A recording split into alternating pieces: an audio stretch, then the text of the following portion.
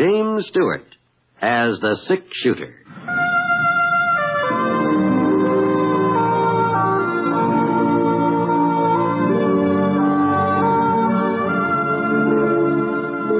The man in the saddle is angular and long-legged. His skin is sun-dyed brown. The gun in his holster is gray steel and rainbow mother of pearl. Its handle unmarked. People call them both the sick shooter.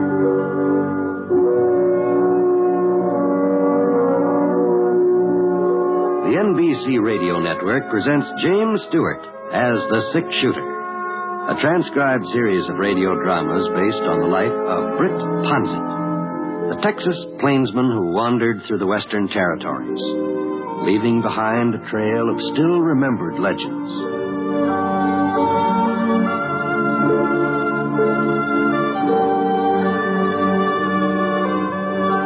It had snowed during the night, a thick, wet snow that bowed the pine trees and banked over the pink boulders, turning them white. I found myself lying under a good, heavy 6 inches of it when I woke up. Gee whiz. Old Scar, he looked like a white-whiskered burro over there, standing beside what was left of the campfire, trying to shake himself dry. All right, take it easy, boy. Just wait till I get the fire started again.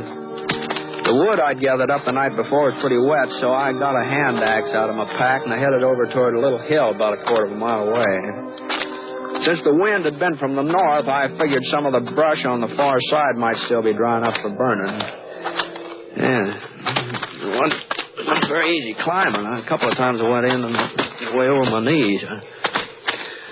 But the snow was already beginning to melt fast, even though the sun hadn't splashed into the sky yet. And that meant we'd be able to start off in an hour or so.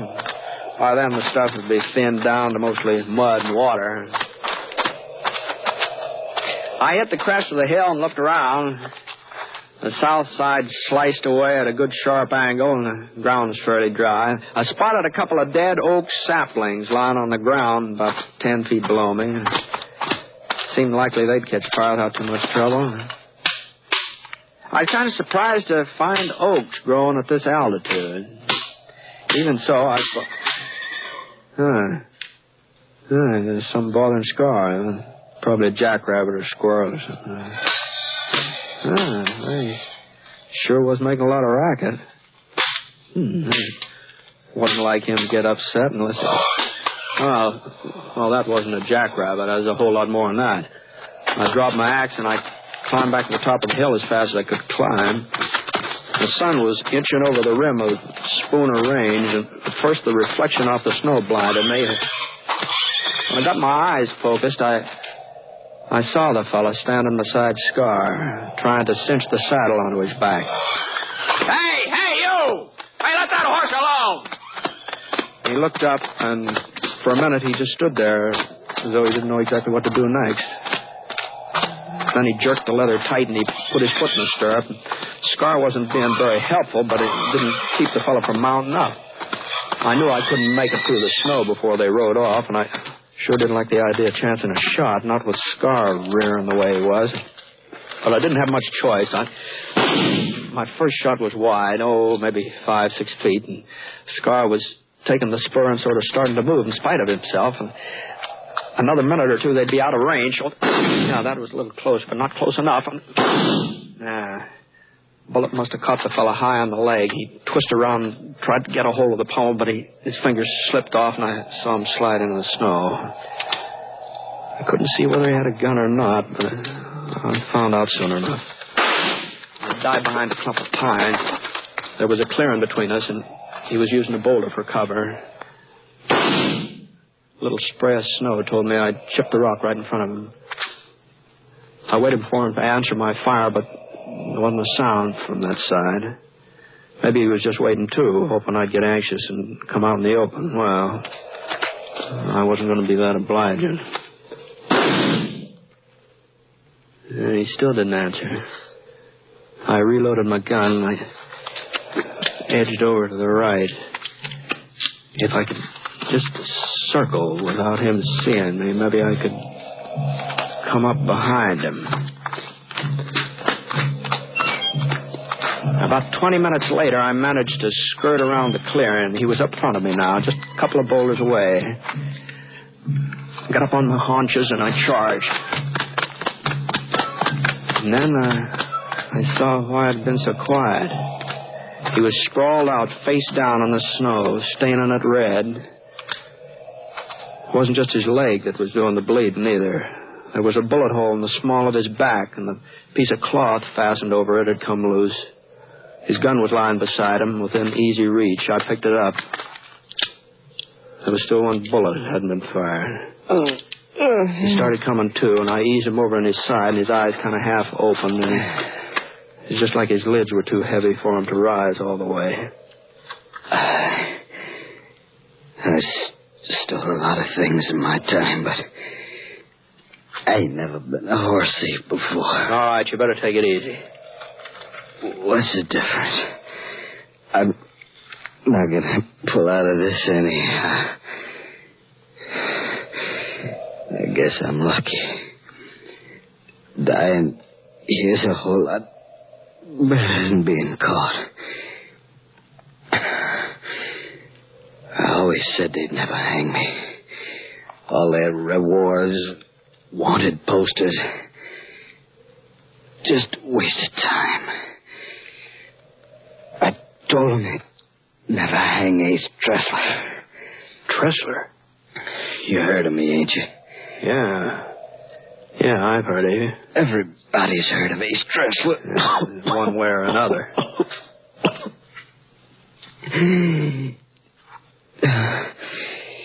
Too bad it wasn't your shot that did it, mister. You could collect a mighty fancy reward. About $3,000 it must total up to. And that's not counting yesterday. Yesterday? Stage depot. Over to Sunset. Fell in charge. He didn't like the idea of being held up. That's how I got this bullet in my back. Oh? But I took care of him. He won't be shooting nobody else. You killed Sam Fletcher? I don't know his name, mister. You don't expect a fella to know the names of all the men he shoots, do you? How'd you get out here without a horse? It's a good 20 miles from Sunset. I had my pony till just a couple of hours ago. All that snow coming down, he sort of missed his foot.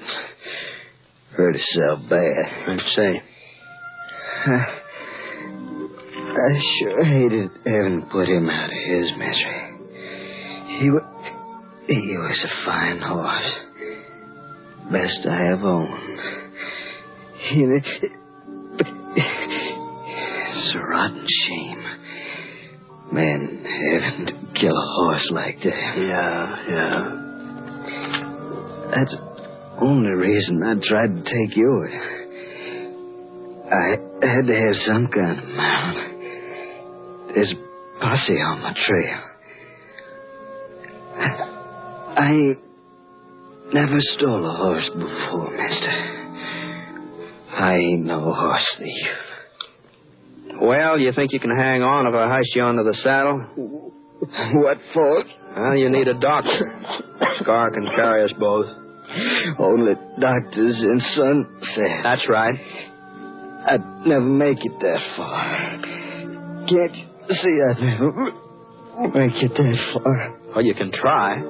No, I'm not going back there. We might run into posse along that way. Yeah, we might. They'd string me up. Even though there was time, they'd string me up. And I swore that nobody'd hang me. I swore. All right, turn over on your face here. I'll put that bandage back on. Listen, mister, you can't let them hang me. I'll be dead anyway. Just a few hours. You can stay here until... And then you can take me back. You can say you done it. Collect the reward for yourself. $3,000, man. All right, come on, turn over. Long as let me die out here. Why do you want to give me... Lynch me. Nobody's going to lynch you, Tressler. Give me your word. Yeah. You won't let me down, mister. I swore that they'd never hang Ace Tressler.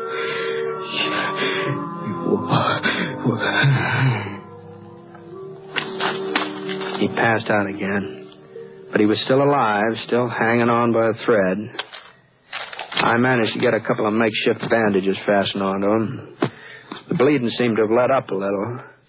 His leg wasn't hurt too bad. The bullet just sort of went through the flesh, and it didn't look like it had broken anything. But the wound in his back, that was more serious. As far as I could tell, the bullet had just gone all the way into his chest. I picked him up, and I laid him across Scar's back. Then I looped a rope around his body and tried to fix it so that he wouldn't slide around too much. It wasn't going to be a very comfortable ride, but as long as he was unconscious, well, he wouldn't know it. All right, let's go, boy. Come on. We weren't able to make very good time with Scar carrying both of us through all that slush. It was almost 2 hours later before we came to the main Sunset Trail. And just as we turned on, I spotted the posse. At least what I figured was the posse. 5 men loping along toward us from the east. Doc Prince headed the procession. He was the local dentist. And I recognized Ty Barstow and Frosty Ender right behind them. 2 boys bringing up the rear. I didn't look familiar. They'd probably moved into Sunset since the last time I was there. Whoa, boy. Whoa. Well, howdy, Britt. Hello, Doc. Well, boys, what'd I tell you? I said he was Britt Ponsett. Yeah, that's right.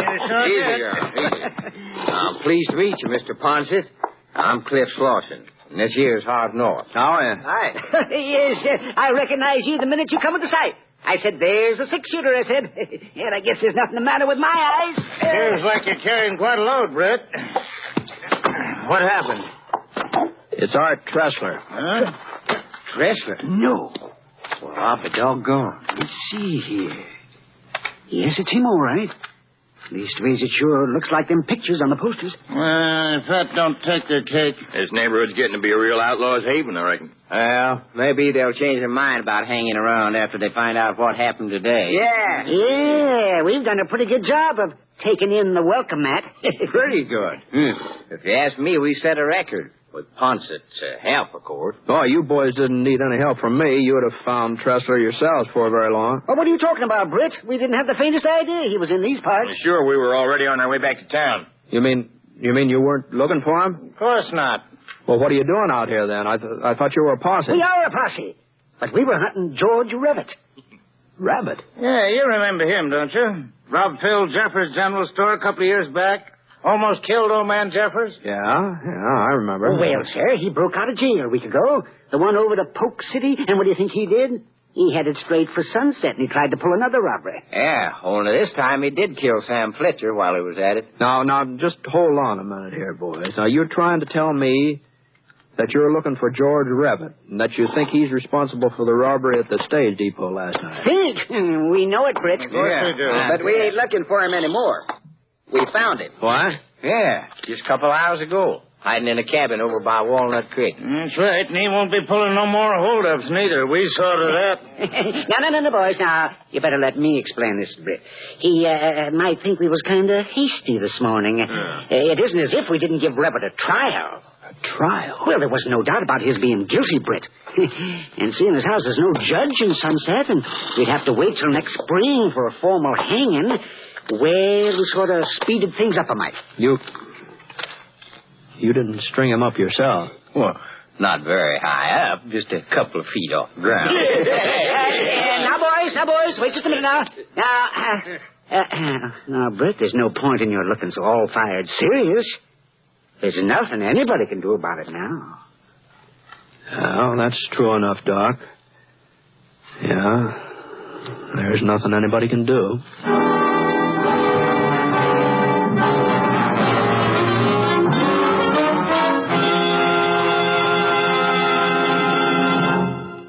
We'll return to James Stewart as the sick shooter in just a moment.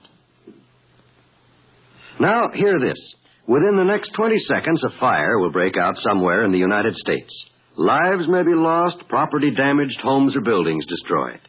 There are 4,600 fires in America every day of the year. They kill 11,000 persons and disfigure or severely burn thousands more. The unfortunate part of this picture is that most of these fires could be avoided. For example, 90% of all fires that start in the home can be traced to human carelessness. By obeying a few simple rules of fire prevention from now on, you and I can protect our homes and our families from this devastating menace. Rule 1 is, don't smoke in bed or discard lighted cigarettes carelessly. Rule 2, go through your house and clean out old newspapers, magazines, and other inflammable debris. Rule 3, promptly repair defective wiring as soon as you notice it. Fire won't wait until tomorrow. Rule 4, use only those cleaning fluids which will not burn. And last but not least, be careful with matches. Keep them out of the reach of small children. Remember, it doesn't pay to gamble with fire. The odds are against you every time.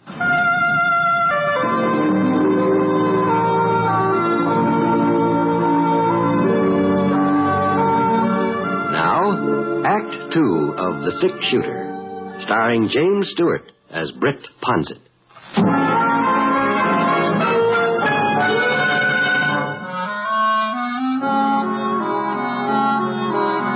Well, I just didn't know what to say. Ace Tressler hadn't been lying when he told me about robbing the depot and shooting Sam Fletcher. A man doesn't confess to something like that when he thinks he's ready to cash in, you know. And as for George Rabbit, he caused folks trouble ever since he was a kid. He'd been mixed up in all sorts of gunfights, too, fights that usually ended up somebody else dying. But he hadn't killed Sam Fletcher. That's one thing he hadn't done. Well, looks like Tressler's still with us. Yeah.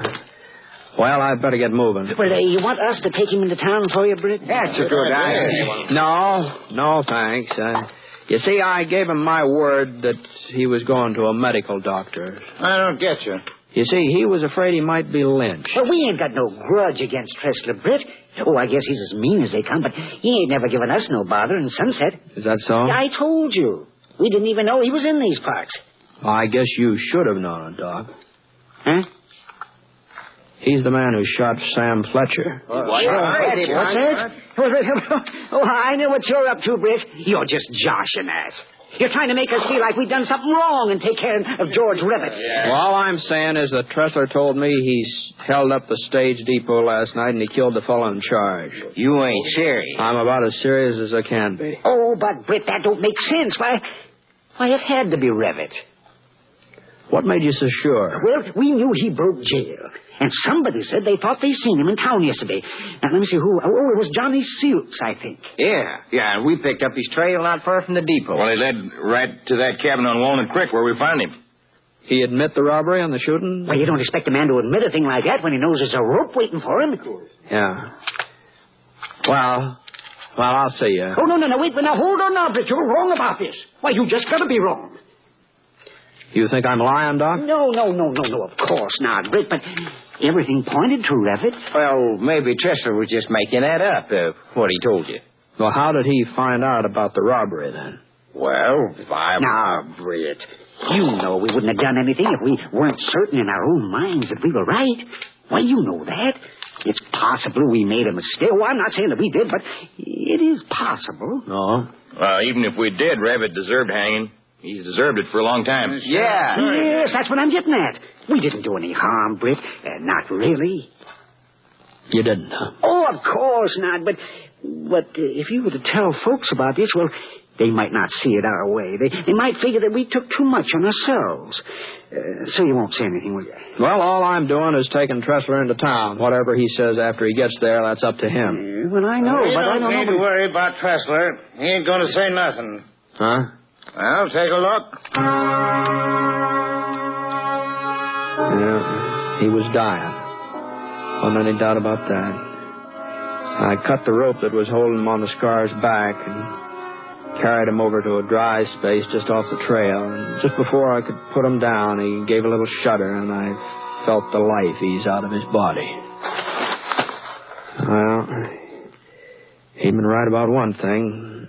Nobody would ever hang Ace Tressler. Yes, that saves your trip into Sunset, eh, Brett? Well, I was heading for there anyway, Frosty. Oh? As long as I've come this far, I might as well go the rest of the way. Well, I don't... now, look here, Britt. Ace is dead. Yeah?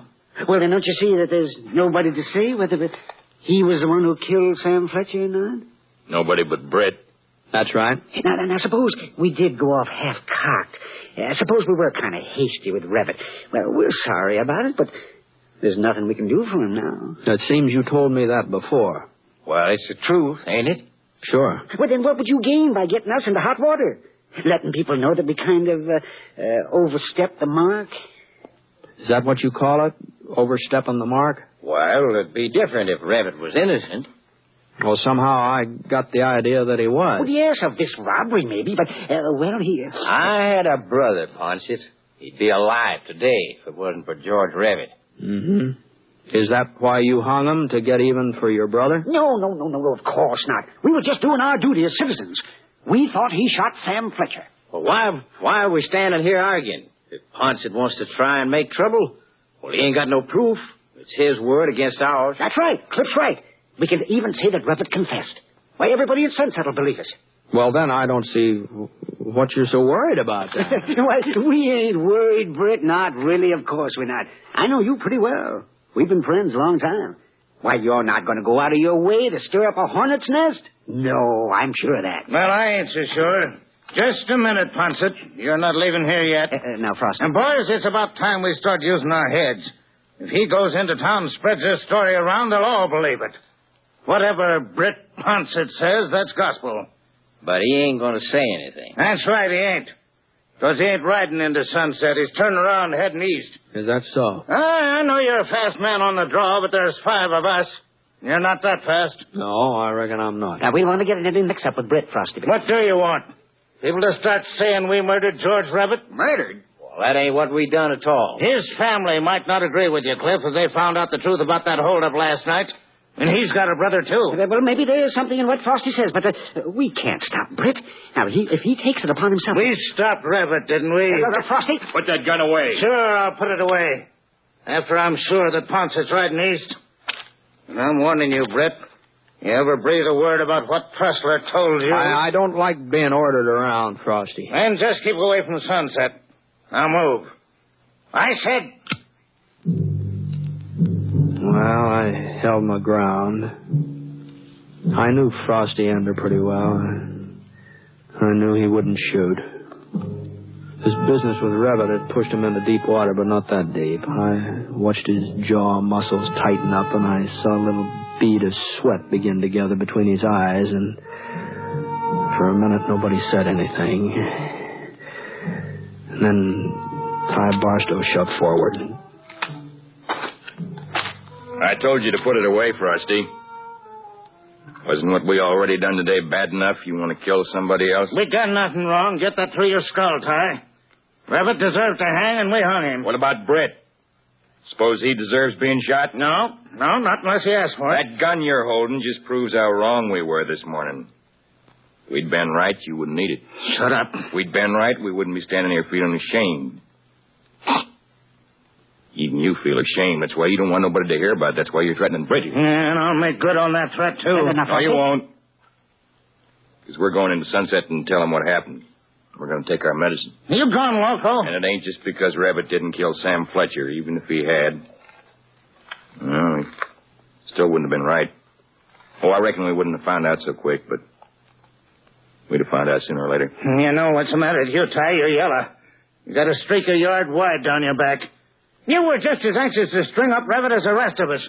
Things didn't turn out the way you figured. Yeah, that's true enough. Yellow, that's what you are, clear through. You've got the gun, Frosty. You can stop me if you want to. Doc, you coming along? Yeah. Cliff, Harv, Okay. Sure. Hey, you crazy fools. We didn't do nothing wrong. What's the matter with you? Hey, why can't you see that? Frosty kept on yelling until they were almost out of sight. And then he turned and shook his head like he couldn't figure out what had happened. I picked up Tressler's body and I laid it across Scar's back. And Frosty swung around and stared at me. If it hadn't been for you, folks would have said we'd done fine. Nobody would have known about Tressler. Why'd you have to meet up with him today? Why? Because it snowed last night and his pony stumbled and he needed another horse. That ain't no reason. No, maybe not, Frosty. Maybe not. You coming into town? Yeah. Let's go.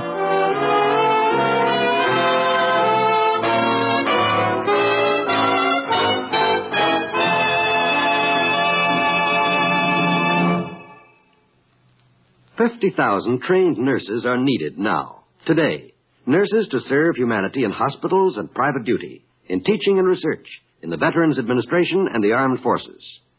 And although a nurse's training means a thorough professional education at far less expense than 4 years of university, it offers a curriculum which includes such fascinating studies as psychology, sociology, and chemistry. And upon graduation, the student becomes a registered nurse, and in some schools obtains a Bachelor of Science degree as well. These, then, are the facts of a nursing education. The need has never been greater. The opportunities for a vital, useful career have never been finer. For further information, we suggest that you contact your nearest hospital.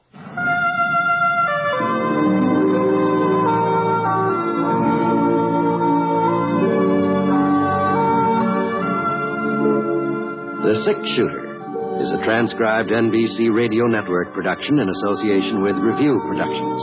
It is based on a character created by Frank Burt and is written by him. Mr. Stewart may currently be seen in the Universal International picture The Glenn Miller Story. Others in the cast were Robert Griffin, Harry Bartell, Lamont Johnson, Howard McNear, and Forrest Lewis. Special music for this program was by Basil Adlam. The entire production is under the direction of Jack Johnstone. All characters and incidents were fictitious, and any resemblance to actual characters or incidents is purely coincidental. Oh, by the way, you'll be interested in knowing that the Sick Shooter has been chosen for broadcast to our men overseas through the facilities of the Armed Forces Radio Services. This is John Wall speaking.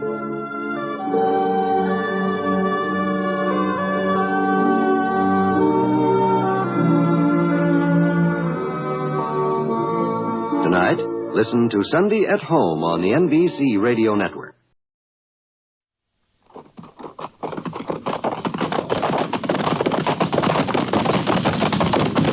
At the gallop! Oh!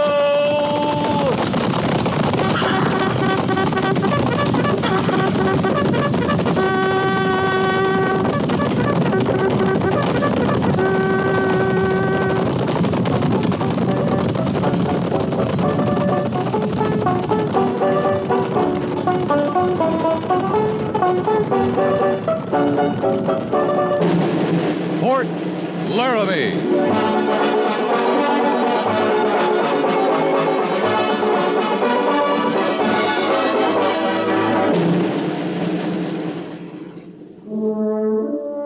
Fort Laramie, starring Raymond Burr as Captain Lee Quince. Specially transcribed tales of the dark and tragic ground of the wild frontier. The saga of fighting men who rode the rim of empire. And the dramatic story of Lee Quince, Captain of Cavalry.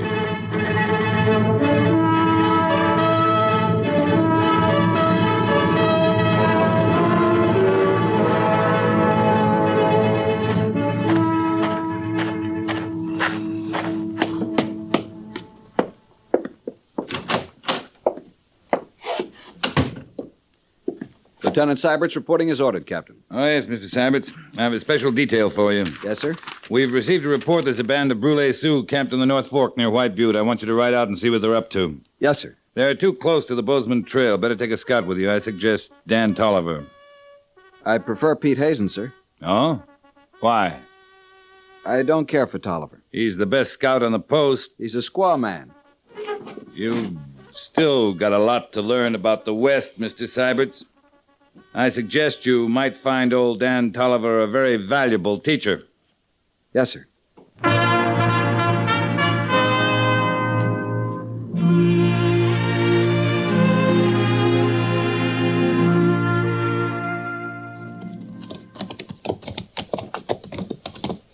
Yes, sirree, son. I come out to these parts when I was a lot younger than you. Mighty lot younger. Nothing on my cheeks but peach fuzz. Must have been rugged in those days. Rugged?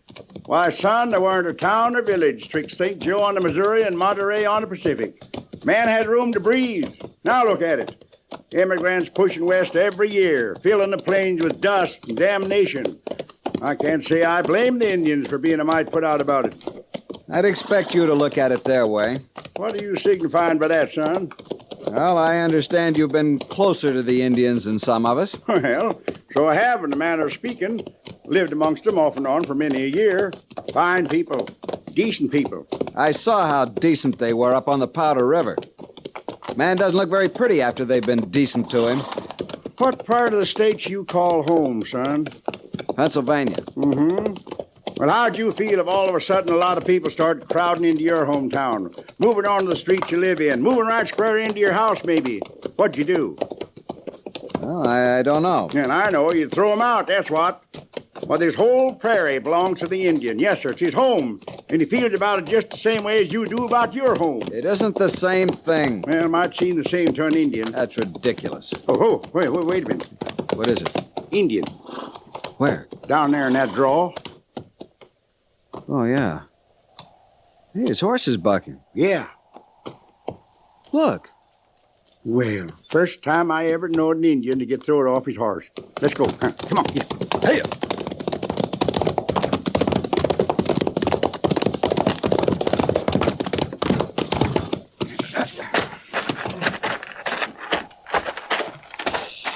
Rattlesnake. He's going to strike.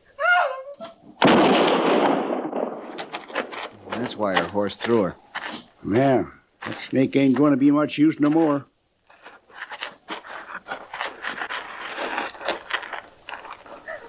You better get a tourniquet on that leg before the poison starts moving. Well, you could use your revolver lanyard. Oh, sure. Tell her not to be afraid. Tell her we'll take care of her. I understand you. Oh, well...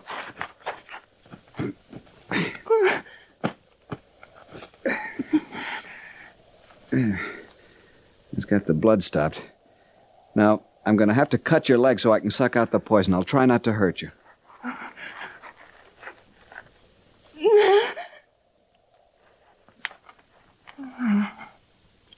She's fainted. It's just as well. I had to make sure to get all that poison out. That Indian blood taste any different from regular blood? What are you talking about? Blood's blood. That's what I've been talking about. Help me get her over to my horse. Where are you taking her? Back to the fort. Well, you think that's smart? We can't leave her out here. She needs a doctor's care. Well, we could try to find her people's camp. Then leave her with them to die of blood poisoning? She's only an Indian, son. All right, Tolliver, that's enough. Let's get our horses. It's a long ride back to the fort.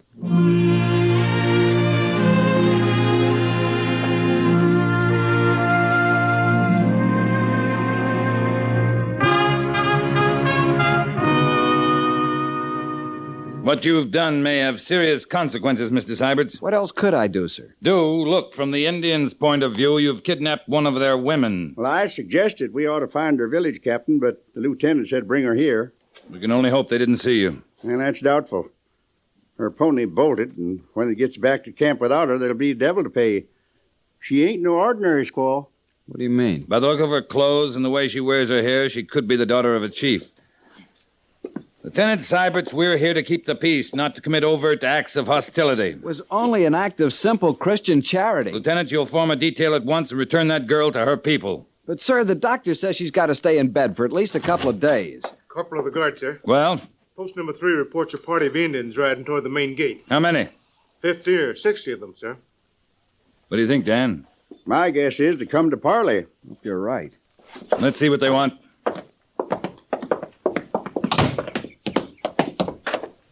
I suppose that's the chief riding in alone. It's Spotted Tail. He's always been friendly. Well, he ain't dressed up friendly today, Captain. Every scalp he ever took dangling in his belt. Shall I fall in the company, Captain? Don't move, Syberts. Greetings, friend. The soldiers of the Great White Father are honored by the visit of the mighty Spotted Tail. The soldiers of a Great White Father say one thing, do another. Say want peace, steal land, shoot buffalo, call it peace.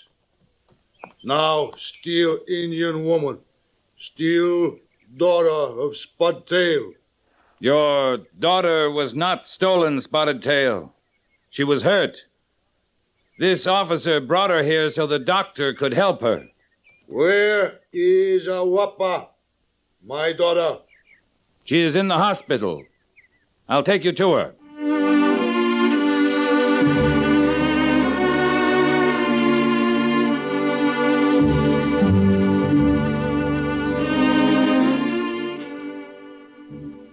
It's true, my father. White soldier, help me. Why? Why enemy of Indian save Indian life? We do not want to be your enemy, Spotted Tail. We want peace. I hear this many times before. I'm sorry, Captain, but you'll have to go now. Come, Spotted Tail. Ahuapa must rest. Not leave. Daughter belong to her people. I take. But she can't be moved. I move. No, my father. I do as white doctor say. You come to the lodge of your father. Captain, I can't be responsible. Spotted Tail, hear me. Ahuapa will live. She will be well in a few days. If you move her now, she may die. So medicine man make my daughter well. Spotted Tail, you can pitch your lodge outside the fort until Ahuapa is well again. You can see her every day. Spotted Tail not Asian Sea Indian. Is warrior. Must hunt. You can hunt around here. There's plenty of game. White soldier keep daughter of Spotted Tail in prison. My father wise chief. He know this no prison. Is hospital. These no enemy. They friend. Ahuapa here. Ahuapa stay here. Aye then. Be it so.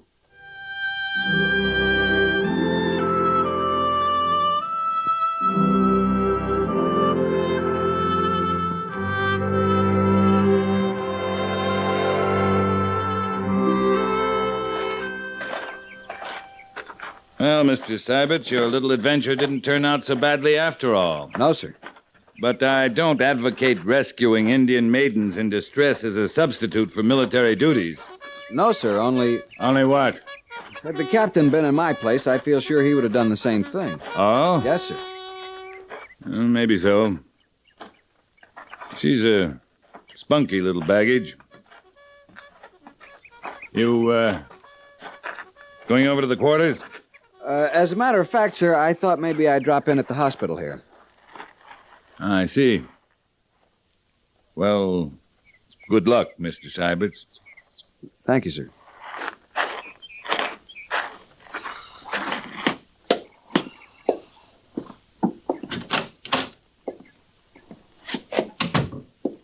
Morning, Doctor. Oh, Lieutenant Seiberts. How's your patient this morning? Well, now, I have more than one, Lieutenant. How is she? Well, now, by a curious coincidence, she was inquiring about you this morning. About me? Yes. She asked me to send for you. Why? Now, why don't you ask her? She's quite well enough to talk to now. Thanks, Doctor.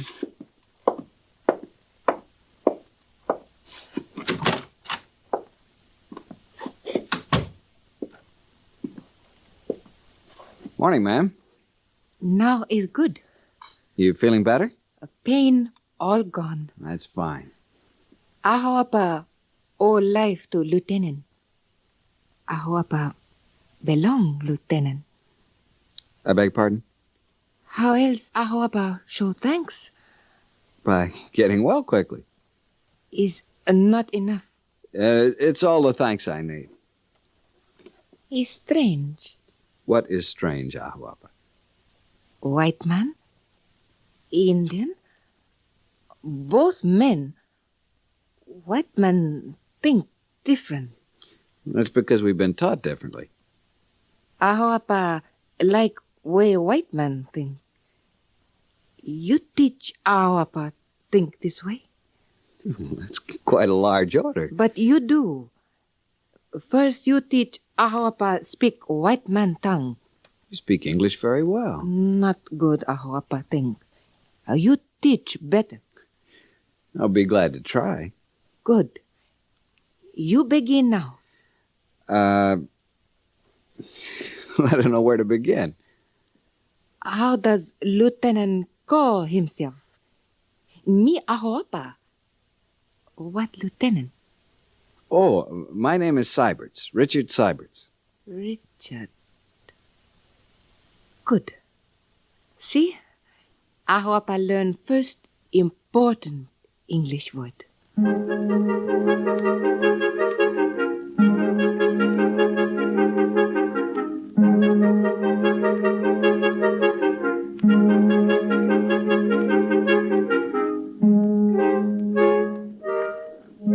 Mr. Syberts? Sir?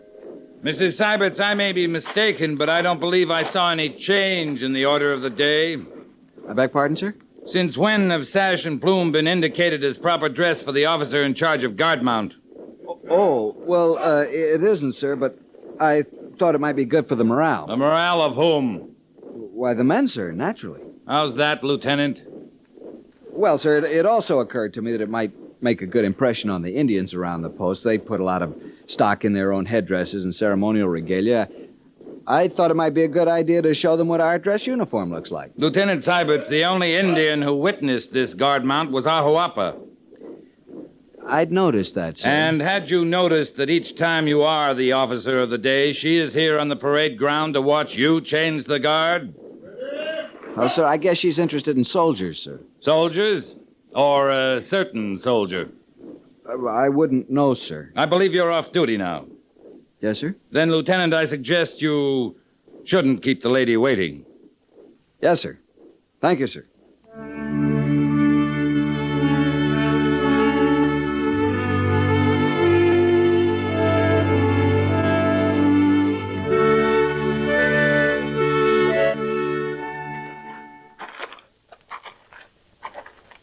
It always makes me a little sad to see such a sunset. So beautiful. My people say they not wish to die. And each evening, Great Spirit must fight with it until it die bloody death. And only when it scalped will night come. Warrior may sleep, gain strength to meet new day. My people say the sun is a handsome god who rides across the sky in a golden chariot, forever chasing the beautiful goddess who is the moon. And does he ever catch her? Never. It's a sad story. He should catch her. He can't, for he belongs to the day and she to the night. But if he did catch her, what would happen? Who knows? So great is their love, perhaps the heavens would burst into blinding flame, consuming everything. Oh, yes. But he would have caught her. Yes, he would have caught her. He gone now, your handsome sun god.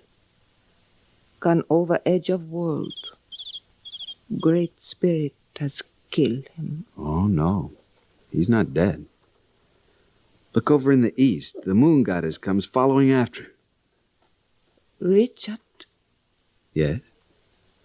I am that moon goddess. You are that god of sun. And I follow you always. And never may I catch you. No. No, I won't run away over the edge of the world like the sun. I'll stay here with you. Always. Always. You're not afraid of blinding flame that consume everything? I'm not afraid. Then I'm not afraid.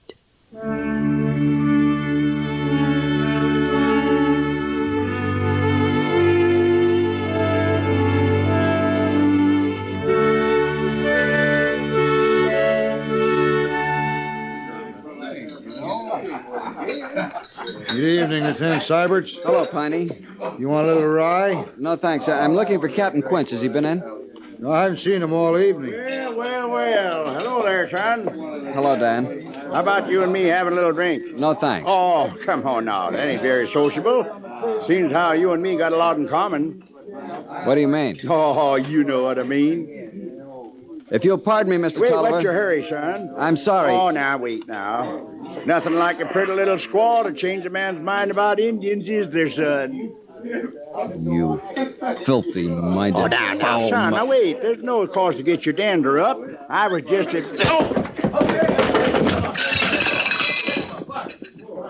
Eddie! Eddie!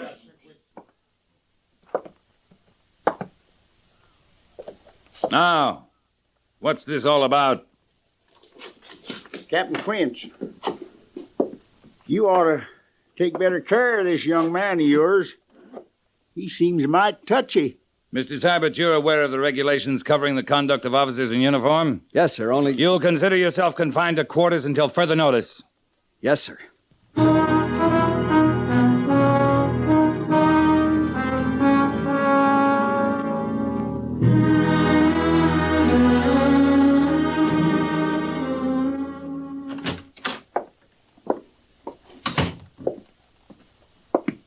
Captain Quince reporting, sir.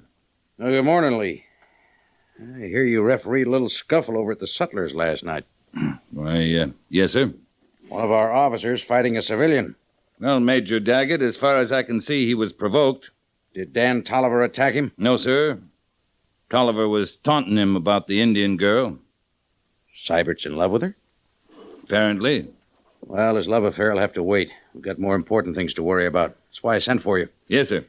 Just got a dispatch from Fort Kearney. Some idiot Kansas militia outfit attacked a Cheyenne village last week. But we have a treaty. We're at peace with the Cheyenne. Apparently it didn't mean a thing to those brave civilian soldiers. They attacked without warning or provocation. Massacred every man, woman, and child in the village. Come in. I beg pardon, sir. Yes, Sergeant. What is it? The Indians are pulled out. They was there last night, but this morning there ain't a single teepee down by the river. Just a couple of stray dogs. They got the news quicker than we did. They always do. A party of Cheyenne is killed and the Sioux take to the warpath. We may have a general uprising on our hands. Have your company ready to move out in half an hour, Captain. Yes, sir.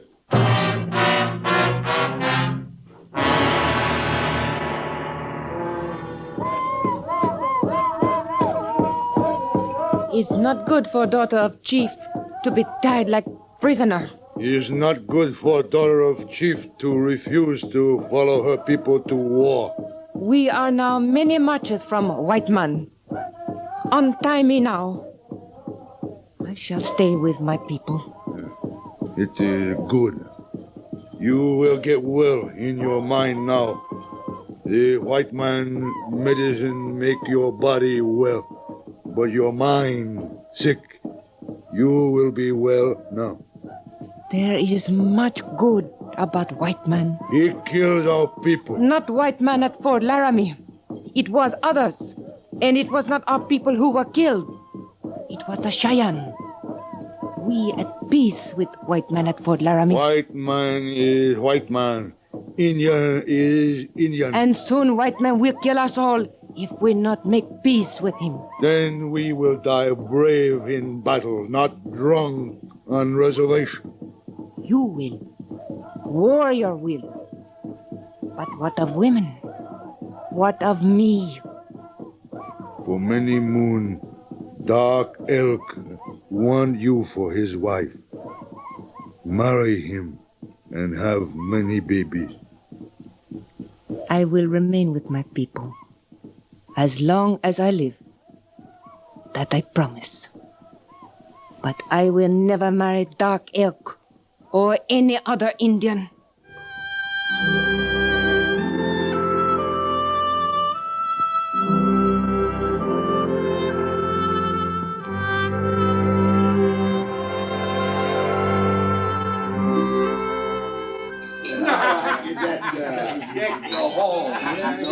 Another glass of punch, Major? Captain Quinn? Thank you, Mrs. Davenport. On Christmas Eve? Why not? Thank you. Well, Merry Christmas, Lee. Merry Christmas, Major. Hey, where's young Syberts? Thought the doctor was letting him out of the hospital at last. He'll be along presently. Major, I have a suggestion to make, if I may.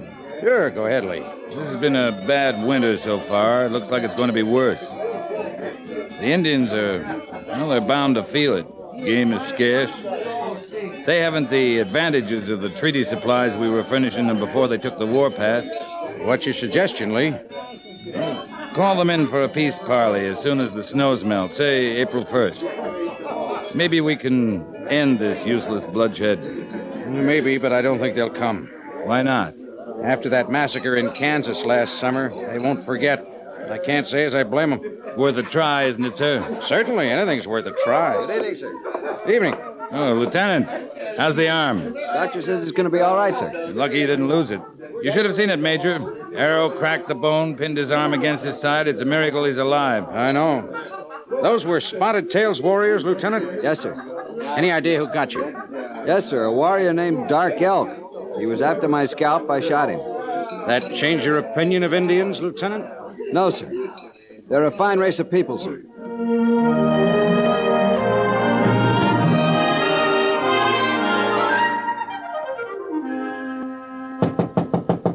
Come in. Beg pardon, sir. Yes, Lieutenant. What is it? Party of Indians approaching the post, sir. War party? No, sir. Women and children along with the braves. Yeah, maybe we'll have a peace parley after all. Let's go out and meet them. Oh, where's Captain Quince? Right outside, sir.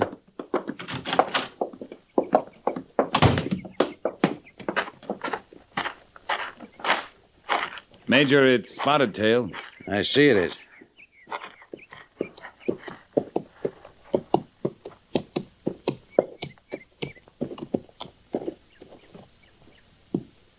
Greetings, soldiers of the great White Father. Greetings, brave Spotted Tail. I come in peace and in sorrow. What sorrows the mighty chief of the Sioux? My daughter, Awapa, has gone beyond the sunset to join the Great Spirit. She's dead? The soldiers of the great White Father joined in the sorrow of Spotted Tail. The winter was long and cold. There was little to eat. A fever came to Awapa and would not leave her until at last she left me forever. But before she fell into long sleep, she asked 2 favors. One I can grant. The other I must ask of you. And what are those favors, Spotted Tail? She asked me to make peace with a white man. I have come to make peace. It is good, Spotted Tail. And what is the favor you must ask of me? Awapa, love white man. Awapa, say if she cannot be with white man in life, then she wish to be with him in death. Awapa, ask to be buried at Fort Laramie. It shall be done. Captain Quince? Yes, sir? Would you be good enough to assign a funeral detail? Full military honors. Yes, sir. Lieutenant Syberts? Lieutenant Syberts! Sir. Take charge of the detail. Yes, sir.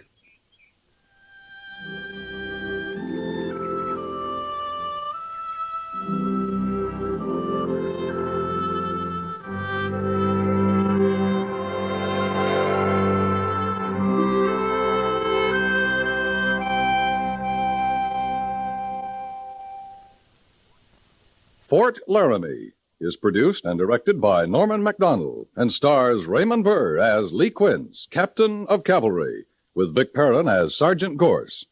The script was specially written for Fort Laramie by William N. Robeson, with sound patterns by Bill James and Ray Kemper. Musical supervision by Amerigo Marino. Featured in the cast were Harry Bartell, Jack Moyles, Lillian Bayef, Ralph Moody, John Daner, John Stevenson, and Don Diamond.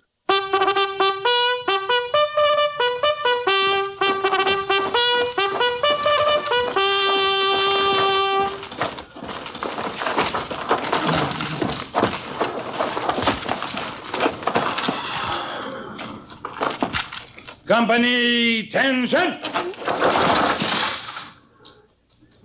Dismiss.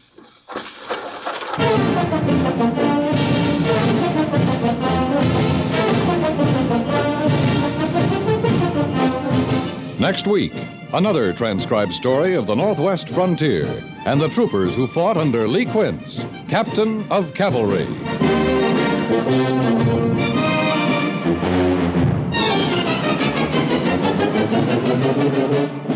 Each Monday through Friday evening, CBS Radio rings you in on the fabulous adventures of insurance investigator Johnny Dollar.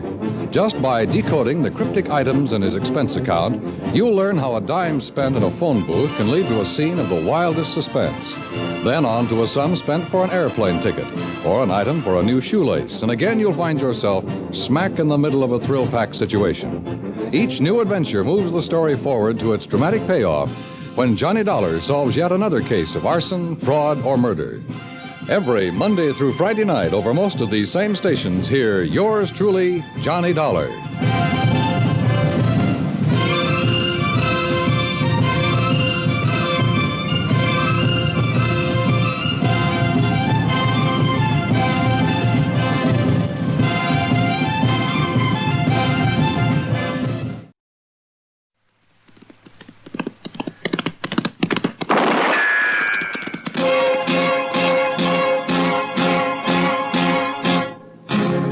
Gunsmoke, brought to you by Chesterfield. To put a smile in your smoking, always buy Chesterfield. Made the modern way with Accuray. Around Dodge City and in the territory on West, there's just one way to handle the killers and the spoilers, and that's with a U.S. Marshal and the smell of gun smoke.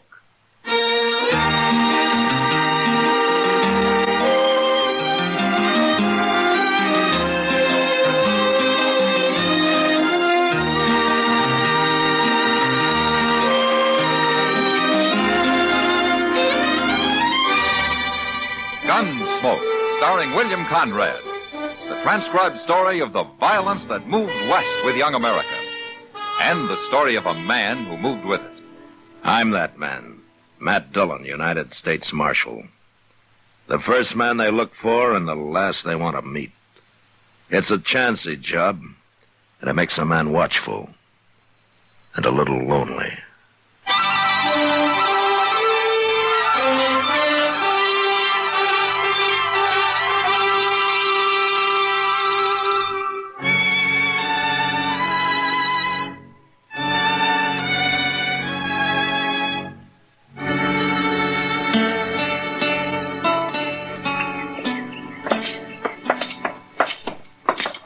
Fine day, Mr. Dillon. Yeah. Well, ain't it? Huh? Oh, yeah, sure, Chester. Well, doggone it, the wind ain't blowing, it ain't raining, nor hailing, nor snowing, nor freezing, nor nothing, and if that don't make for a fine day up here, then I'm going back to Texas where it does. I'm sorry, Chester. I was thinking about Andy Hill. Andy. We'll find out about him in a couple minutes. Look, Chester, why don't you go over and see if the telegram's come yet, huh? I'll be waiting over there for you. Over where? Oh. Miss Kitty. I'll be back directly.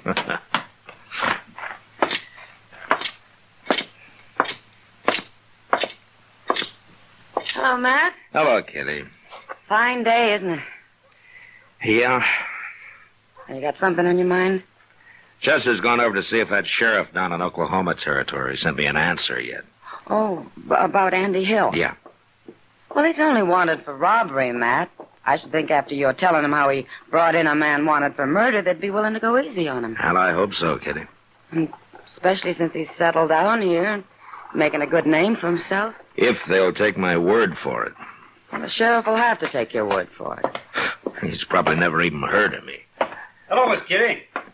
Marshal? Hello, Andy. Andy? Heard anything from Oklahoma, Marshal? Chester's over at the telegraph office right now. Oh. Well, I hope it's good news. Why don't you wait and find out, Andy? I'll find out soon enough, Miss Kitty. But right now, I got to shoe a couple of horses for Jim Buck. I promised I'd have it done by noon. Jim was telling me yesterday you're the best man he ever hired.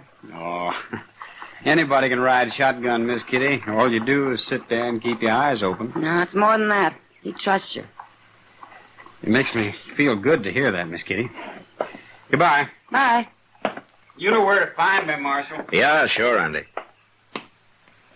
If there were more men like him around Dodge, it might not be such a bad place to live. Then I'd be out of a job, Kitty. You could find something else to do. Yeah, maybe. Morning, Miss Kitty. Well, hello, Chester. Here's the telegraph, Mr. Dillon. What's it say, Chester? Well, it's not... You better read it. Uh-huh. And sending Deputy Jack Haw to return Andy Hill for trial. Signed Bob Catlin, Sheriff. Well, he puts it real short, doesn't he? Yeah. He must have some reason for not giving Andy no chance. I will find out when this Jack Haw gets here, Chester. You gonna put Andy in jail, Matt? No. I'm not even going to tell him about this until I've talked to Haw. Andy's nice and gentle now, but he'll fight like a tiger anybody tries to arrest him. And he's some handy with a gun, too. Maybe he won't have to fight, Chester. Maybe I'll just send Jack Haw back home empty-handed. What if he's got a legal warrant for Andy? Well, there's going to be trouble, Kitty. One way or the other.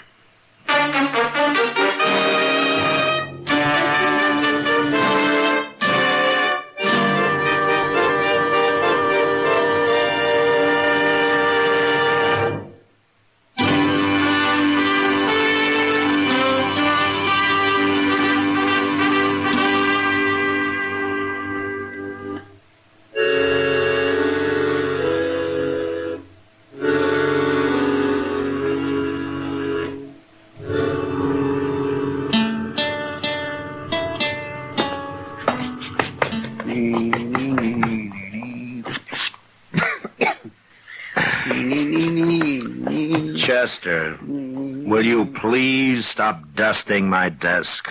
Well, but look at the... Marshal Dillon? Yeah, come in.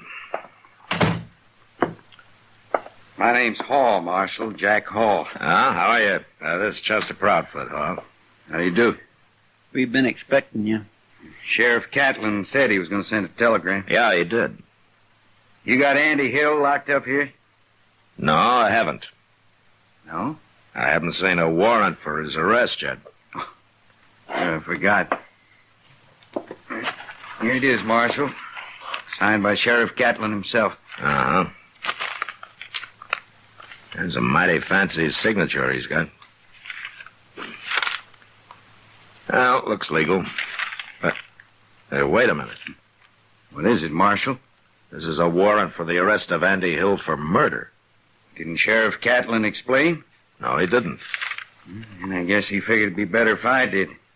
Well, go ahead.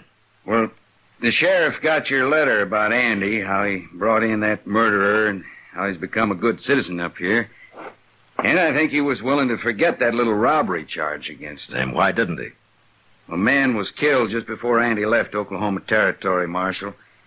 There was 3 witnesses to it, but we didn't know that until they decided to talk just the other day. And they say it was Andy who did the killing? That's right.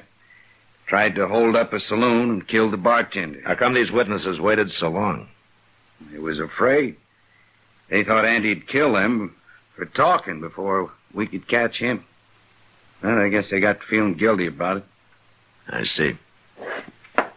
Marshal, I think I know how you feel.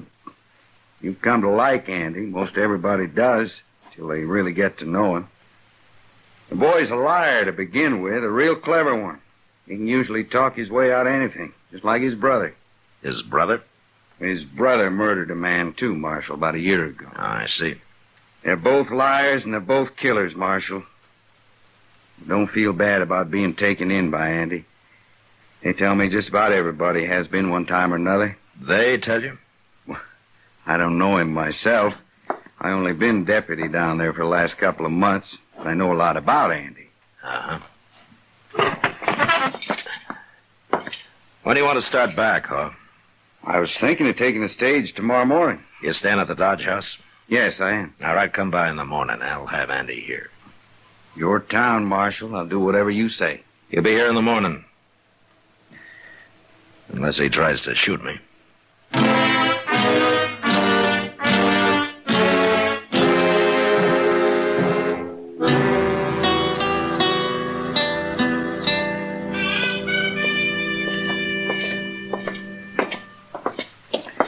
It's kind of hard to believe, ain't it, Mr. Dillon? Yeah. I ain't got no reason to be lying, I guess. No. And after all you've done for Andy, and he's nothing but a common killer. There he is, working over there at the anvil. Chester, you wait outside here, huh? I may have trouble with him. All right, sure.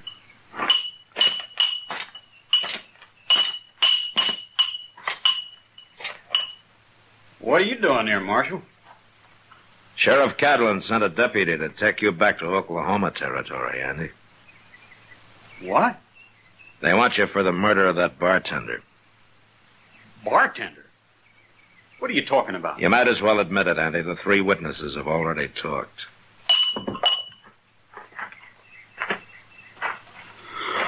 I don't know what this is all about, Marshal, but I didn't kill nobody.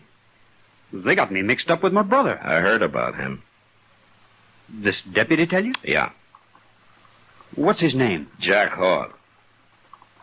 I never heard of him. He's got a warrant for your arrest, Andy, signed and legal. There's something wrong about this. I don't like it. And there's no reason why you should. Marshal, my brother killed a man down there, name of Bob Butler. I never knew him. I never even seen him. But this Butler had a cousin, and I heard he swore he'd kill one of us Hills for it, and he wasn't particular which one. That's got nothing to do with this, Andy. How do I know this Jack Hall ain't really Bob Butler's cousin? He could shoot me easy before we ever got back there. It's no use, Andy. I had a wire from the sheriff, and Hall's got a warrant signed by him now. You give me your gun. I thought you was my friend. I'm a lawman, Andy. Now, don't make me kill you. You would, wouldn't you? I don't want to. All right. Take my gun. But you're the same as killing me, Marshal.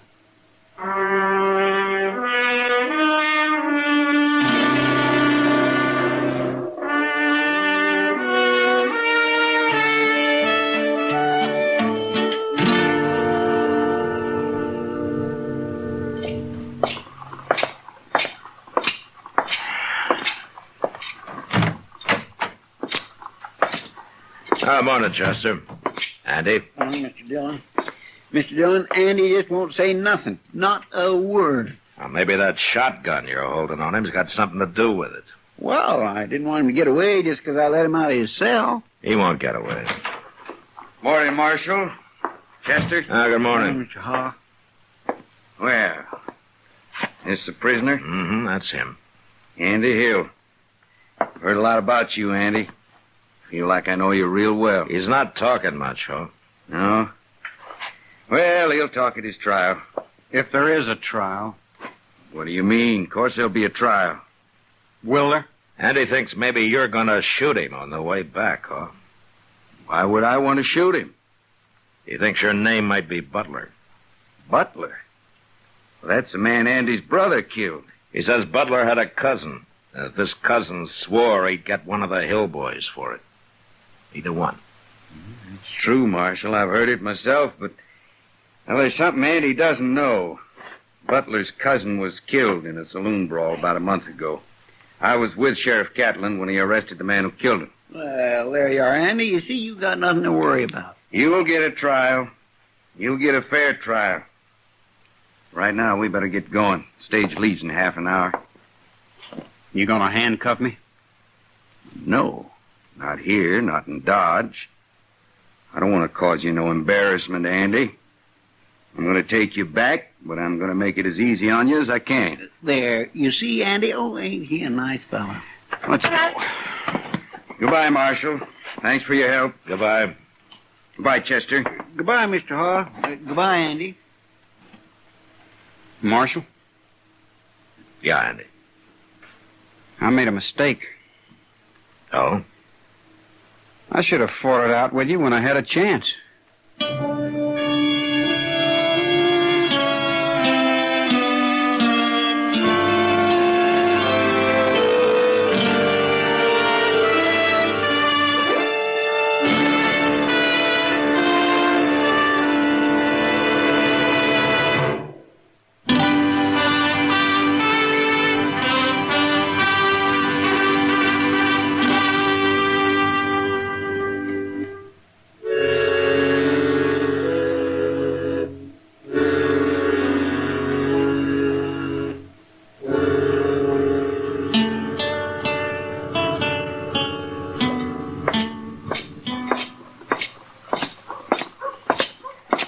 Mr. Dillon! Oh, good morning, Chester. Morning, Mr. Dillon. You had your breakfast yet? Well, that's where I'm headed right now. Well, if you'll stop in at the Dodge House with me for a minute, I'll go with you. Okay, fine. What's going on at the Dodge House? Well, a fellow who was rooming there borrowed some money off me last night. He said he'd pay it back this morning. Oh, I see. It oughtn't to take but a minute, Mr. Dillon. He said he'd have it waiting for me. He's going to leave it with the clerk here. Good. Oh, morning, Marshal. Chester. Morning, Avery. Avery. Ah, what can I do for you, huh? Did Sam Adams leave some money here for me? Money? Oh, no. No? Well, where's he at? Well, he paid his bill and left about an hour ago, Chester. He left? Where'd he go to? I don't know. He got on his horse and rode out of town. Yeah, but now he couldn't. He owed me some money. I don't even know where he's from. Sorry I can't help you, Chester. Now, wait a minute, Chester. Don't get excited. Let's take a look at the register here. It ought to say where he's from. Well, they don't always put that down, Marshal. Most of them just sign their names. Well, we'll take a look anyway. Gosh. Yeah, you're right. Most of them do just sign their names. Yes, sir. Jack Hall. Jack Hall.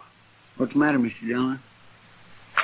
Hall's signature, Chester. Well, certainly, Mr. Hall stayed here, but he's gone now, Marshal. No, he hasn't. That stage is just pulling out now.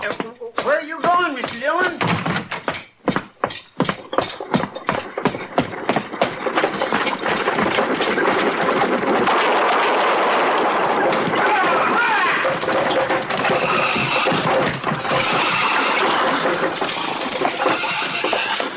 What's the trouble, Marshal? I want to talk to one of your passengers, Jim. Sure, I'll wait. Now, what is it, Marshal? What'd you stop us for? I got something to tell you, Hawk. Get down. Okay. You too, Andy. Come on down here. Sure.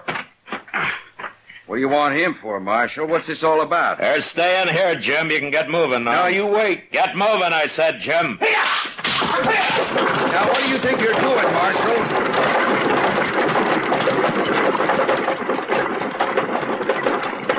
Now, why'd you do that? I said I had something to tell you, Hawk. You didn't have to send the stage off. You're not going anywhere. What are you talking about? I just saw your signature on the register over at the Dodge House. My signature? It's a mighty fancy one, Hawk. Just like Sheriff Catlin's on that warrant you showed me. What are you driving at, Marshal? Sheriff Catlin didn't sign that warrant. You did. You're smart, Marshal. Let's see if you're as fast with your gun as you are with your head. Drop, Andy!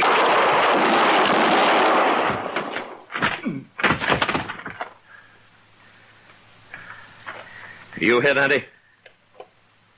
I'm all right, Marshal. You missed me.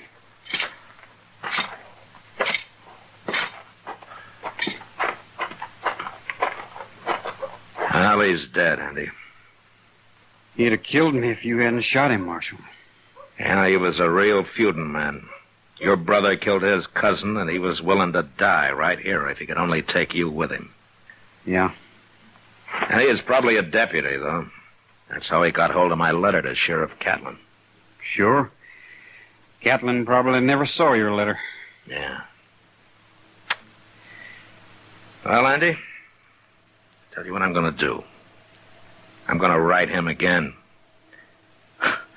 And this time, I don't think you're going to have any trouble.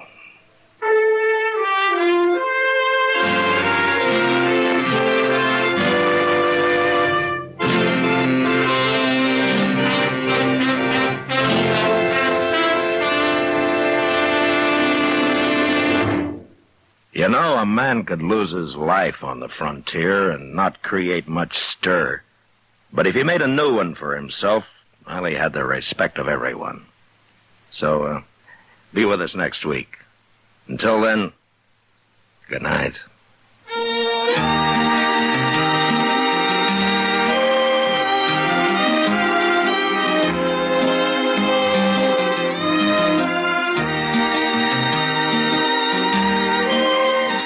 Gunsmoke, produced and directed by Norman Macdonald, stars William Conrad as Matt Dillon, U.S. Marshal.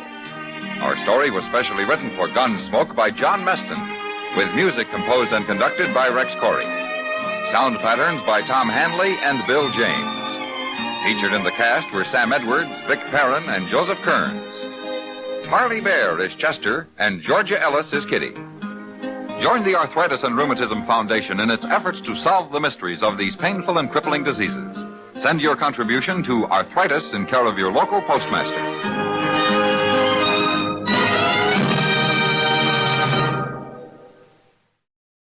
You're twice as sure with two great names, Frigidaire and General Motors.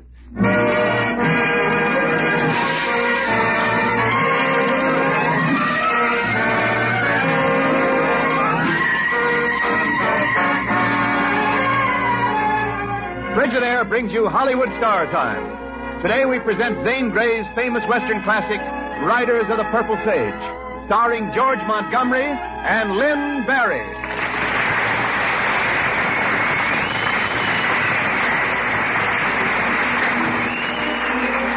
Each week at this time, Frigidaire brings you direct from Hollywood radio versions of the finest motion pictures with Hollywood's greatest stars.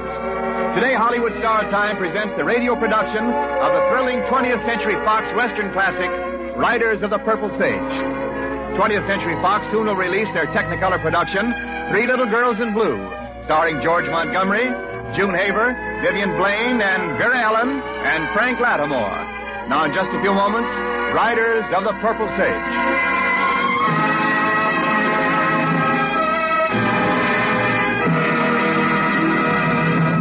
Frigidaire, the greatest name in refrigeration, is made only by General Motors.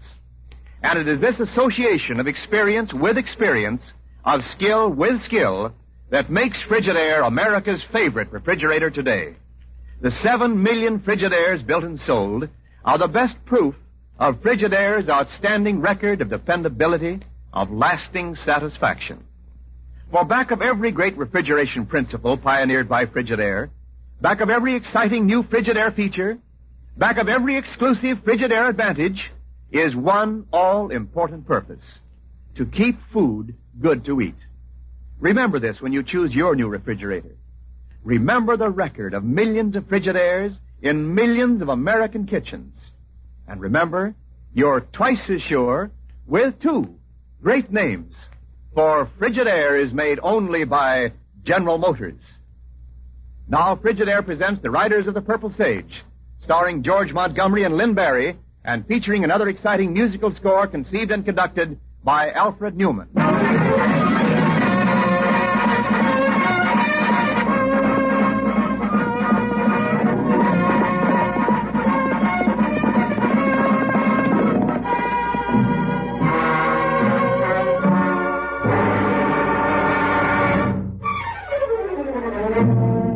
The horsemen with the hard faces of killers had galloped into the sunlit courtyard of the Jane Withersteen Ranch.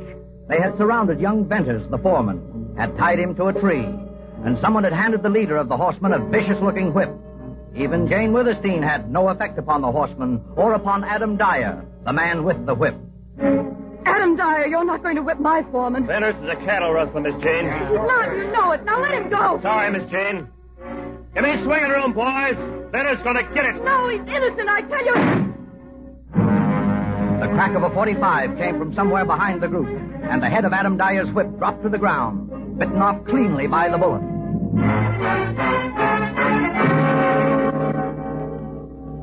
That'll be all, boys. That'll be all. Who do you think you are? Cut that man loose. You're interfering with justice, stranger.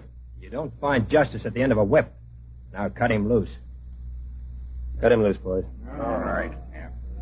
That's better. My name's Adam Dyer. Who are you? Jim Lassiter. I'd be mighty pleased if you and your friends would clear out of here. Now get going. Cut the drop on us, man. Come on. All right. Hoodlum. Well, are you all right, Venters? Yes, Miss Jane. Another minute and I'd have been peeled like a potato. Thanks a lot, Lassiter. I'll have my stableman, Judkins, take care of your horse. Dinner will be ready in 10 minutes, Venters. You may join us if you wish, Mr. Lassiter. That's a cordial invitation, I don't think.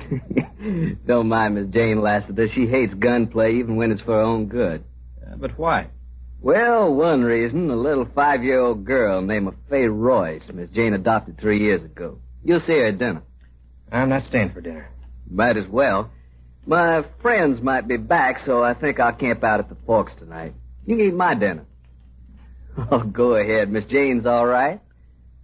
Well, all right. I'll join you at the Forks later. All right. Thanks again. That's all right.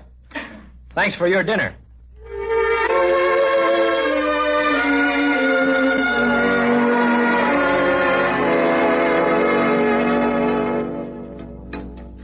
More coffee, Mr. Lassiter? I'd like some more coffee, please. I was speaking to Mr. Lassiter, Fay, dear. Thank you, ma'am. I'd appreciate more coffee. Me, too, if you don't mind, Miss Jane. There's more than enough, Judkins. Your cup, Mr. Lassiter?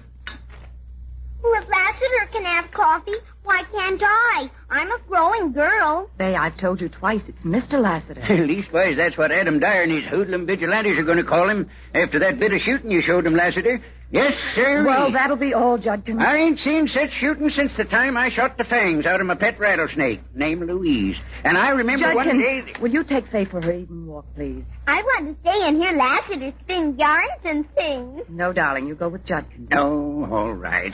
Come on, young'un. Oh, Fay, did I ever tell you about Martha, my pet rattlesnake? 50 times. But you always called her Edna. Sure enough. Oh, that's right. Good night, Lassiter. Good night, Fay. Very nice little girl. Yes. I haven't had a meal like this since I left home. Where is your home, Mr. Lassiter? Montana. What brings you to Arizona? Miss Withersteen, did you ever hear of a woman named Millie Larkin? Millie Larkin? Why, yes. She died right here in Cottonwood 14 years ago. She's buried near this ranch. Millie Larkin was my sister. I'm sorry. She left her husband 15 years ago and took her little girl with her. Oh, I know there was a little girl named, let me see, Beth. That's right. Know anything about her? Only that she disappeared shortly after Millie's death. There was another man mixed up in it. You happen to know his name? Even if I did, I wouldn't tell you. No? Why not? Because you'd kill him. How do you know I'd kill him? Because you're a gunman. You're lightning on the draw and a dead shot, and you're proud of it. Ah, a six gun is the law in these parts, ma'am. Yes. And you take the law into your own hands, like that crowd of men today. Oh, I loathe men of your kind. The killers. Men who can draw a .45 and murder a man faster than a person can think. My father was shot by one of your kind. My father. Just another notch in some cheap lout six-gun. Well, I'm very sorry, ma'am. I'll be moving along, I guess. I promised Venters I'd meet him at the Forks tonight.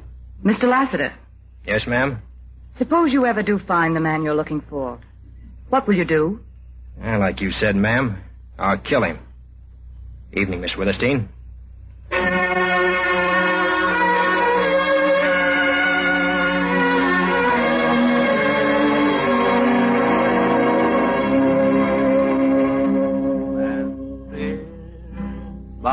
my side if you love me.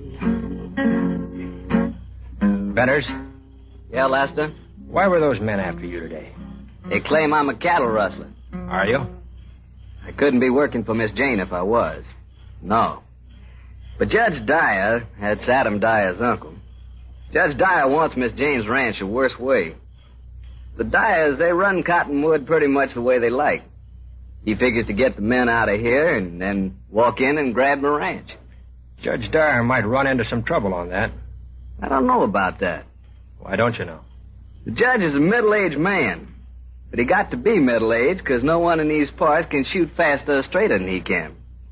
It's fear of him and his six-shooters that keeps Cottonwood from doing something about his vigilantes, his private police force, his night riders. Benners, stop playing that box a minute. Horsemen, lay low. I bet they've been up to mischief tonight.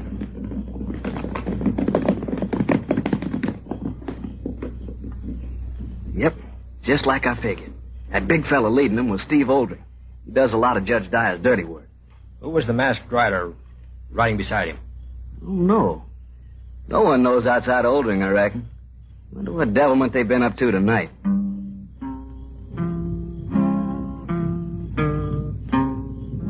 Listen. Listen to that rumbling. Huh? And the ground is shaking. That sounds like one awful big herd of cattle in an awful big hurry. Yeah, it is. Look. It's a stampede. It looks like Miss Jane's big red herd. It is. They're stampeding toward the cliffs. They'll be wiped out. More of Judge Dyer's dirty work. If I can hold on and steer, the others might stop. You'll get killed. Come on, Whitey boy. We're riding tonight. Lassiter, don't be a fool. You haven't got a chance. Lassiter! Lassiter!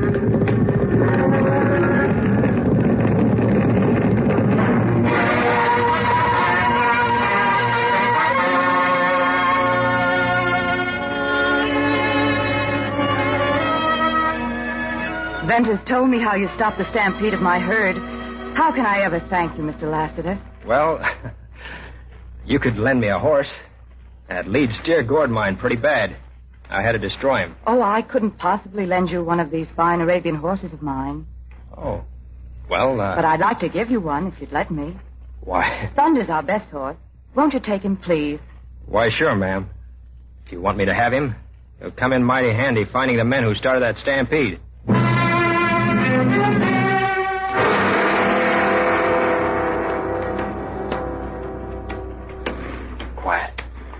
Quiet, Thunder. Here come two riders down the arroyo now. One of them's a masked rider. Yeah, looking around, trying to find out why the stampede failed. Remember, no gunplay unless they start something. They will. Now. All right, you men, rein up there. Keep your hands up where we can see them. We don't aim to... Let them have it, Benners. They fired. My man's down. The masked rider's down. Mister, they're both down. Let's go look at them.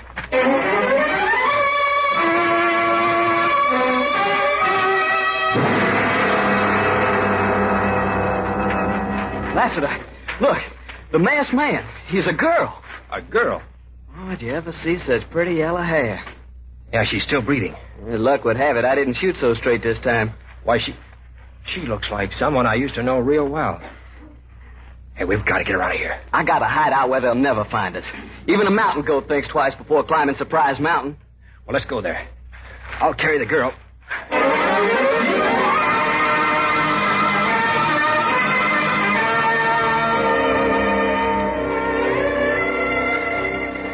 How did you ever find this roost up here? You must be part eagle. Here. You can put the girl down on this blanket now. Yeah, there. I'll be back at sundown. Where you going? To get medical supplies for the girl.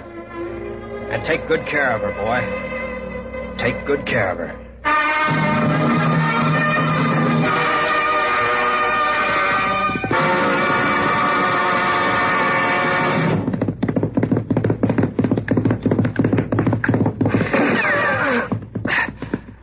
I'm hit, boy.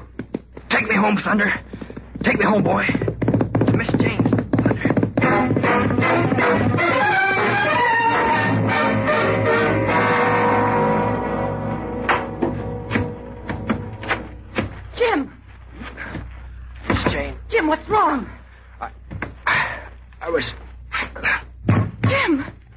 no hurt. That ain't the end of it either, Miss Jane. Adam Dyer. You did this, didn't you? You shot him and then you followed him here. Out of the way, Miss Jane. Adam, you wouldn't. Put away your gun. Get out of the way, I said. No, I won't let you murder him. Now will you drop your gun, Adam? Just put Lassiter's gun right back in his holster. It's empty. He threw all his lead at me. I know better than that. 45's got an awful kick. Don't take another step, Adam. I warn you. I'll shoot. Oh, no, you won't. You little... Now get out. The next shot won't hit your hand. I'm not done with him yet. Are you with her? Jim, he wanted to kill you. He wanted to kill you, Jim. Darling.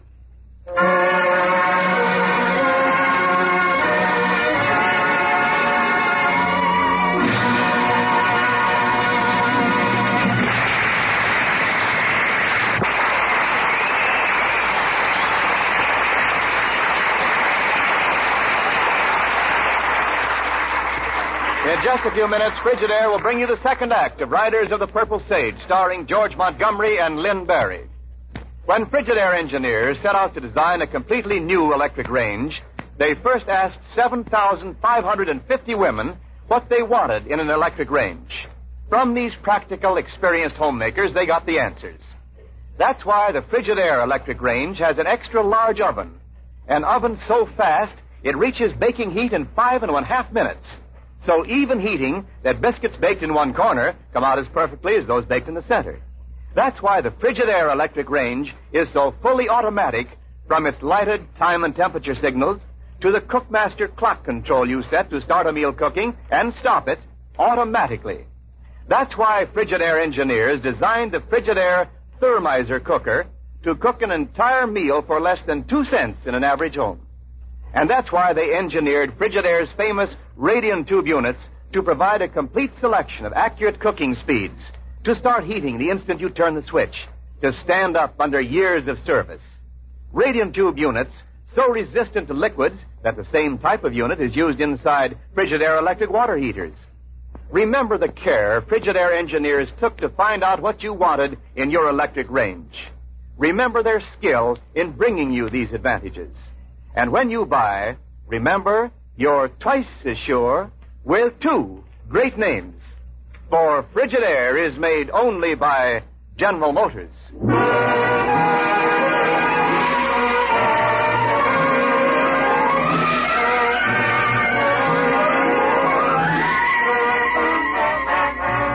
Hollywood Star Time continues now with a radio production of the 20th Century Fox picturization of Zane Grey's noted Western story, Riders of the Purple Sage, starring George Montgomery and Lynn Barry. Lynn Barry soon will be seen in the 20th Century Fox production, Home Sweet Homicide, with Peggy Ann Garner and Randolph Scott. Now Act 2 of Riders of the Purple Sage.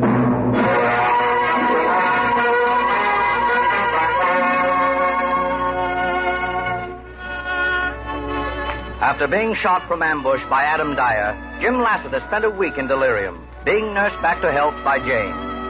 Now Lassiter feels fit to continue on his grim mission, that of finding the man who 15 years ago ran off with his sister, caused her death, and then caused her little daughter to vanish from sight. Jim is saddling his horse at the ranch, while Jane and her adopted girl, Faye, witness his preparations to leave. I bet I could ride thunder. I bet I could. Jim, Yeah? do you think that the masked rider could be your sister Millie's lost daughter?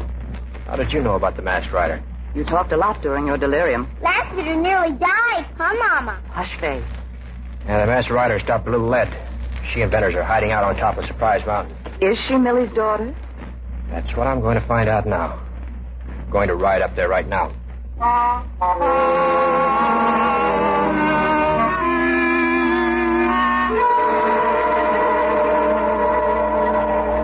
Well, time you got back up here, Lassiter. Where you been for a week? Fishing?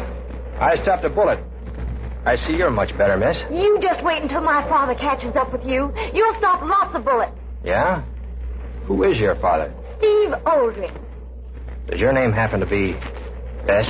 Why, how did you know that? Fetters, I've got some business to attend to in Cottonwood. What, and leave me alone again with this wildcat? If I'm a wildcat, why did you try to kiss me yesterday? Well, so long, Lassiter. We'll be seeing you. I'll meet you down in the valley at sundown. I'll have horses for you. We might have to travel and travel fast.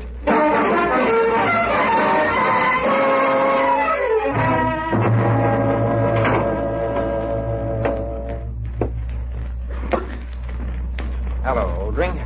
Lassiter. Keep your hands off your gun, Steve. How did you get past my guards outside? Never mind that. Steve, Millie Larkin was my sister. What? I want to know if Bess, your masked rider, is Millie's daughter. You seen Bess? Is she all right? Answer my question. Now, look, Lassiter. When Millie died, I took care of her little gal. But I didn't bring Millie out here, Jim. I swear it. Why didn't you tell my folks back in Montana what happened? You just don't know what kind of a man brought Millie here, Jim. Why, one peep out of me and he'd have killed me and Bess, and no questions asked. Well, who did bring Millie down here then? I can't tell you that. You'll tell me that all right if you want to keep on living. Well, the man who brought Millie to Cottonwood... Look out, Steve! The window! It's Adam Dyer, White. He's making for the river. I'll remember that. Steve. He's dead. Tough luck, Steve. Oh, I've got to go now. I'll get Adam Dyer for both of us.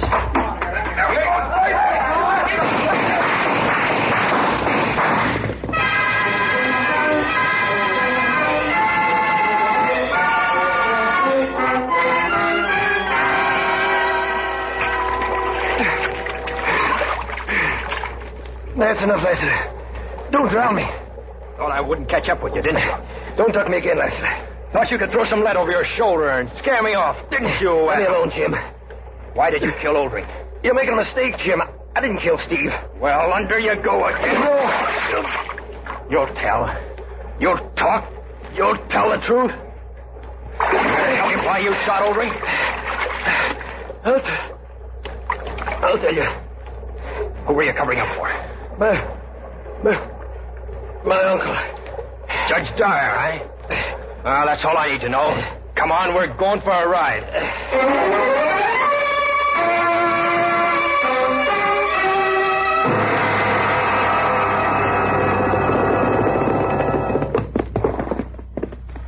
All right, Adam. Get down.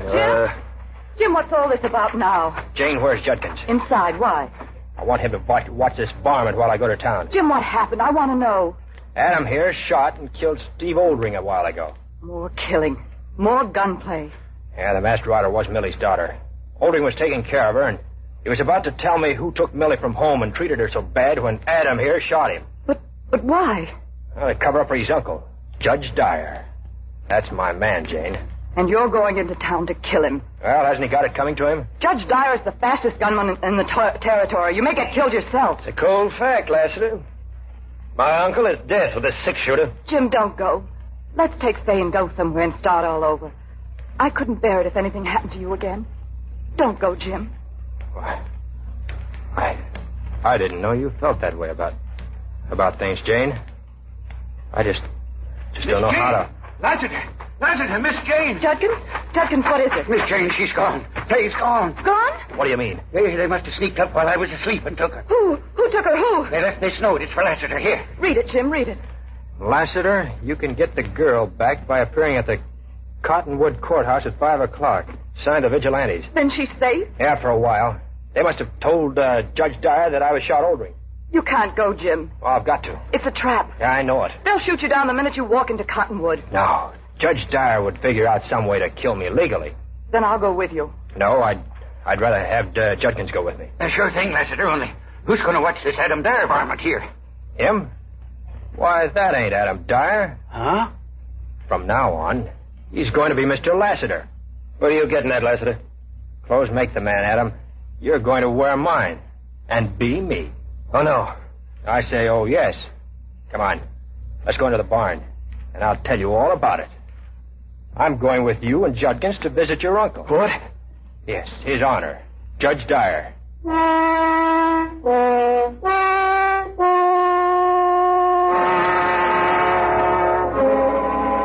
I'll get this straight, man.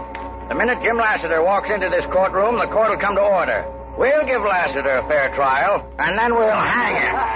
Now, you snipers keep him covered all along his route, but don't fire at him. Just make sure he gets into this courthouse. Then you can all come in and see the fun. All right, men, spread out over town. Up now.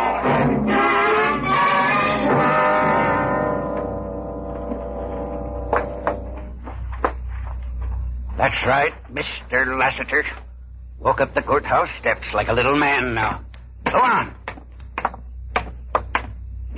Keep your head down and your hat over your eyes, see? Your Honor, I brought you your man. Prisoner will approach the bench. Jim Lassiter, you're charged with the murder of Steve Oldring. Are found guilty of same and hereby sentenced to death by hanging. Take him away, men. Next case. Oh, wait a minute, Judge. There's been a mistake. This ain't Jim Lassiter. I just said I brought you your man. The real murderer of Steve Oldring. Adam Dyer, your nephew. What? Why? You double-crossing, moth-eating old... You know what I'm going to do with you? You're not going to do anything with him, Judge. Lassiter. Yeah, that's right. Millie Larkin's brother. You notice I'm not reaching for my gun, Judge. That's because I'm here, first of all, on a peaceable mission. I want to know where Jane Witherstein's little girl is. Across the street in the schoolhouse. But you ain't going there, Jim. Yeah? You want to make a dispute out of it? I'm a judge, Lassiter. I'm an officer of the law. If I pulled a six-shooter on you... Why don't you stand up, Judge, and do that little thing? You're pretty fast on the draw. So-so, Judge. So-so. Watch it, Jim. He's a rattler. Well, Judge? I'm waiting on you, Lassiter. You're the fastest gun planner in the West. Well, I'm letting you reach for your gun first, because if I kill you, I kill you in self-defense. Understand, Judge? Yeah. I understand.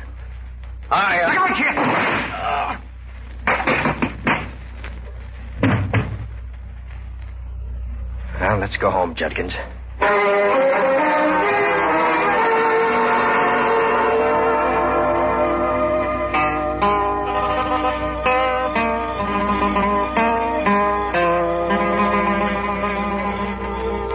It's a lovely night, Jim. Yeah, that won't be spoiled by night riders, vigilantes, and other lawless trash on horseback.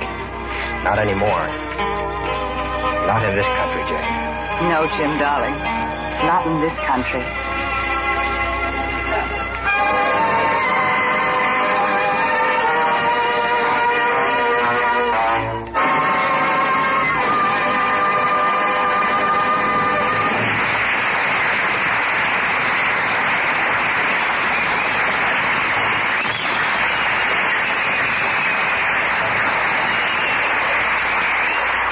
Thanks, George Montgomery and Lynn Barry, for your exciting portrayal of the famous Zane Grey characters.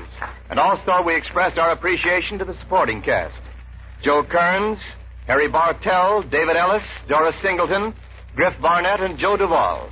This radio adaptation of Riders of the Purple Sage was written by Milton Geiger, with music supervised by Alfred Newman. The production was under the direction of Robert L. Redd. Hollywood Star Time is presented each week with the best wishes of your Frigidaire dealer, who invites you to come in and learn about the famous line of Frigidaire home appliances. Electric refrigerators, electric ranges, electric water heaters, home freezers, and a wide variety of refrigerating and air conditioning equipment for homes, farms, stores, offices, and factories.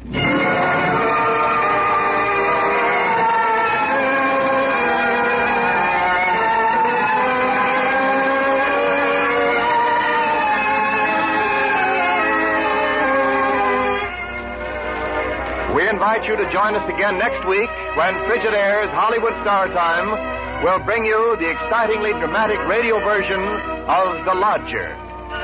In the starring roles, Frigidaire will present Vincent Price and Ida Lupino. So until next week, then, this is Wendell Niles speaking for Frigidaire, made only by General Motors.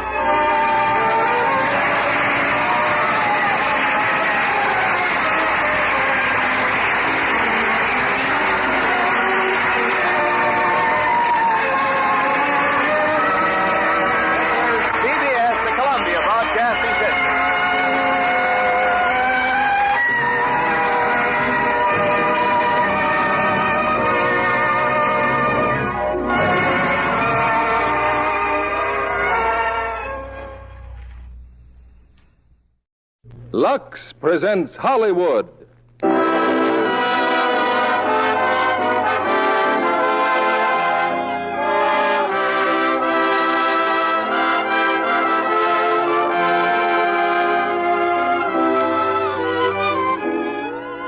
The Lux Radio Theater brings you Jimmy Stewart and Joan Blondell in Destry Rides Again.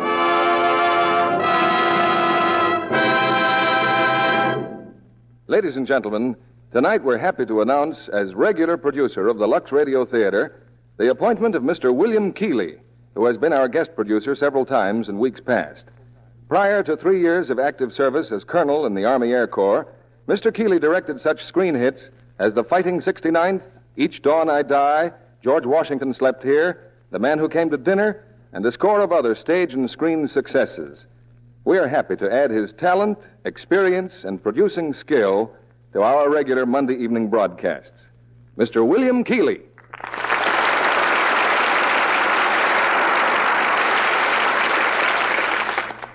Greetings from Hollywood, ladies and gentlemen.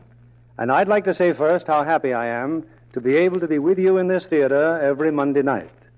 It so happens that this week is the 25th anniversary of radio. And celebrating that event, we welcome back to the airways and to the Lux Radio Theater a gentleman we've missed for almost 5 years, Jimmy Stewart. He appears in one of his favorite roles as the soft-spoken, gentlemanly guardian of the law in Universal's Western melodrama, Destry Rides Again. Co-starred with Jimmy is another favorite of this theater, Joan Blondell, for whom I've always felt a warm regard, since Joan acted in the very first play that I produced on Broadway. Now, our story tonight takes us to the early West, those halcyon boomtown years when life was lived from day to day and gold slipped easily through the fingers, when a fine-tooth comb cost $7 and a sewing needle twice that much, while a cake of soap, if you could get it, was worth its weight in gold dust. So if the belles of the early West were proud of their complexions, it's a credit to the laws of chance. Nowadays, I'm sure that Western beauties by the thousands, like so many lovely women everywhere, attribute their smooth complexions to Lux toilet soap. And if Destry's descendants ever ride again, I trust it will be to the corner store for a cake of Lux. The curtain now rises on our first act, starring Jimmy Stewart as Tom Destry and Joan Blondell as Frenchie, with Leo Cleary as Wash Dimsdale.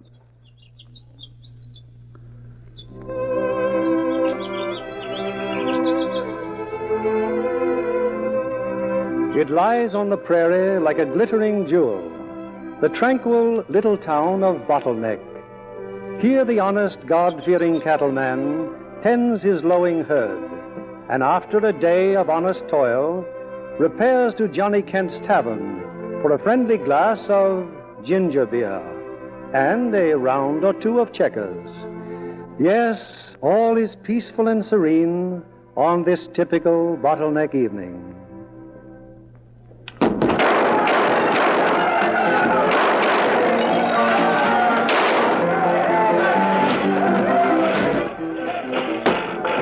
Frenchie? No, hello, Mayor. What are you doing in my dressing room? Seeking sanctuary? That's quite a brawl. A convenient brawl. Oh? Bugs and Jip started it, so no one would hear the shots upstairs. Oh, I see. Clara! Yes, ma'am. Stay where you are. I'll change later. Yes, ma'am. Did Kent come down with you, Frenchie? He's still upstairs doing a little arithmetic. Arithmetic? Yeah, he owns Claggett Ranch now. Well, that gives him a solid strip of land right across the valley. Right straight across. And from now on, every time the cattlemen drive their herds across the valley, it's going to cost 25 cents a head. Sounds reasonable to me. You know, that's what I like about Johnny Kent. He's not greedy. No, all he wants is everything. Here, now, let's see. 400,000 steers at 25 Don't cents knock your a brains head. out, Mayor. Kent will figure it out. Well, I trust he'll also figure out a way of removing the body of the unfortunate Mr. Claggett. Claggett's not dead. He's only mad. What are you talking Well, about? shut up and listen. They had a poker game up there. Claggett bet everything he owned, including his ranch. Naturally, he lost. Naturally. When he started to yell he was framed, they threw him out. And who was shot? The sheriff. Sheriff Watson? Claggett went running to Watson. Watson accused Kent. And, well, the boys resented it. He's a fine man, the sheriff. Fine man. Well, start thinking about a new appointment. And I've got just the right man in mind. And if he happens to be sober enough to get on his feet, I'll... Why, Wash Dimsdale, of course. The town drunk? Are you out of your... Oh, I see what you mean, Mayor. I see what you mean.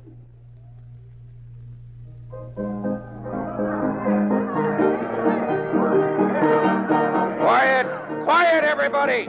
Will you shut up? Okay, now. Johnny Kent here's got something to say. Having a good time, everybody? That's what I like to see in my place. Well, folks, we got some important news from Mayor Slade. Fellow citizens, our esteemed Sheriff Watson has suddenly been called out of town on urgent business. He'll be gone permanent. Therefore, I hereby appoint as our new sheriff that paragon of courage, the pride of our community, Mr. Washington Dimsdale. All right, somebody, get him up here. There he is, Johnny, under the table. He's coming, Johnny. Here comes the new sheriff. Hey, little Joe, little Joe. Oh, whatever become of him? Oh, hello, Frenchie. What are we cheering for? For you, Wash. You're the new sheriff. Hooray for the new sheriff. What? That's right, Wash. Congratulations. Drinks on the house, everybody. And a fresh bottle for the new sheriff. Oh, come on, Wash. Aren't you going to drink? Frenchie, am I really the sheriff? Sure you are. Then no, I'm not going to drink. No, sir. Man's got to choose between the bottle and the badge. You hear that, you pack of no-good skunks? Listen to me. Gonna be law and order in Bottlenecker. I'm putting the whole town in jail. And if you need any help, I'll be a deputy. No, I wouldn't have you. I want a deputy like I used to be. What? When were you ever a deputy? When was I? Why, when Tom Dusty was sheriff, that's when. You think you're tough and ornery? You ain't nothing like there was when Dusty was my boss. But Dusty's been dead for 5 years, Wash. Well, maybe so, but young Tom ain't dead. And his daddy brought him up to be the toughest fighting man that ever growed up in the West. I'm sending for him right now, and when he gets here, Dusty'll ride again.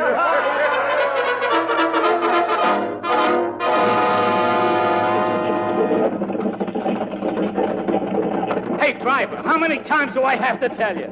Take it easy on those bumps. Pull your head in. Just wait till we get to Bottleneck, that's all. Jack, please. The trip will be over soon. I don't mind the bumps, really. Well, I do. And if he don't take it easy, Mr. Destry. Yes, miss?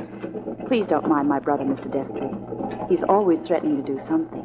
You know, I had a friend once named Stubbs. He was sort of like you, Mr. Tyndall. Huh?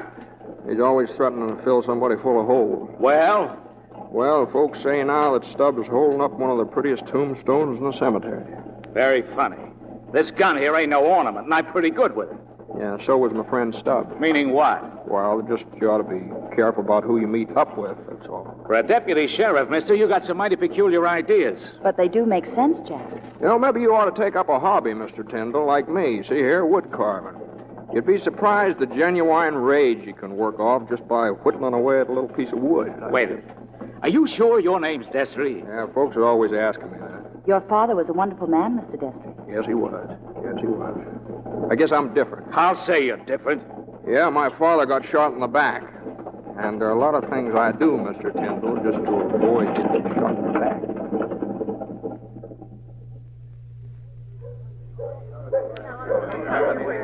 It's coming! It's coming. The stage is coming. Wash, is he really coming? Is Destry really coming? Of course he is. He's my new deputy. Jiminy, Wash, you sure look like a real sheriff. Well, thank you, son. Lily Bell. What do you want, Wash? The coach is a-coming. You got his room ready? Sure, I got it ready. Good. Get ready, everybody. Here it comes. Destry's a-coming to Bottleneck.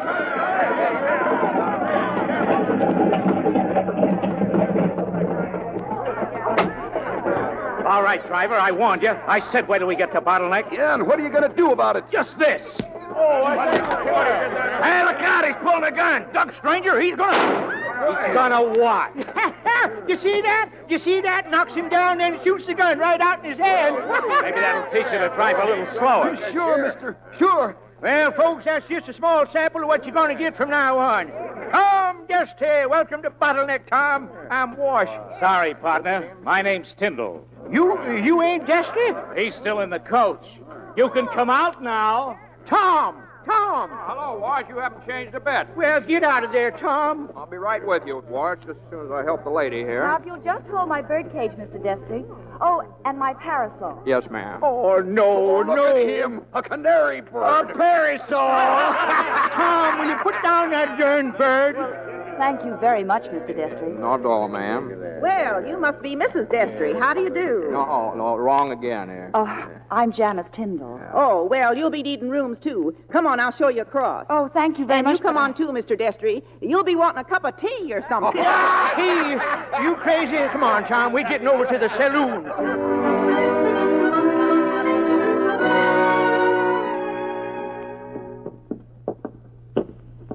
Now, look here, Tom. You're making an impression on this town that's got to be eradicated right now. But don't you think first impressions are darn fool things to jump at? Around here, you got to jump first. You don't live long. You know, what you're saying reminds me of a friend of mine. And he woke up in the middle of the night and he saw a great big hand coming at him. A hand? Yeah. So he got out his gun and he aimed and he shot a hole right through his own foot. No. Yes, he did. Now, he shouldn't have gone by that first impression, should he? Well, he was just a darn fool. Oh, come on in. This here's the saloon. Shut up, everybody, and pay attention. Well, here he is, folks. I want y'all to meet my new deputy, Thomas Jefferson Destry. Hello there. Howdy. Destry, my name's Kent. Howdy. And this is Piggy Slade, our mayor. And, Frenchie. Coming. Here's a girl you got to meet, Mr. Destry. Frenchie, meet the new deputy. A deputy or a beanpole? Say, Mr. Destry, how's the weather up there? How's the weather up there? Everybody says that when they see me. Come on, everybody. Let's have a drink to the new deputy. Oh, Destry, I think you and me ought to have an understanding right off. Oh, good. I'm all for folks understanding each other. So I'll start by telling you that I've got a hobby. You have, huh? Well, mine's carving napkin rings. What's your hobby? Collecting guns. Deputy sheriff's guns. Whenever I meet one, I ask him for his guns. I ask him real nice. Uh-huh. Well, I'm afraid this here's one time you're going to be disappointed. You mean I have to take them from you? If you can. If I can. Hold on now. Hold on. Don't get excited. I'm just trying to tell you I ain't got any guns. See here? Just what kind of a deputy are you? Now, if I had a gun on me, why, one of us might have got hurt. And it might have been me. And I wouldn't have liked that, would I? Look at me, fellas. I'm a canary. Tweet, tweet. My goodness, where's my parasol? Now, cut it out. If anybody starts picking on you, Mr. Destry, just you come to Uncle. I'll remember that, Mr. Kent. Good. What'll you have to drink? How about a nice glass of milk? Yeah, I think I will. Nice glass of milk. And here's a present for you, Mr. Destry. A bucket of water. A mop. Sure. He wants to clean up Bottleneck, doesn't he? Here you are, deputy. And don't forget the corners.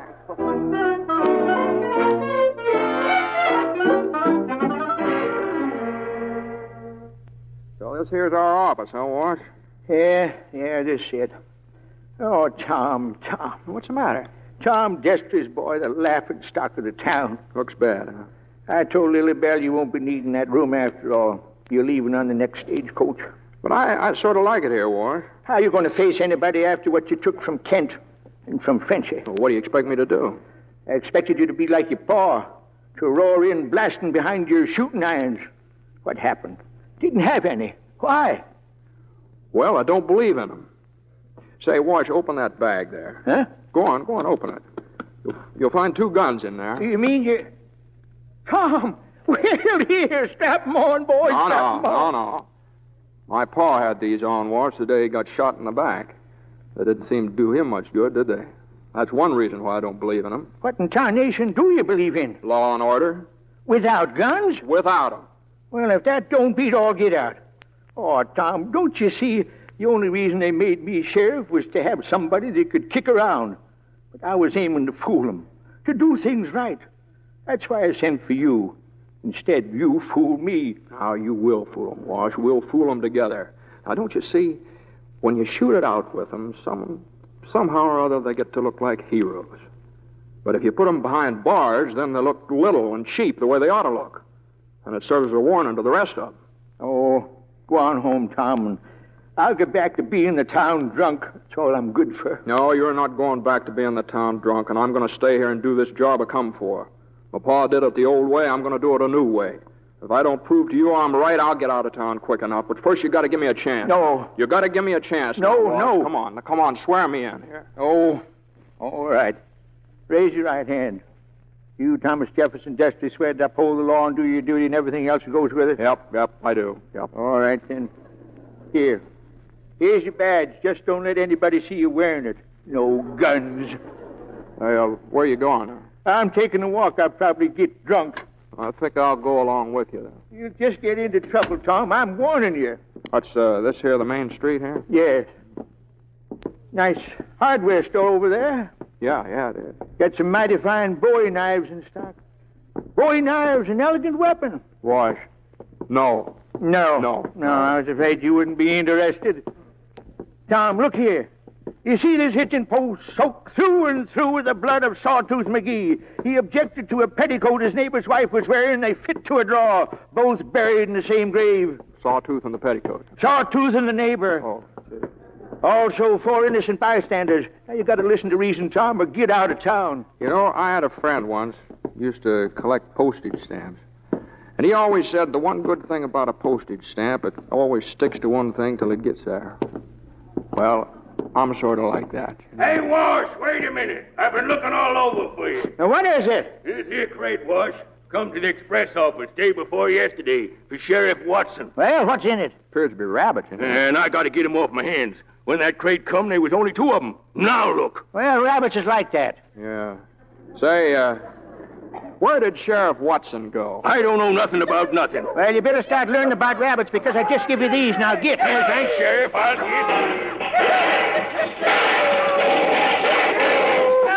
That there's no gun district. Tom, run. Get out of here. Wait a minute. Hold on now. Hey, wait a minute now. You guys are getting pretty playful, aren't you? Yeah, we're full of liquor and full of fight. Hold my horse here, Creepy. Now, Bugsy, he didn't mean nothing by it. Don't start no trouble. Trouble? Why, we just want to see the new deputy dance. Come on, Destry, dance. I said dance. Now, wait a minute. Hold on now. Say, Bugsy, those look like pretty good guns you got there. You mind if I heft them a little? Well, I guess you can't hurt yourself, Sonny, just hefting them. Yeah, it's a nice weight there, yeah. You know, aside from being pretty ornaments, a fella can have a lot of harmless amusement out of these here toys. Now, take, for instance, them knobs on the top of that sign down the street there. Where? Down the block there, right there. Now, watch him.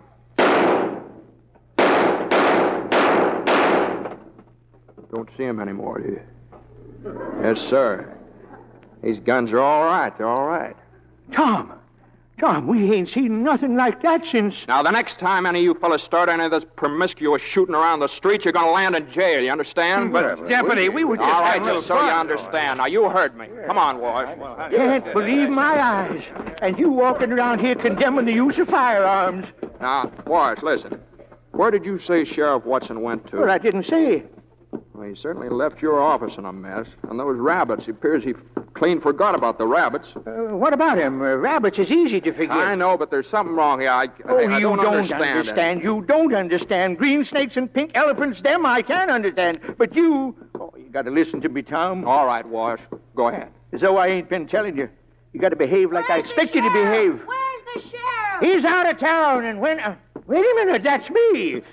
Why, she gotta help us. She gotta come to the ranch now. Sure, boy, sure. What? Say, you're Thomas Jefferson Destry, ain't you? Yeah, that's right. Well, I'm Eli Whitney Claggett. Well, glad to know you. Why, gosh, you heard about your pa all my life whenever we play sheriffs and Indians. Well, I'm always your pa. Well, you couldn't do better, son. Now, what's the matter here? Oh, they come to take our ranch away, Johnny Kent and his gang. We've been holding them off so far, but we ain't got much ammunition left. Pa said for me to sneak into town and get the sheriff. Good work, son. Murdering thief. I'll fill him so full of lead Wash. that... Wait a minute. How come Kent's trying to take Claggett's ranch? Because he won it from Claggett in a crooked poker game. Uh-huh. Let's see. Well, seems like to me we're wasting time here. Come on, Sheriff. We got some work to do.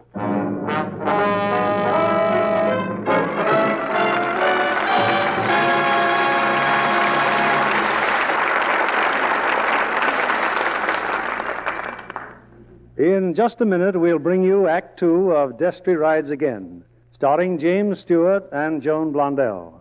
And now, here's Libby Collins, our Hollywood reporter, with news about the stars. Which star are we turning the spotlight on tonight, Libby? A very famous and lovely one, Mr. Keeley, Merle Oberon. Ah, there's glamour for you. I understand Merle Oberon's especially lovely in her new picture, Universal's This Love of Ours. Oh, yes. She plays the romantic role of a French music hall entertainer who becomes a great lady. And speaking of glamour, Mr. Keeley, wait till you see Merle Oberon in some of the gowns she wears in the picture. There's a dusty pink evening gown embroidered all over with pink crystal beads. Well, that's just the thing for a dark-haired beauty, I'd say. Yes, Merle is famous for her perfect costumes. But lovely as she is, she has some very practical hints for women everywhere. Every woman, she says, is born with a certain amount of glamour. But it has to be developed, just as a diamond has to be polished to bring out the sparkle. Lux girls know about that, don't they, Libby? They certainly do, Mr. Kennedy. They've discovered what a wonderful difference it makes when you find the right complexion care. Merle Oberon spoke about that, too. Soft, smooth skin, she said, is so important. She told me active lather facials with Lux soap have always worked for her. Won't you tell us, Libby, how Miss Oberon takes her Lux soap facials? Well, here's exactly how she does it, Mr. Kennedy, in her own words. I cover my face generously with a Lux soap lather and work it well in. Then I rinse with warm water, splash on cold, and pat with a soft towel to dry. The Lux soap lather's so creamy, it feels like smoothing beauty in. I wouldn't trust my skin to any other care. That's the way 9 out of 10 other lovely screen stars feel, too. They've found daily active lather facials really make skin softer, smoother.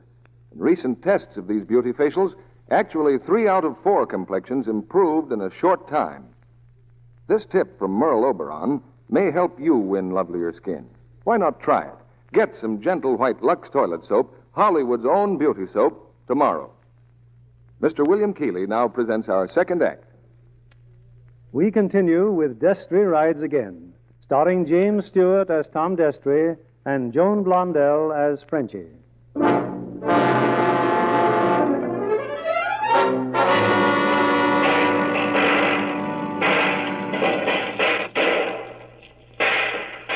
Johnny Kent and his men have come to take over the Claggett Ranch, and they're doing it in the usual Kent manner. But behind the stout walls of the ranch house, Sam Claggett and his wife have managed thus far to hold their own. Stop that shooting, you hear me, Kent? Stop that shooting! Hold it, boys, hold it. Well, hello, Sheriff. And Mr. Destry. Put down your guns in there, Claggett. I'm taking over here. Thanks, Wash. You got here just in time. And stay in the house. Kent, I said we was to have law and order around here. Certainly. So do your duty and get those people out of my house. Your house? Maybe you better look at this paper. I ain't interested in no documents. You mosey on out of here before I start blasting. Mr. Kent, can I see that paper? Certainly. This signature here, is that Claggett's? Well, you don't think I'd forge it, do you? All right, come on, Wash. We'll go inside and talk to Claggett. Thunderation, Tom. Who you trying to protect around here? Don't you see, Mrs. Claggett, it's like I just told your husband. Deputy or no deputy, we ain't giving up our ranch. I'd sooner hang that crowd out there than let them have this ranch, but your husband signed the paper, ma'am, and it gives Kent a perfect legal right to the property, doesn't it, Wash? Sure it does. Way we're operating now. I told you about that poker game. I was winning when that Frenchie girl spilled a pot of coffee in my lap. While I was cleaning it off, they switched cards on me. I don't doubt that, but It's your word against theirs. They'd swear themselves blue in the face again you, Sam. Mm-hmm. Yes, I'm afraid you folks are over a barrel. Fine goings on when the law takes the side of cheats. No, I'm sorry, Mrs. Claggett, but you folks stick around town. Now, we'll figure out some way to get this ranch back for you. That's what Sheriff Watson said the night he disappeared. Watson couldn't do nothing about it. Everybody knows that he left town sudden. Yeah, I'll bet he did. I'll bet he did. Huh? No, nothing. Well, help these folks get their stuff together, Wash. I'm going to have a talk with Mr. Kent. All right, what about it, Destry? The ranch is yours. They're packing up now. Well, good. I can see you and me are going to get along fine. Well, have to enforce the law, don't we? We sure do. We sure do. You hear him, fellas? And I thought he was dumb.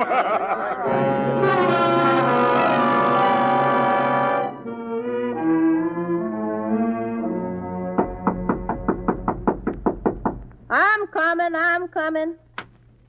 Yes, sir. My goodness, if it ain't the law. Would you tell Miss Frenchie I'd appreciate seeing her on some official business, please? Oh, yes, sir. Miss Frenchie? Yeah, what is it? Say, Miss Frenchie, that tall drink of water's here on fishy business. He is he? Will you tell him for me that I... Hold on now, ma'am. Hold on now. I just come over to apologize. Apologize for what? Well, for not realizing who's the real boss of Bottleneck. My coffee, Clara. Yes, sir. Don't let me interfere with your dinner, ma'am. It's breakfast. Oh, excuse me. Does he get some too, miss? Well, I don't mind if I do join you in a cup. So you found out what's good for yourself, huh?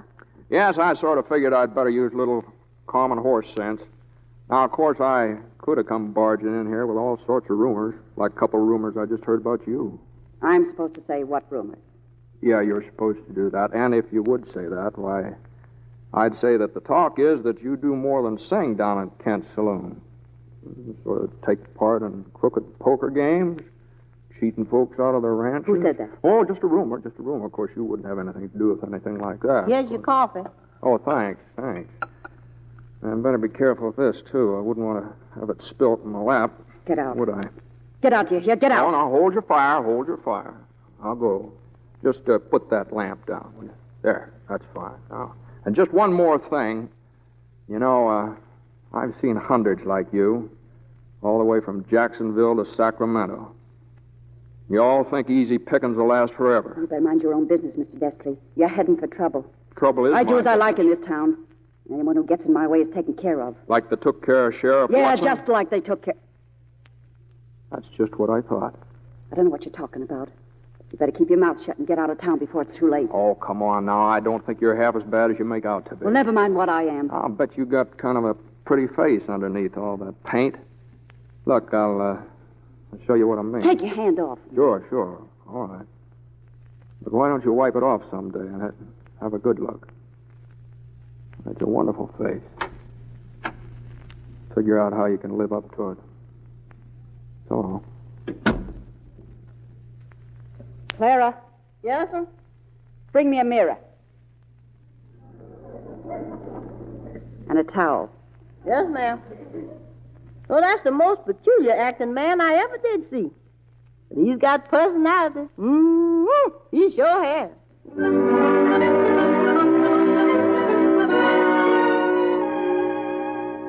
Now, don't you and Sam worry one bit, Miss Claggett. You can stay here as long as you want. Well, I sure appreciate it, Lily Bell.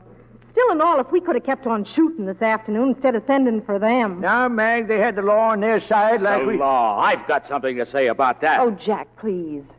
It's none of your affair. It is my affair, Janice. That rat Kent's charging me 2 bits for every head of cattle going through this valley. It's time decent people joined up and got rid of them cutthroats. Well, you better start in with this watery-eyed sheriff here and that gun-shy lady-fingered deputy of his.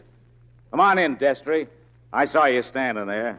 I wouldn't have said that, Tyndall. Turn your back on me. Oh, Jack, please. You heard me, Destry. I ain't paying 1 cent to move my cattle. Now, what do you aim to do? Well, at present, nothing. That's what I thought. But I'll do something if I have to take the law in my own hands. Nobody's going to set themselves up above the law around here, you understand? Listen, I've got something to say to you. I think maybe I could illustrate it better if I told you a story. I used to have a friend. Oh, another one, Tom? Yep, another one. He was an opera singer, but he went into the cement business, and one day he fell into the cement. And now, instead of singing in the new opera house at St. Louis, he's just part of the cornerstone. He should have stuck to his trade. You better stick to yours. Tom, where you going? Up to my room. Time to get ready for supper. Tom, how can you talk of eating at a time like this? Because I'm hungry. Come on.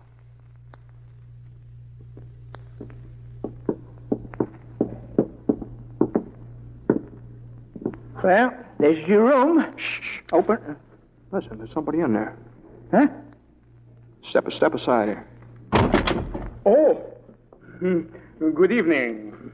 Good evening. Doubtlessly you're wondering what I am doing in your room. Well, you may believe this or not, but I am waiting for a stagecoach. Look, aren't you Lily Bell's husband? Sure, Tom. That's just Callahan. Callahan. I am a Stavrogin of Bardyshev. Everybody calls him Callahan, Tom. Easy to say. Yeah, well, I don't mind who you are, but what are your legs doing in my pants? I find this all very awkward. Oh, he loses his pants regular, Tom. They win him off him at poker. Then Lily Bell locks him up in his room. This time I outsmart Lily Bell. I climb through the window, across the roof, and zuff, I find some pants. Yeah, but they're my pants, so come on, off with them now. You mean now? Now, yeah. Well, the whole world is against me. Oh, now, wait a minute now. I might be able to make a deal with you. How well do you know this country around here? Like a field mouse. There isn't a twig, a tree, a bush. Well, that's all right. That's good enough. All right, the pants are yours if you do a little job for me. Agreed. What can I lose? Only a job. Command me. I want you to find something. I am a weasel, a hawk. I have the memory of an elephant, the strength Thunderation. He's not asking for a zoo. Only a bloodhound who can keep his mouth shut. I shall be a bloodhound, sniffing and silent. What's missing? The body of Sheriff Watson. Pardon me while I give you back your pants. Tom, what do you want to find Watson's body for? Because you can't prove a murder without a corpse. And I sort of think Callahan would make a pretty good second deputy. A deputy? Deputy Stavrogin. Order me where you will, to Siberia. Come on, then. We're going down to Kent's Saloon.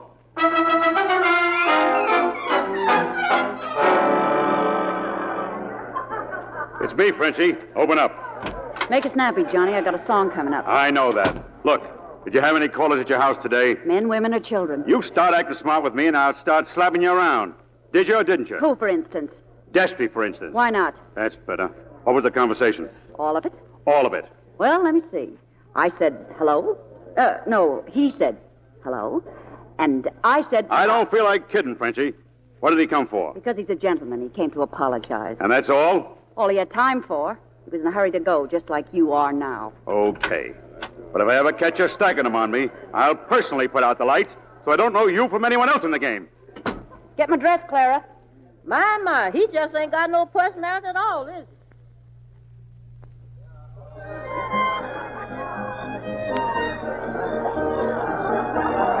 All right, now, Callahan, stay outside here, right outside the saloon, and follow any of Kent's gang that come out. I wish you'd tell me what you're up to, Tom. Well, we can't find the missing body, can we? Well, the next best thing is have them find it for us. Please, let's go home. You do as you're told. Now, wait a minute. Who's that? There on the porch of the saloon. No, it's Frenchie, pacing up and down on the porch. Well, here goes. Get over here, Callahan. We'll wait in the shadows. Got a match, Deputy? Oh, hello. Yeah, sure. Thanks. What, you've been arguing with somebody again, huh? How'd you know? Well, I read a book once that said that the women always look their best in the peace and quiet that follows a storm. Very good. But it would have been a lot nicer if you'd thought of that yourself. Well, as a matter of fact, it did. You won't take my advice, will you? You mean leave town? Uh-uh. Here, I got something for you. What's it? What, a rabbit's foot, huh? Yeah, take it. And keep away from dark corners. I'll see you inside, maybe, huh? Got to do my number. Yeah, sure. I'll be right in. See you. Wait a minute, Destry. I see now why you don't need guns. You do? Yeah. And why I can't get my cattle through. And I'm taking them through in spite of you, Kent, or anybody else. I'd think twice if I were you, Tyndall, before I started trespassing. You're cutting in on Kent 2 or 3 different ways, aren't you? I'm sorry you made me do that, Tyndall. Mighty sorry.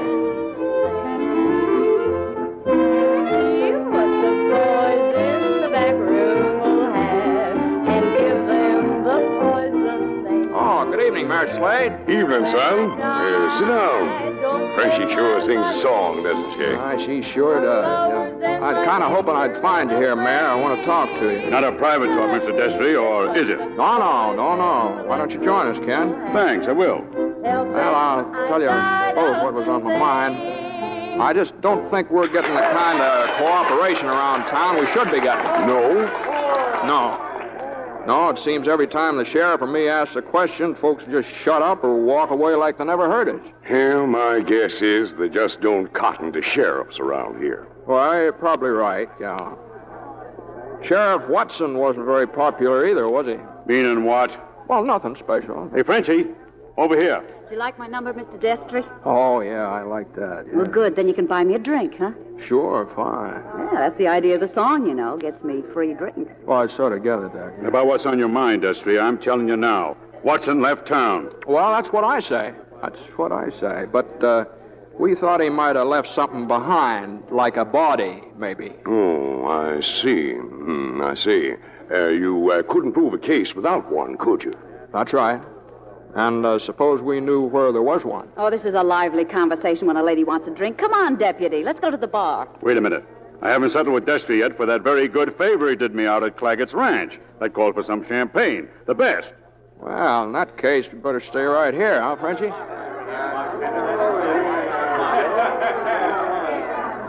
Jip, come here. Yeah, Johnny? Tell Eddie to ice up some champagne and send it over to the table. Sure, boss. Wait a minute. Yeah? Then ride out to the place and see if it's gone. Huh? If what's gone? Oh, you mean? Yeah. Well, if it is, then Destry's done it. If he did, can I personally slap him in the mouth with my pistol? Hit Destry? Yeah. You wouldn't want to hit a dead man, would you, Jip? Huh? Oh, I see what you mean. Now get going.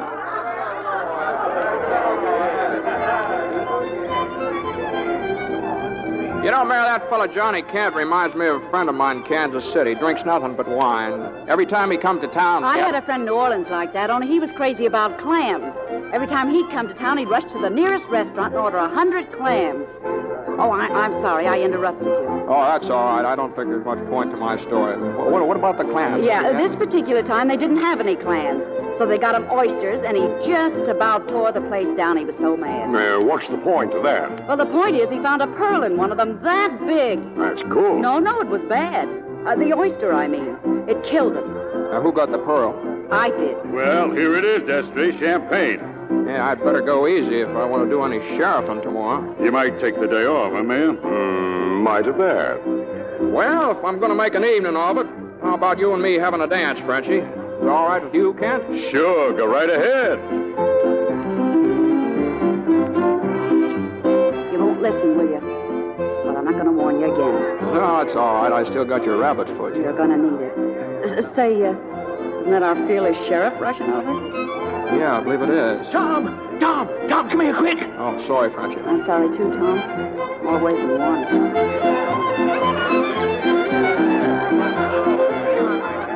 Oh, that's fine, boys, fine. I'll get back to the jailhouse with Callahan. I'll handle things here. Sure, Tom. All right, stop the music. All right, hold it down, folks. Hold it down, everybody. Stop the music. Sorry to interrupt, folks, but I got a little official business. You know, Wash and me's been pestering you folks with a lot of questions about the former Sheriff Watson. Now, hold on now, hold on. You ain't going to ask any more questions because Wash just found the answer. And one more thing. All relatives and friends of Jip Hiller are hereby notified that he's in the jailhouse charged with murder. That's all. Hey, wait a minute. My brother didn't have nothing to do with that murder. Don't get excited, Bugsy. Jip ain't hanged yet. And he's not going to be. You get over there and turn him loose. I'm afraid I can't do that, Kent. Not till after a trial.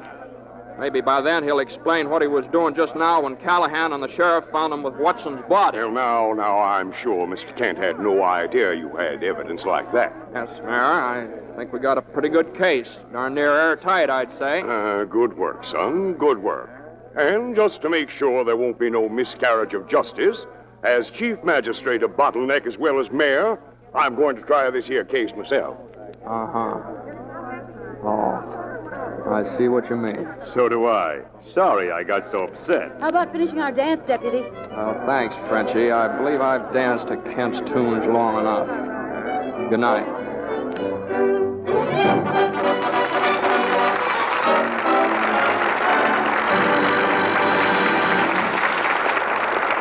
We pause now for station identification. This is CBS, the Columbia Broadcasting System.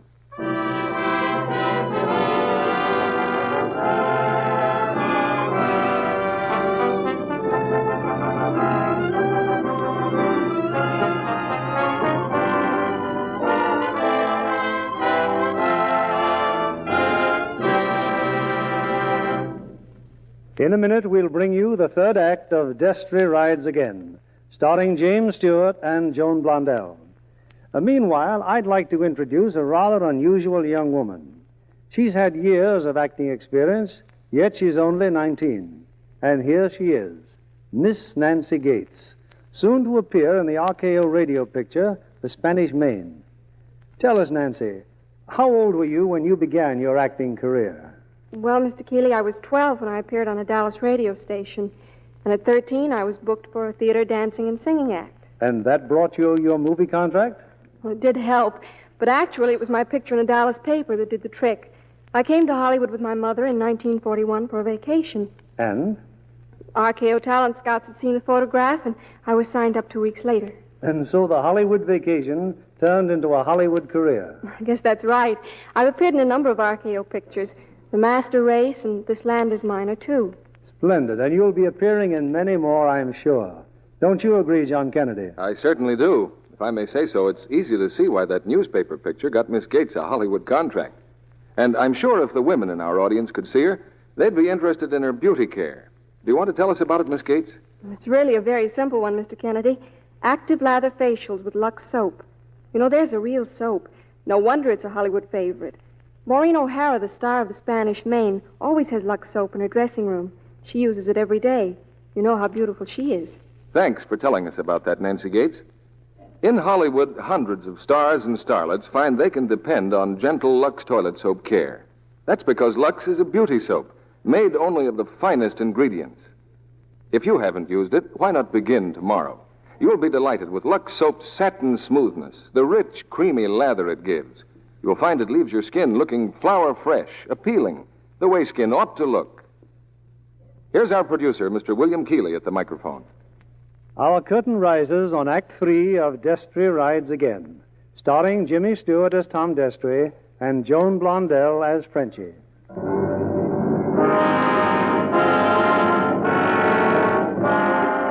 Gyp Hiller's in jail, charged with the murder of Sheriff Watson.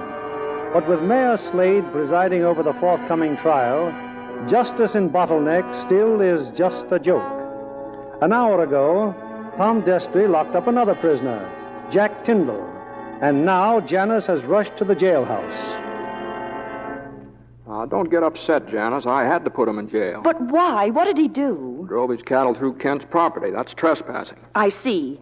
It's all right for murderers to go free, but trespassers... Nobody's gone free yet, no. Oh, Tom, I wish I could understand you. Now, don't worry. I think we got a chance. Good chance. A chance for what? I can't say right now. Now, if you want to see Jack... Oh, please. Well, he's down here. Jack? Hello, Janet. Well, I told you I was going to bring our cattle through, and I did. I didn't pay a penny. I ain't going to pay, nobody's going to make me pay. Jack, you're the most stubborn, ornery, mule-headed... Self-opinionated's a good word. Oh, I'd give up. Talking to Jack's like talking to a stone wall. Yeah, Gyp Hiller won't talk, and your brother won't listen. You know, if he was reasonable and paid Kent the money for moving his cattle, he could turn right around and sue and get it all back. Sue Kent? With Slade as the judge? Why, you must think I'm really dumb. All right, forget it. Well, anyway, Janice, thanks for trying to help out. Jack will be here for some time, so if... It's here. I got it. Callahan. Look, it came. The letter? Yes, here, from Cheyenne. Oh, thanks. Yeah, let's see now. That's right. Wow. Now, here's something you might like to read, Jack. From a friend of mine. He's a federal judge with a hankering for travel. Huh? And now maybe you can see why I wanted you to pay Kent. Slade won't be on the bench.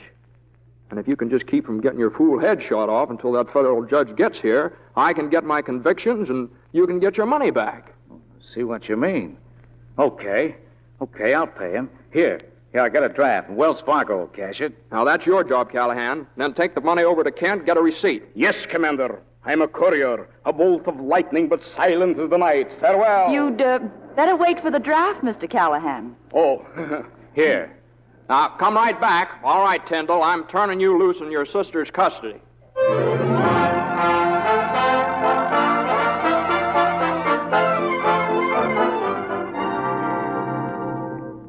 Wash, why don't you go home and get a little sleep for yourself? I'll handle things around here at the jail. Well, I guess I will, Tom.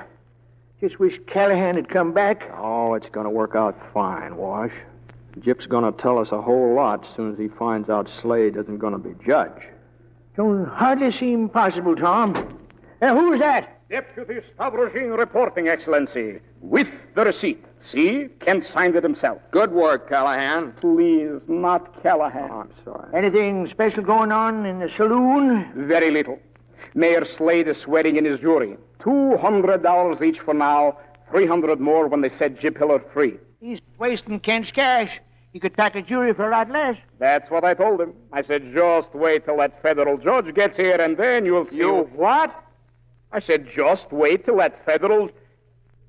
Oh, I presume you'll want the pants back with the badge? No, it doesn't matter, Callahan. Doesn't matter now. There won't be any trial now, Tom, crooked or no. They'll be down here tearing this jail apart and turning Gyp loose. No, maybe not. Maybe for once we got him scared. Tom. Mr. Destry. Mr. Destry. Oh, it's all right, Wash. Only Frenchie's maid. Mr. Destry.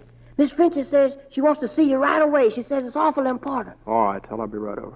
Tom, you're walking into an ambush. They'll spot you out on that street. I hardly think so, Wash. Not yet. Now, you just hold down the fort here. Well, don't worry none about me. I will.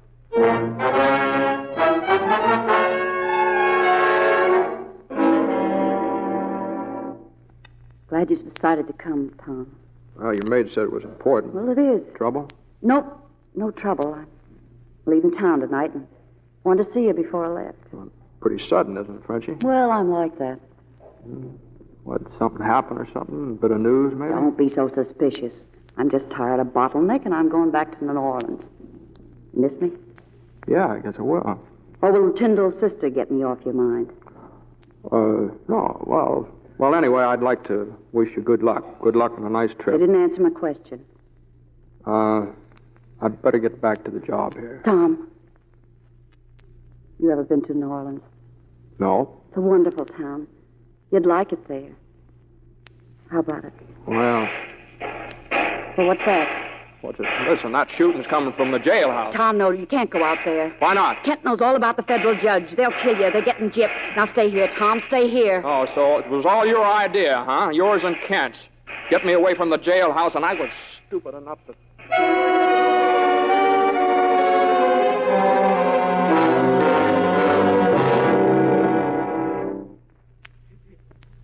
Did you get him, Tom? Tom, did you get him? No, Wash, they were gone when I got here. I fell asleep, Tom. Didn't hear him till it was too late. I don't talk, Wash. Callahan's getting a doctor. Is it bad, Wash? No. But it just makes me so doggone mad. Shot in the back. That's the way they shot my paw. They didn't dare face him either. Didn't give either of us a chance, did they? No. Plum tuck it out. Plum tuck it out. Wash, listen to me. I'm going to that rooming house, and I'm coming back here wearing my father's guns. You'd like that, wouldn't you, Wash? Because... Wash? Wash? Oh, no.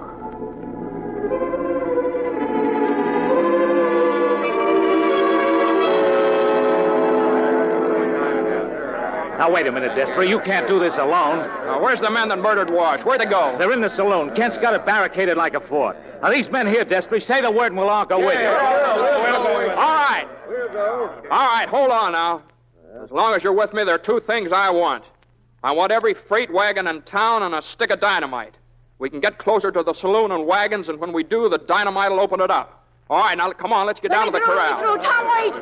Wait, Kent's got 30 men in there. You won't have a chance. I thought you said you were leaving town. Come on. And you women, those are your men, and you stand there like a lot of sheep while they walk out to slaughter. Why don't you stop them? Go back where you belong. Wherever I belong, I don't pretend. You shut your painted mouth. I wouldn't wait around for my man to get killed without doing something about it. I'm warning you, you Jezebel. Wait a minute. Maybe she's right. Miss Tyndall. You talk about doing something. What can we do? I'll show you what you can do. Get every dame in town and follow me.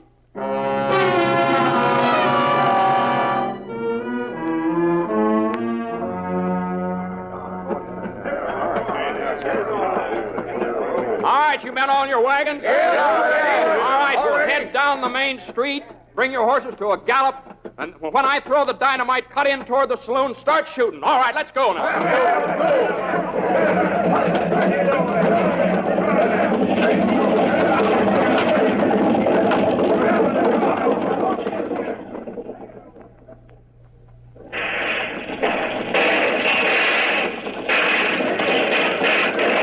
Light that fuse, Jack. Throw that dynamite, Tom. Throw it. Head in, boys. Head in.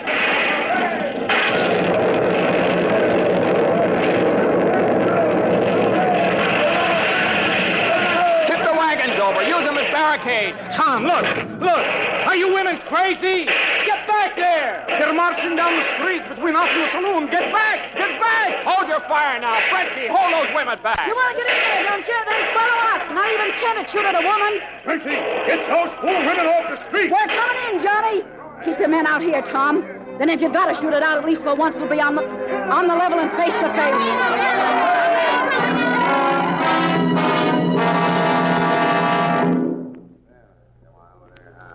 All right, you better get out of the saloon, Frenchie. We're going to burn it down. Besides, we got them all except Kent. I saw him run upstairs. He's up there somewhere. All right, thanks. Tom, no. There's a dozen places he could be hiding. Kent's here. I'm getting them myself. I'm coming up, Kent. Your hobby's still collecting deputies' guns. Here's a chance to get a couple. You're standing in my light, Frenchie. Johnny. Sure, I went upstairs, but I come down again. Tom, look out. Tom, he's down here. Too bad, Frenchie. Just am I too late to... Frenchie, come back! Tom, he's... No, Johnny. Not too late. Frenchie. Johnny. He's dead, Frenchie. I had to work out like this, didn't it? Maybe this'll make up for Wash.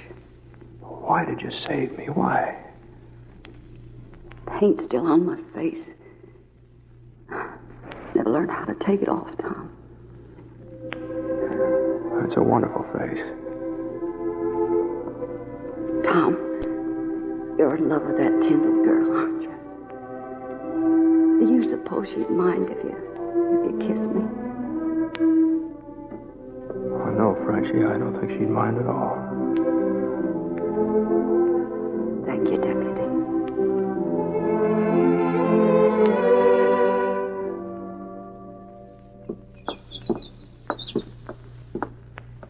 So, you're all settled down your ranch again, huh, Eli? Oh, sure, Tom. Been settled now for almost 2 weeks. Well, that's good. That's fine. Things sure are quiet around here now. Yeah, they sure are, yeah. Hey, you see that hitching post over there? Did you ever hear the story about Sawtooth McGee? Oh, everybody's heard that one, Tom. Yeah, I suppose, yeah. Well, I sure could make him up, couldn't he? Sure Say, did he could. ever tell you the one about the guy that went... Tom, hurry! He's gone mad. Janice, what's the trouble? Oh, it's Lily Bell's husband, Callahan. Hurry, Tom, hurry. He's in there, Tom, behind that door. Stop him. Help. Callahan, don't you dare. Callahan, you're crazy. Wouldn't be crazy. Tom, go in. Stop it. Oh, I don't really think it's necessary, Janice. I think Where? Callahan's just finding his pants. What? After 5 long years, I finally find out why they call me Callahan. So you had a husband once, huh? And his name was Callahan. Well, the old regime is over. Has come the revolution. Boris Stavrogin is now the head of his house. Come here, madam. What is your husband's name? Well, Speak. Stavroty. See that you don't forget it. Now, how about a kiss, Lily Belsky? Why, Boris Stavroty. Oh, I'm sorry, Tom. It sounded like murder at least. Oh, well, that's probably just a Russian way of expressing something. Speaking of marriage, Janice, Yes, Tom. I had a friend once down in Texas. He'd been so busy he never had a chance to propose. And one day...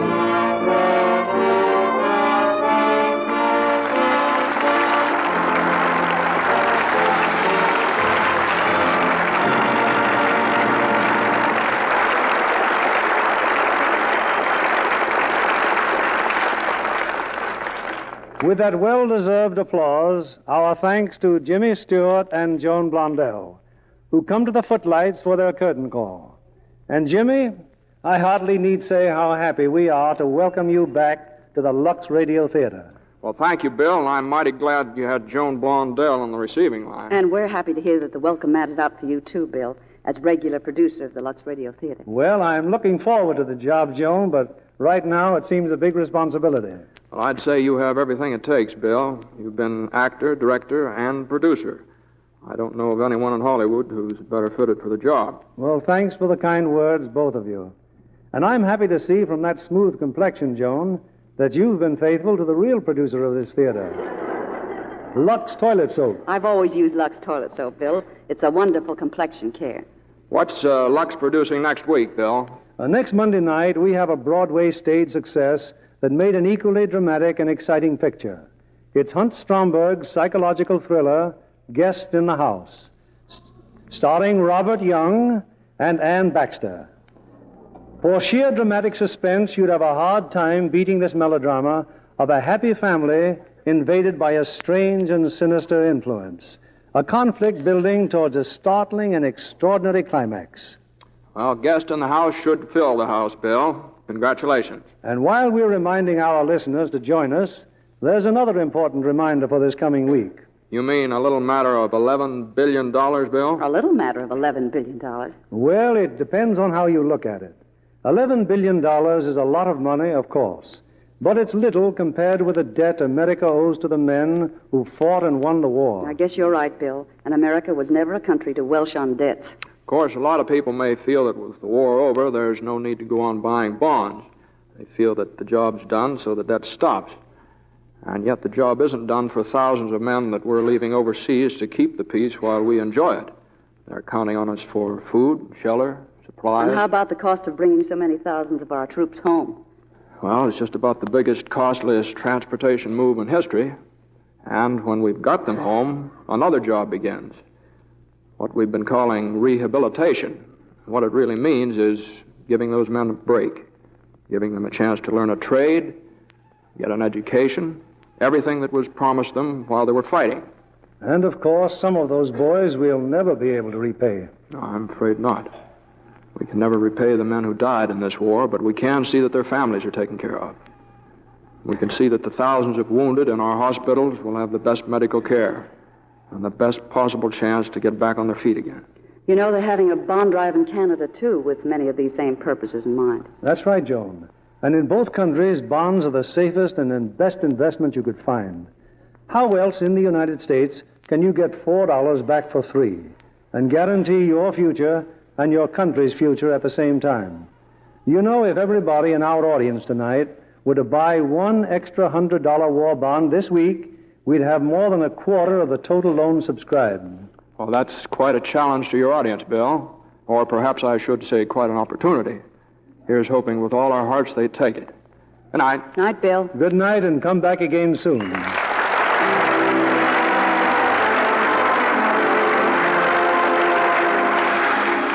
Our sponsors, the makers of Lux Toilet Soap, join me in inviting you to be with us again next Monday evening when the Lux Radio Theater presents Robert Young and Ann Baxter in Guest in the House.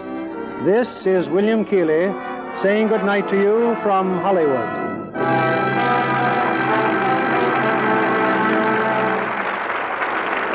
This week, here in Hollywood, the motion picture industry begins its little-known and little-publicized United Charities Drive. Members of the studio colony have pledged a total of more than $2 million to be distributed throughout the year to worthy causes. All this, of course, is over and above the personal appearances of stars and the donation of promotional films and other services in support of the current Victory Loan Drive. Jimmy Stewart's next picture will be It's a Wonderful Life, produced and directed by Frank Capra. Joan Blondell can currently be seen in the 20th Century Fox production, A Tree Grows in Brooklyn. Our music was directed by Louis Silvers. This program is broadcast to our men and women overseas through cooperation with the Armed Forces Radio Service.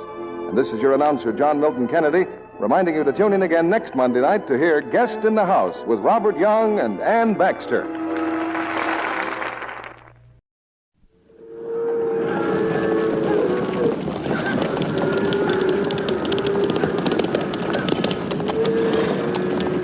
Slaughter's my name.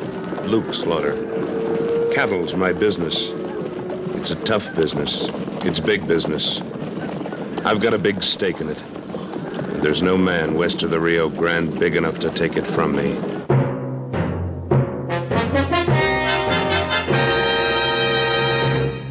Luke Slaughter of Tombstone.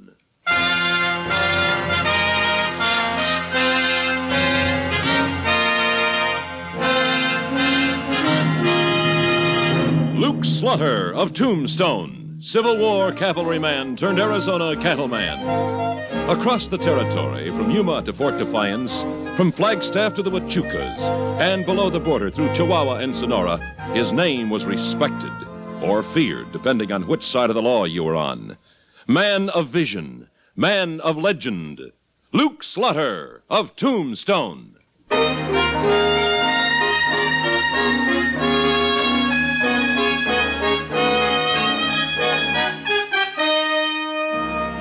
It was early when Wichita and I started out for Fort Huachuca. Too early.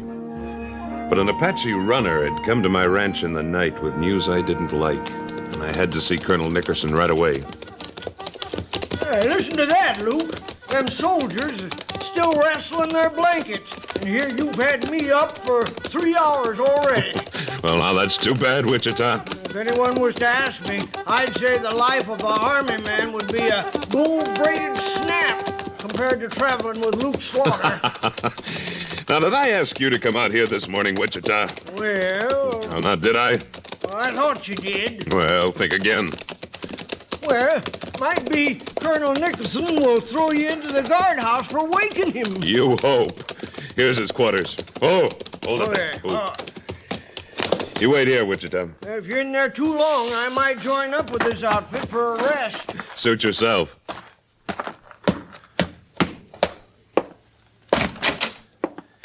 Good morning, Corporal. Oh, good morning, sir. Luke Slaughter to see Colonel Nickerson. Yes, sir. Have a seat, Mr. Slaughter. Now, I guess you're new here, son. I'll see him now. But, sir, he's still in bed. Well, then it was time he was up. But, sir... Who is it? It's me, Nick. Luke Slaughter. Come on now, get up. I want to talk to you. Luke Slaughter. You hidebound cattle rustler? What are you doing up this early? This isn't the siege of Vicksburg, you know. Well, you peacetime soldiers take it too easy. I tried to stop him, sir. Oh, it's all right, Corporal. He's an old campaigning sidekick of mine. I think I can handle him. Yes, sir. What's got you up so early in the morning, Luke? Nick, I got a message from Chief Mangus last night. He says his braves are going to hit the warpath over the government beef cutbacks. I didn't know it was that serious. What are you going to do about it, Nick? Me? What can I do about it, Luke? I'm Army. I take orders. Well, there's something I can do, if you'll help me. What is it? Get permission for me to go make a treaty with Chief Mangus. You mean wire Washington? That's right. I don't know, Luke. The War Department doesn't take kindly to field officers making recommendations on policy. I know, Nick. But something's got to be done, and fast. What kind of a treaty do you have in mind? Well, Chief Mangus has something the Cattlemen's Association wants, and we have what he wants. What's that, Luke? We'll give his people beef and money in return for the use of their grazing land. Well, they already have that deal. What do you mean? You're head of the Cattlemen's Association, And you don't know that T.J. Campbell's running a herd on the San Carlos Reserve right now? No, I didn't. Well, he is. 2,000 head. But the association hasn't made any agreement with the Apaches. I don't know about that, but according to Campbell, he's got an agreement with an Apache named Lona. Lona. I know him. He can't make treaties. Only Chief Mangus speaks for the Apaches. This whole thing's illegal. Of course it's illegal. That's why I'm sending a detail up to the San Carlos today to run the cattle off. You'd better hurry. If Mangus hears about this, he's sure to hit the warpath. Who's in charge of your detail? Lieutenant Baker. Why? Mind if I go with him? What for? Before I deal with Mangus, I'd like to set this Lona straight. Luke, I don't like this. Why not? Because you're mixing in something that's Apache against Apache. You might set off a full-fledged Indian war. Nick, that'd be better than what Mangus wants. What's that? Apache against white man. I'll go with Baker. Luke. Yeah, Nick. Make it unofficial, will you? Yes, Colonel. Wichita and I'll just happen to run into the lieutenant and his men. Good. Oh, and, Nick, you can do something for me. What's that? Send that wire to Washington. It'd be nice to have their blessings on a treaty with Mangus. Stubborn cuss, you're going ahead anyway, aren't you? Sure. What did you expect? For you to go ahead. Good luck.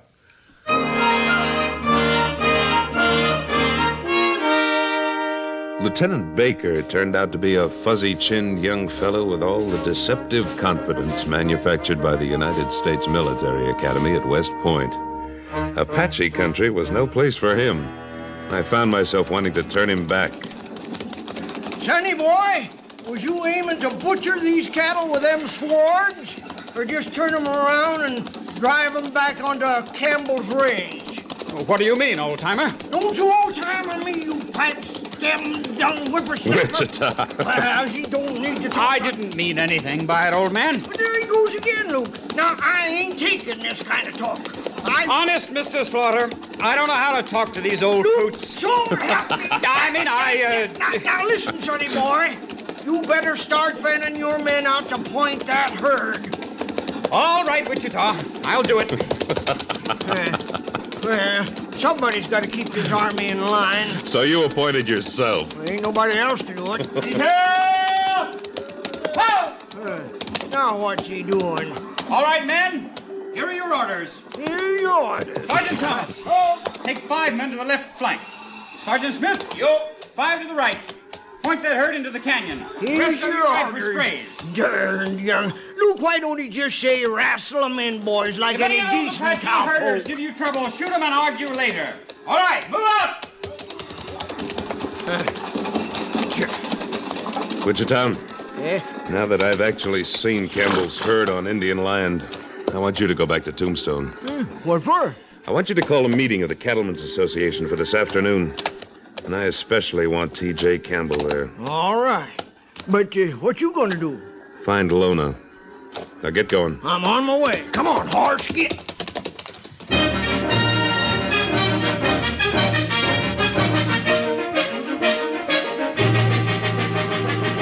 I rode into the rock-strewn foothills of the San Carlos Reserve. I dismounted and studied the cliffs above me for the logical place to watch the action below. I knew that when I found it, I'd find Lona. I decided to take the long chance and approach him unarmed, so I left my guns in my saddlebag and started climbing quietly towards the craggy site. He was lying face down on the edge of the cliff, watching Baker's men work the cattle below. Lona! Hayamokata. No, put the knife down. I didn't come to fight you. I'm unarmed. Lona not put knife down. Lona kill Slaughter.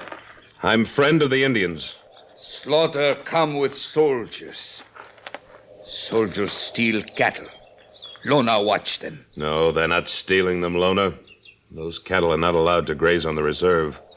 Lona let them. Lona make rules here. Mangus is the chief. He makes the rules for the Apache tribe. Mangus old man. Mangus brain like little child. make bad treaty for Apache. Lona make good treaty with Mr. Campbell. Lona soon be chief. Campbell cannot make a treaty with you. Only the Cattlemen's Association can make a treaty.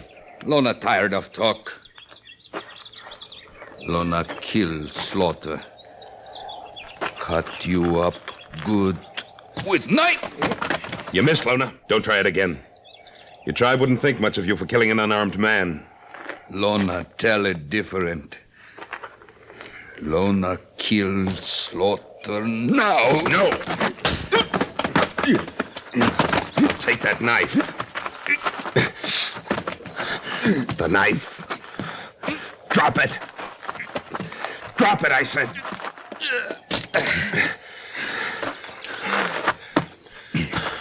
All right. Stand up.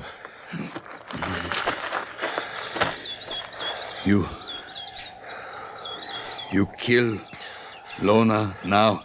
No. Just warning you. Stay away from Campbell. Neither of you has a right to make treaties. You understand? Lona, here, Slaughter. See that you remember it. Lona get you.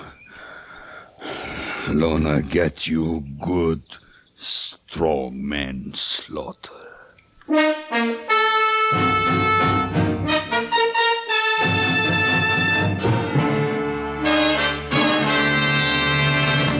In a moment, Luke Slaughter of Tombstone returns. What lies ahead for a brand new American? How does the future look for the 11,000 new Americans born every day? Well, it couldn't look better with more factories producing more goods for our mushrooming population. America is going places. Send for a free illustrated booklet, Your Great Future in a Growing America. Drop a card to Box 1776, Grand Central Station, New York, 17, New York.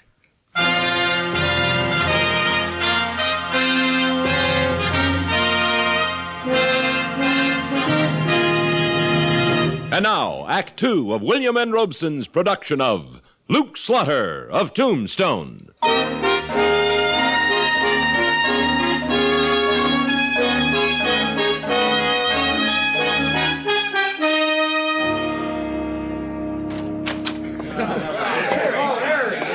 I see you found everybody, Wichita. Yeah, Luke, all of them, but I've been having a hard time holding them. Campbell?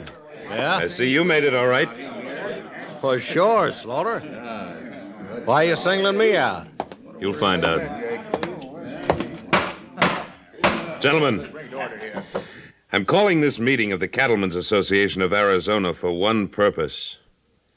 The expulsion of T.J. Campbell from the association for breaking our agreement with the federal government not to run cattle on the San Carlos What are you Reserve. talking about? I'm not finished. Also, because T.J. Campbell is guilty of making a private arrangement for his own personal gain. Well, wait up now. Sure, I made a deal, but it was fair and square. Gentlemen, this was done at the worst possible time. You all know that the government has just cut back the beef allotment to the Apaches. But you may not know that because of this, Chief Mangus has sent word to me that they're about to take to the warpath. Well, I didn't know nothing about that, Slaughter.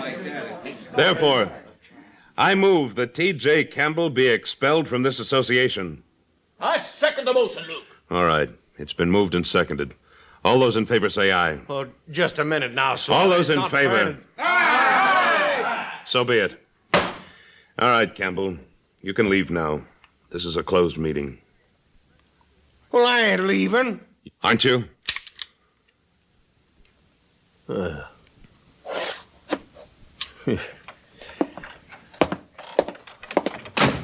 You want me to follow him, Luke? No, Wichita. Gentlemen, I'm sure you realize that we must act as an organized group in this matter, not as individuals. We need the Apaches' grazing land, but we must be prepared to pay for it. Good. Wichita and I'll go out to the reserve and try to contact Chief Mangus, providing you men agree to honor whatever arrangements I make. Then the meeting's adjourned. Well, Wichita, You ready to travel? Sure, Luke. I gave up sleeping the day I hired on with you. Lead me to my horse.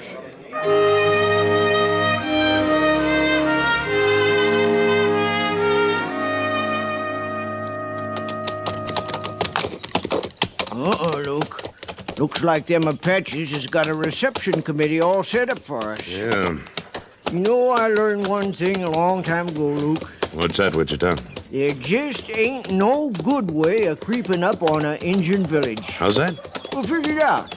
Come at the village from upwind, the dogs tip 'em off. Come from downwind, your courage goes back on you, and you go home smelling like you've been sleeping with a coyote. Nothing is simple for you, is it, Wichita? No. Yeah, stop here. Chief Mangus is riding towards us.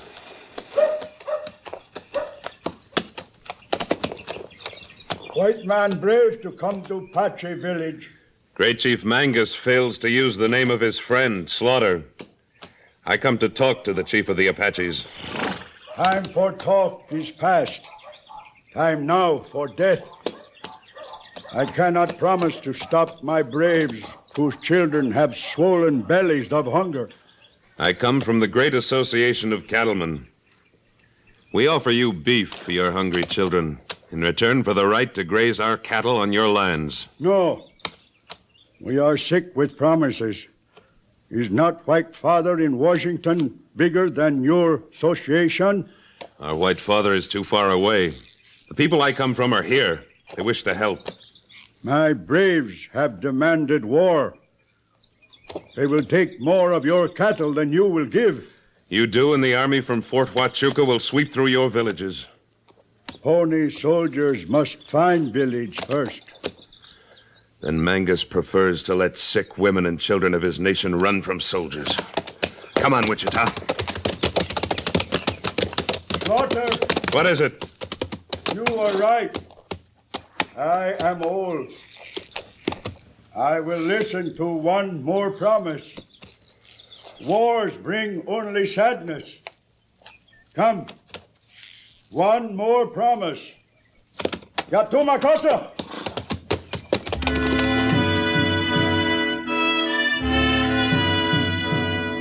We powwowed for hours.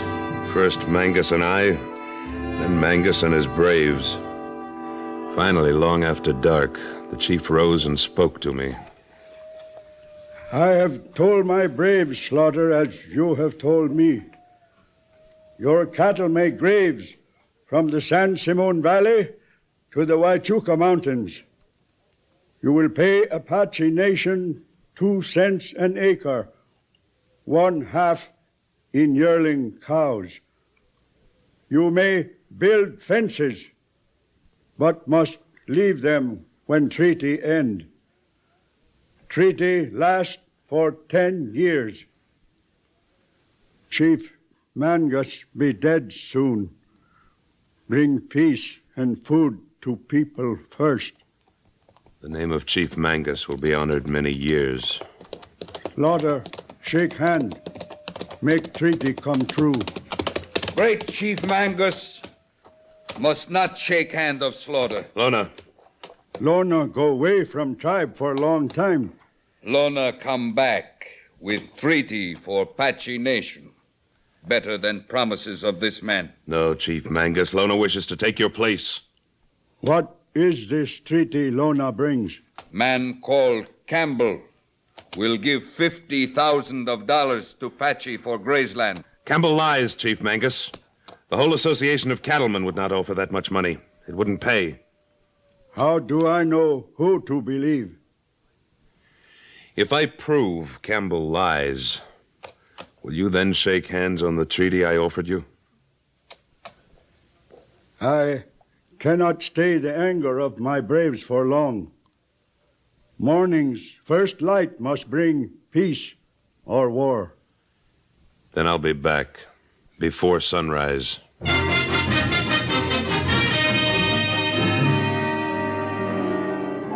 Yeah, that's right, boys. Drinks on T.J. Campbell tonight. Now, your glasses all full? All right, then, boys, raise them high.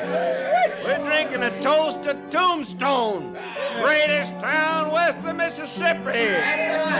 Raise 'em high, boy, like this. Who done that? Who? Oh. Why, Luke. It wasn't a nice thing to do. Shoot the glass out of a man's hand. Feeling good tonight, aren't you? What do you mean by that? What are you celebrating? Nothing. Just buying the boys a drink. That can wait, Campbell. Huh? You're coming with me. With you? Where are we going? To the Apaches. They're waiting for you. Oh. Hey, Luke, come on. Have a drink. Tell the boys you're just joking. I'm not. Get outside and get on that horse.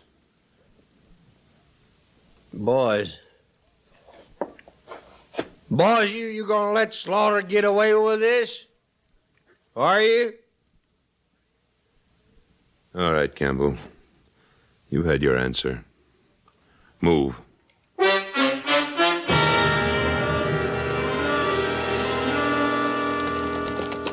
Slaughter, no. Slaughter, you can't do this. Just keep going, Campbell. Them Indians want to talk to you, Campbell, about that $50,000 you offered them. That's right. Seems that Lona told them you'd have the money with you this morning. That's a lie. I never told him such a thing. Well, they're expecting the money today, Campbell. I ain't going in there. Slaughter, them Apaches, they're in a killing mood when they're dancing like that. Why should you be afraid? You've got a big treaty for them. I tell you, Slaughter, I ain't going near them Indians. The next one goes through your head, Campbell. Now move.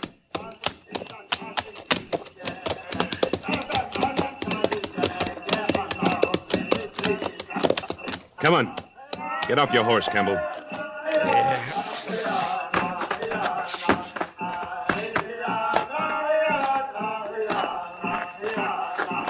Is this the man called Campbell? He talking to me, Slaughter? I'd say he was, Campbell. Did you bring money for the treaty?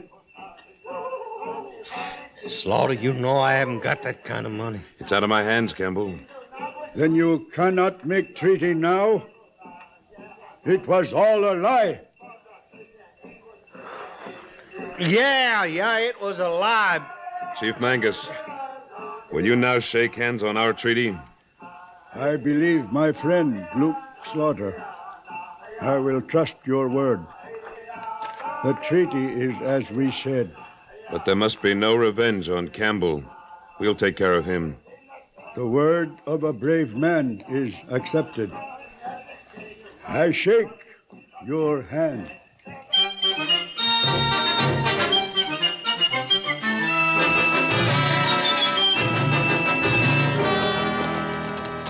Look there, Luke. Colonel Nickerson's horse outside the association office. Yeah. What do you aim to do with me? I've done it, Campbell. You're out of the association, and every cattleman in the territory will know what kind of an operator you are. Whoa! Oh. Slaughter, that's just the same as putting me out of business. It's a little late to worry about that, Campbell. Come on, Wichita. Let's see what's on the colonel's mind. Hiya, Nick. Morning, Luke. I just dropped in to tell you I got word from Washington.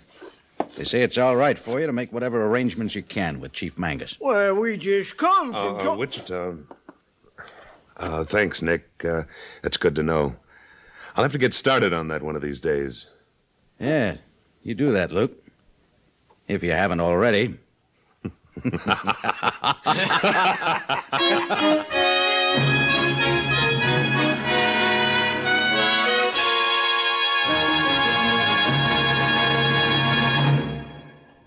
Luke Slaughter of Tombstone, starring Sam Buffington, was written by Tom Hanley and directed by William N. Robeson. Supporting Mr. Buffington were Junius Matthews, Jack Moyles, Sam Edwards, Vic Perrin, Lawrence Dobkin, Ralph Moody, and Norm Alden, with music composed and conducted by Wilbur Hatch.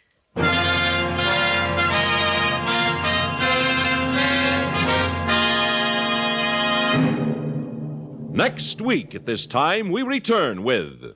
Slaughter's the name. Luke Slaughter. When we meet up again, you can call me that. Luke Slaughter.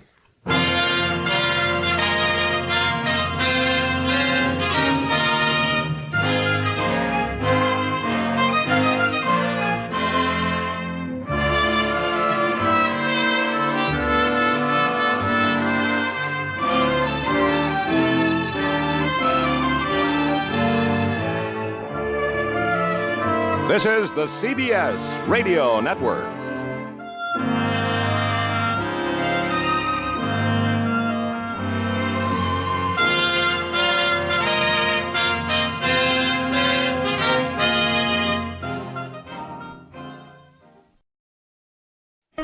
Shoe fly.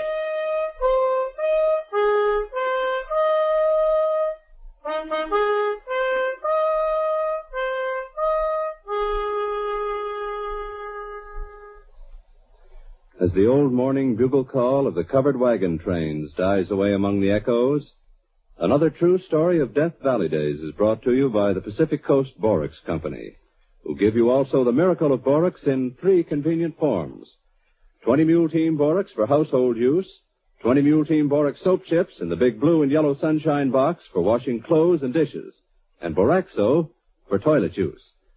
And now for the old ranger and his evening's yarn, which has the extraordinary title of Shoe Fly. Well, the title's no more extraordinary than the woman herself. Shoe Fly was a woman? Yes, woman prospector. Well. Oh, now I've come across plenty of women prospectors in my time. Some of them I've already told you about. Now, there was Happy Days at Goldfield, remember? Yeah. Went on that glorious junket at the age of 80. Hopping freights clear across the continent and back. Yes, I remember. And Silver Susie that operated a mine at Cerro Gordo for years and years in order to put her children through school and college. And Ma Riggs and Hard Pan Hattie and, I've known a bunch of them in the desert around Death Valley. But none of them quite like the woman I'm going to tell you about tonight. I can remember perfectly the first time I ever met her. Me and Eddie Granite had come to Independence to file a claim we just located up in the Panamints. As we walked into the county recorder's office, we found him busy with another customer. A smallish woman with sharp eyes and wispy gray hair. And dressed... It's funny how I remember such things. She's dressed in a gray and white calico dress and a black straw hat. To corner monument number 4, thence northwest 300 feet to place of beginning, including all dips, spurs, angles, and variations. Mm-hmm. This looks all right? Of course it's all right. The name of the mining claim above described is and shall be known as I'm sorry, I can't quite make this out. It looks like shoe fly. Huh? Here's shoe fly, because it expresses my sentiments. You mean, Shoe fly don't bother me. Oh, I see.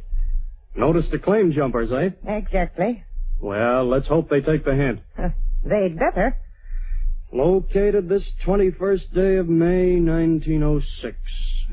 This your signature here? Yeah.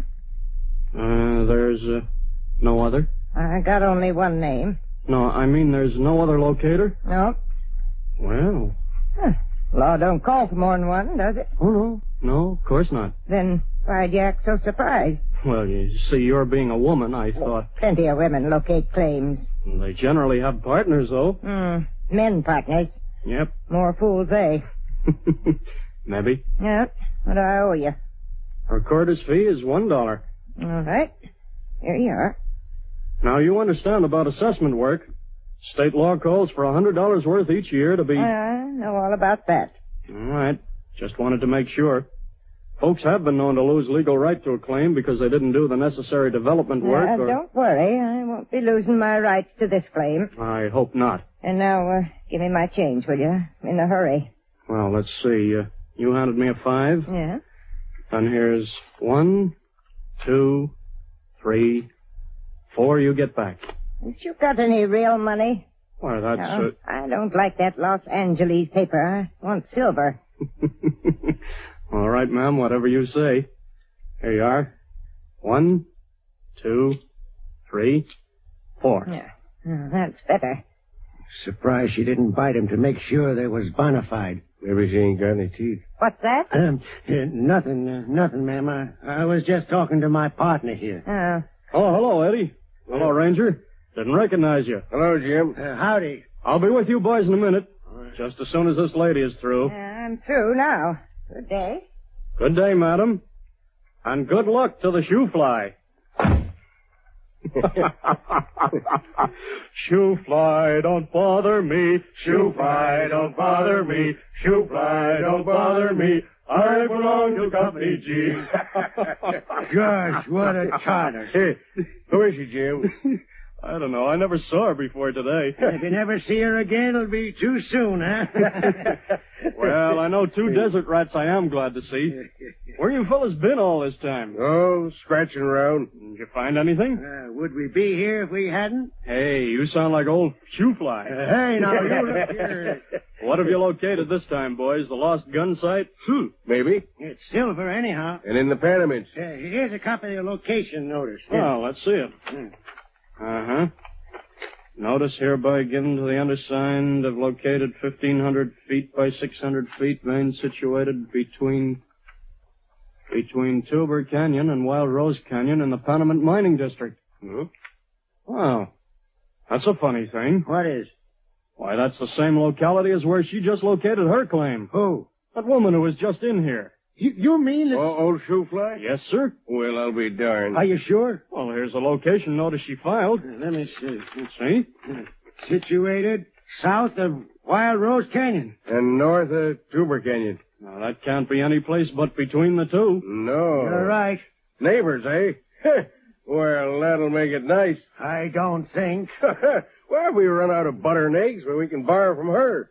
If we get lonesome evenings, why, Remember the lady's sentiments, boys.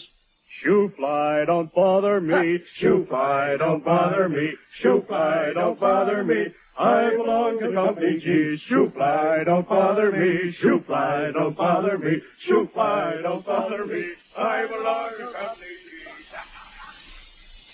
Well, the hot weather set in about then, and Eddie and me quit the desert for several months. The time we was ready to go back and start work on our claim, we'd forgot all about our shoe fly neighbor till we was part way up the canyon. Hello. What's the matter? Look at that. Where? That sign. Private property. Keep off. No trespassing. Penal code provision. Well, can you beat that? That ain't all neither. Look. A shade across the trail. Yeah. Just in case you can't read. Well, who in tarnation did that? Whoever it is ain't got no right to put a barrier up across this canyon. How do they think we're going to get up there to our property? No trespassing. Penal code provisions under section 587 to 625. Is that a threat, do you reckon? It'll take more than that to scare me. Get up, Jerry. Wait a minute, Eddie. What are you going to do? Right under it. Well, it's pretty low now. I don't think you can negotiate, not unless you unpack. Well, then we'll take it down. Is it padlocked? No. Good. Well, I'll unfasten it and you can drive the burrs through. You'll do nothing of the kind. I'm the owner here. Nobody goes through without my say-so. Why, it's her. The shoe fly woman. Oh, you know me, huh? Well, yes, of course. We was in the county recorder's office the same time you was, last June. And he blabbed to you, did he? No, certainly not. Well, we couldn't help overhearing the name of your claim, though. And its location and a few other important things. Well, we did... And now you come snooping around to see what I got. Oh, not at all, ma'am. Well, you won't have a chance to see nothing, because I'm letting nobody pass this chain. Yeah, but, madam... And if you try to force your way past, you'll get this. Hey, wait a minute. A gun? Yeah, loaded, too, and I'm a good shot. Now, listen, ma'am. You heard what I said. We're good. Go on, vamoose. Well, let me explain. No back talk now. We ain't trespassers. No. Didn't look like it taking down that chain. We got a claim further up the canyon. Now, if you don't believe it, we'll show you the records. Yeah, we're on our way up there now. Not by this trail, you ain't. Yeah, but we... And that's final. Well, this is the only direct trail, ma'am. Yeah, to get up there from the other side, we'd have to go away to Heck and back. Yeah, that's your funeral. Well, now, surely you wouldn't put us to all that time and trouble, ma'am. You see that chain, don't you? Well, yes, but... And you see that sign? Sure. And you see this gun. I don't know how I can make it any plainer to you. Unless I... Hey, be careful. Hey, what do you mean shooting at us like that? That's your starting signal. You... And you turn your outfit around and start down this trail, do you hear? And if you ain't on your way by the time I count 10, I'll shoot again. And this time I'll take good aim. But... 1, 2... Why, you... 3... Come on, Eddie, come on. There's no use arguing with us. The old she-devil. Turn around, Kate. Turn around. Down we go. 7... 8... Well, sir, that was the beginning of our troubles with our neighbor Shoefly. Not only did we have to take a long, roundabout, difficult trail back and forth to our property, but whenever she got so much as a glimpse of us, she'd come stalking around with that gun of hers, taking occasional pot shots at us just to kind of remind us that she was still there. After a couple of months of this, we finally went to the sheriff and complained. It ain't just us, Sheriff. She's got all the prospectors in that region terrorized.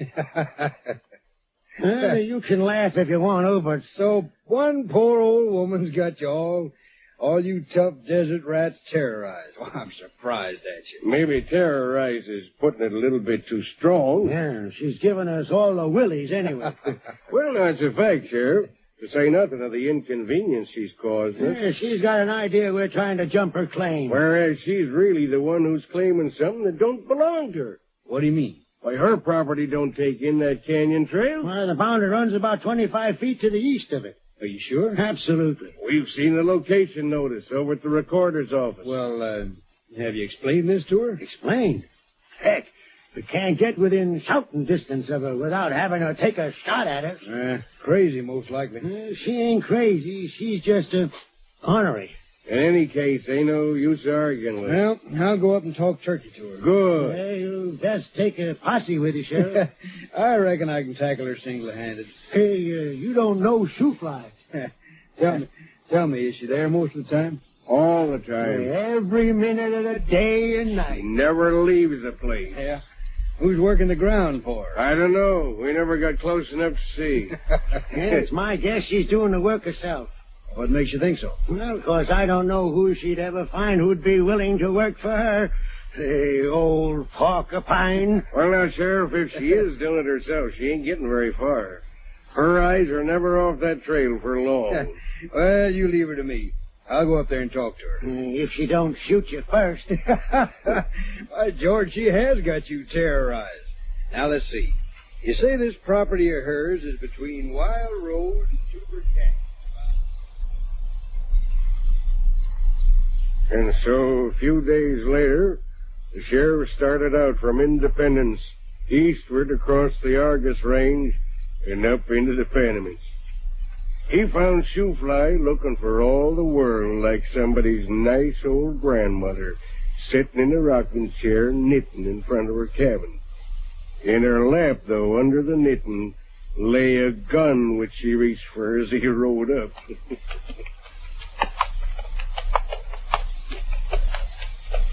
Howdy.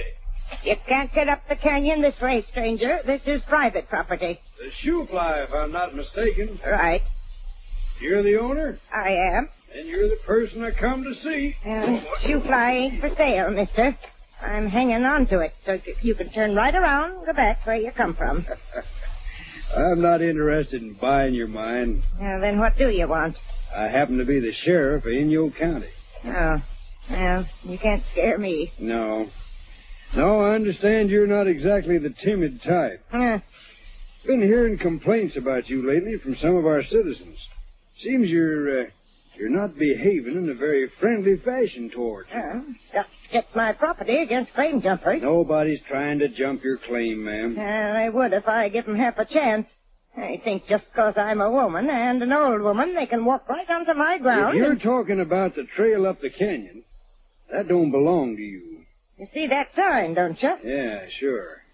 But that still don't make it yours. Your claim don't come within 25 feet of that trail. Why, listen, I located I it. know exactly what you located. Got the papers right here in my pocket. Oh. Now, you've got to take that chain down from across the trail and let folks by. I'll do nothing of the That's kind. a public right-of-way, and you can't block Well, it. Either you take that chain down, or I'll take you along with me back to Independence. Why, you can't do that. Oh, yes, I can. I'm the sheriff of this here county, and I can arrest you and lock you up for 30 days or 60 days or whatever length of time the judge decides would be good for you. You're in league with them claim jumpers, I know. They want to get me away from here so they can take possession of the shoe fly. Now you're talking nonsense. Come on, let's see you take that chain down. I don't like to arrest ladies, but if I have to... All right, I'll take it down. Good. Sign's going to stay where it is, though. I've no objection to that. Well, go ahead. Chain padlocked. I don't know if I can find the key. I'll wait till you do. I think maybe Ah Sing's got it. Who's Ah Sing? Man who works for me. Oh, Chinaman, huh? Yeah. Where is he? He went down this morning with a load of ore. He won't be back till tomorrow sometime. Oh? Well, then I might as well make myself comfortable. You gonna wait? Yep. Not gonna budge till I see that chain down. He might have left the key in the cabin. Or, it just might even be in your own pocket. Eh? Well, no harm in looking anyway. Yeah, I thought so. Well, let me have it. I'll do the unlocking myself. Huh? Just as you say. Only be quick about it. I've got to get back to Independence today.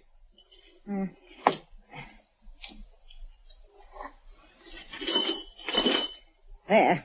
Now, you satisfied? I will be if you keep it down.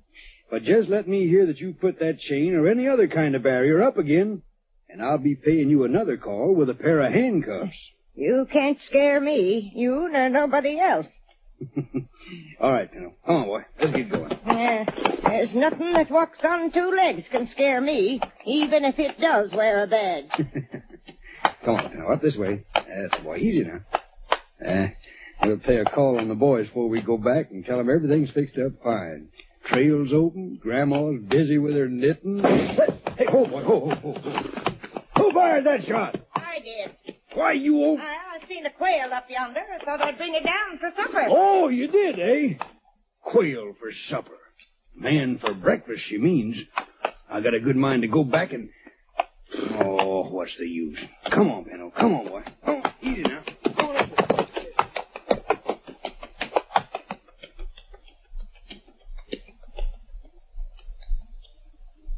When the sheriff told us he'd put the fear of the law into old Shoefly, we had our doubts. And we soon found our doubts was justified. She didn't put the chain up again across the trail, but... It might just as well be there, Sheriff, for all we can get by. Why, she sits there in that rocking chair of hers and pops away at us with her gun if we so much as come within hailing distance. Oh, she don't ever hit you, though. 'Cause we duck. Oh, she wouldn't hit you anyway. It's just a gesture, this shooting. Why, she done the same thing to me the time I was up there. Oh, he didn't tell us about that. Well, wasn't worth mentioning. Shot at you, did she? Well, she said she was aiming at a quail. And you let her get away with it? You're a fine sheriff.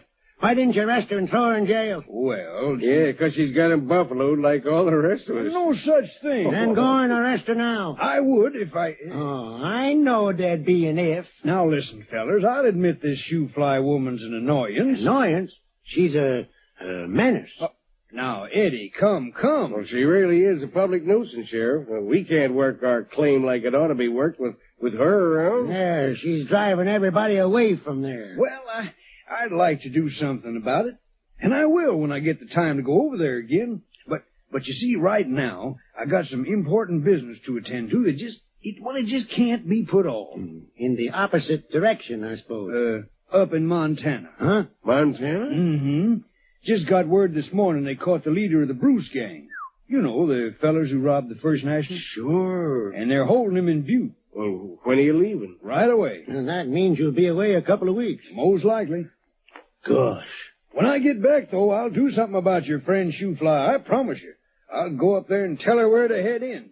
If she hands me any back talk, But by the time the sheriff returned from Montana, there was no getting up into Wild Rose Canyon or getting down from there either.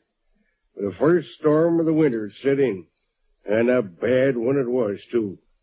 For almost a week it snowed, and the wind blowed a gale. All we could do, Eddie and me, was to plug up the chinks in our cabin and thank our lucky stars we'd laid in a good supply of wood to keep us from freezing to death. Even after the storm had cleared, the drifts were so deep that it was just about impossible to break any kind of a trail. So you can imagine our surprise one day as we was sitting playing checkers on an improvised checkerboard with the pieces of ore for men.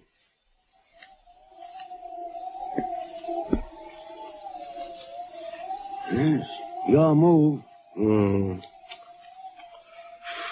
Well, now let me study this situation for a minute. Now, wait a minute. Now, if I move this feller, he'll jump me. Uh-huh. Yeah. Now, on the other hand, if I leave him where he is, well, he'll take... It is somebody knocking. Yes, it is. My gosh, it sounds like... It is. Shoefly. Yeah. Thank the Lord you're here. I was afraid maybe you'd gone, cleared out before the storm. No, we've been here right along. Come in. Here, let me give you a hand. Well, if you hadn't have been here, I don't know what I'd have done. I couldn't have went back to him. No, I couldn't. Pull that chair up for her, Eddie, by the stove there. All right. That's it. She's half frozen. Tain't the cold that's making me shiver. It's... Yeah, how about some whiskey? No. Yeah, you'd better. No. It'll do you good, ma'am. That'll warm you up. Yeah, put new life into you. Didn't do him no good. He just turned bluer and bluer. Who? I'll sing. Who? I'll sing. Chinaman is working for me. You ever see a Chinaman turn blue, mister? Well, it ain't blue exactly. It's green. Yellow and blue, that makes green, don't it? Well, what are you talking about? I'll sing. Well, is he sick? Dead. What? Dead? Yep. When? Where? Oh, 4 or 5 days ago. Last Tuesday, I think it was. Over at your place? Yep. Gosh. Yeah. What was the matter with him? I don't know. He took bad all of a sudden with pains. I brought him into the shack and done everything I could for him, but he just got bluer and bluer. Then he had a convulsion and he died. Good Lord. Where is he now? Right where he died, of course. Where do you think? Right where he's been for the past 5 days and 5 nights. Laying on the bunk, just a-staring and a-staring. Well, now, you'd best have some whiskey, ma'am. No. After what you've been through, what? You stayed right there with him all this time? Nothing else I could do. I couldn't get out with the blizzard raging, and I couldn't put him out. No. I didn't have the nerve. 5 days and 5 nights. Snowed in with a corpse. Gosh. It was awful. The night especially. Storm a-howling outside. Him laid out there so... Oh, I never knowed before what it is to be afraid. I've always said there was nothing in God's world could scare me. But when it ain't in this world, when it's something dead, stiff and staring... You take it easy now, ma'am. Yeah. Try not to think about it. Well, as soon as the storm cleared, I got out. I knowed I couldn't make it all the way to Darwin, but I figured I might be able to make it up here to your place. I don't know how you ever did it with no trail, Brooke. You let me stay here, won't you? Why, of course. Sure. You just make yourself comfortable here for the night. In the morning, we'll all go back up to your place. Not me. All right, then. You can stay here, and Eddie and me will go over and tend to things. I'm never going back there. What? I'll never set foot on that ground again. You mean... I'm quitting. You're going to sell out? Oh, sell out or just clear out. I'm all through with the shoe-fly. And I'm all through with the panamints in the desert. Hey, man. Oh, well, now. You may feel different later on. I'm not waiting to find out. I'm going back to Idaho, where I come from, just as fast as I can get there. Well, I'll be. Say, hand me that there bottle, will you, Ranger? Yes. The lady may not want a drink, but I do. Yeah. Did our thing, did he have a wife and children, ma'am? No, No family at all. Well, for a Chinaman, that's a calamity. He'll leave no descendants. Yeah. Well, I hereby appoint myself his descendant by adoption. To bury him proper, protect his effects, and set off firecrackers in his honor at least once a year. To our Singh, my neighbor and revered ancestor. The program you've just heard is another true story of Death Valley days. Presented for your enjoyment every Friday evening at this hour by the Pacific Coast Borax Company. Producers of 20 Mule Team Borax for household use, the 20 Mule Team Borax soap chips in the big blue and yellow sunshine box for washing clothes and dishes, and Boraxo for toilet use. The discovery of borax in Death Valley back in the 1880s was an event of far-reaching importance to industries as well as to each individual home in America. So great was the need for this gift of nature that men and mules endured untold hardship to bring the treasure out. The largest wagons ever made were created for the purpose, and strings of 20 mules were trained to answer to the jerk line and jump the traces in rounding the precipitous mountain trails safely with their great loads. So that's the story of where the trademark 20 Mule Team came from. And its presence on your box of soap chips is important to you because it guarantees that 20 Mule Team Borax soap chips contain enough 20 Mule Team Borax to be of real benefit in cutting grease and grime, dissolving dirt, conditioning your water, whether it's hard or soft, and to make creamy, long-lasting suds. Next week, the old ranger plans to tell you about the telephone operator who had her finger on the pulse of Goldfield for 33 years. The artists featured in tonight's Death Valley Days program were Irene Hubbard, the old ranger John McBride, Milton C. Herman, Frank Butler, and Jeffrey Bryant. This is George Hicks speaking.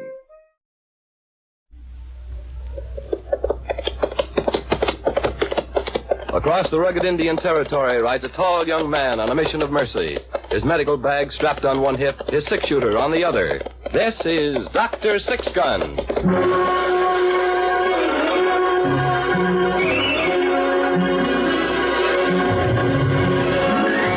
The National Broadcasting Company brings you another episode in the exciting adventure series, Dr. Six-Gun.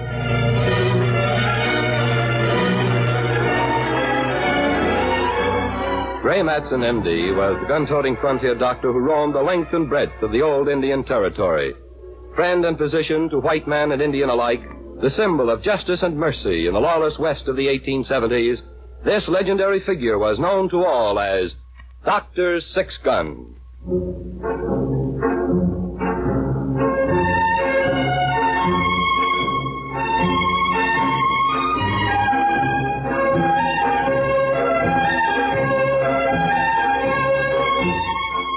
The Territory is a place of youth. Men live, cram a lifetime into a few short years, and die before they reach the age of 30. Cowpunchers are young men, the soldiers are young, the bad men are young. There are not many who reach old age here in the Territory. Of them, I can be said to be one, for I am old before my time. And who am I? I am Pablo, the gypsy peddler. And this is my friend Midnight. Midnight. He is a raven. And he, too, has the quality of maturity. No fool like an old fool. And like most mature persons, he is a philosopher. We were discussing this question of age in the Territory one night at the Bull Run Saloon. I was sitting at a table with my friend Doc Six-Gun. We were watching Pop Whedon at the bar. He was a seedy old man with dirty jeans and a straggly gray soup strainer mustache. His skull was as bare of vegetation as the Badlands, and his skin was as wrinkled and cracked as a river bottom in the drought. He stood at the bar and pleaded with O'Shea. Well, now listen, O'Shea, you got to have respect for your elders. The good book says that. Says you have respect for your elders. That's all I'm asking you. Now, listen, Pop, I got respect for you, but it don't say I gotta let you run up a tick as long as your arm that you ain't got no hide nor hair of a chance of paying off. Doggone it. Oh, say, that ain't the point. Here I am standing debasing myself, pleading like I was a whoop dog, and what am I asking for? Am I asking you for something you ain't got? Huh? Am I asking for your shirt off on your back? No, I'm asking for one measly little drink of your no-good barrel whiskey, that's all. If it's no good, how come you want it? It's the principle of the thing. The principle. I'm just trying to give you a chance to do a good deed. Go on now, Pop. Clear out of here. You ought to be ashamed of yourself, old feller like you, begging for whiskey like a hound dog for a bone. Ain't there nobody at the bar going to buy a drink for old Pop? Think of your poor old daddies with the gray hair and the careworn faces. Ain't one of you got an ounce of sentiment? Now go on, Pop. Quit bothering the clientele. Scat. There ain't no respect left in this here territory for the aged. Now go on before I throw you out. I'm going. Now don't push. Stay out, Pop. I ain't got time to argue with you. No good, young whippersnapper. Look out, Pop. Oh, I'm sorry. Oh, Doc, I didn't see you there. I was thinking of something. Did I hurt you? I just spilled my coffee. Oh, yes. Hey, Doc, I got an idea. I meant to talk to you about it. I heard somewheres once that this here medical science was like looking for people. What do you mean, Pop? Well, you know them there medical science. The students in the hospitals looking for folks who was willing. Just, how do you mean? Yeah, well, no, I hear tell that they'll pay real good cash money for folks. What are you getting at, Pop? Well, I meant to ask you when I seen you, Doc. I figured maybe you and me could make a deal. If you was to give me payment in advance, I'd let you stake a claim on me like. What the devil are you talking about? Well, now, look, I'm an old man, Doc, and I'm tough as nails and weathered tougher than rawhide. But there's going to come a day, Doc.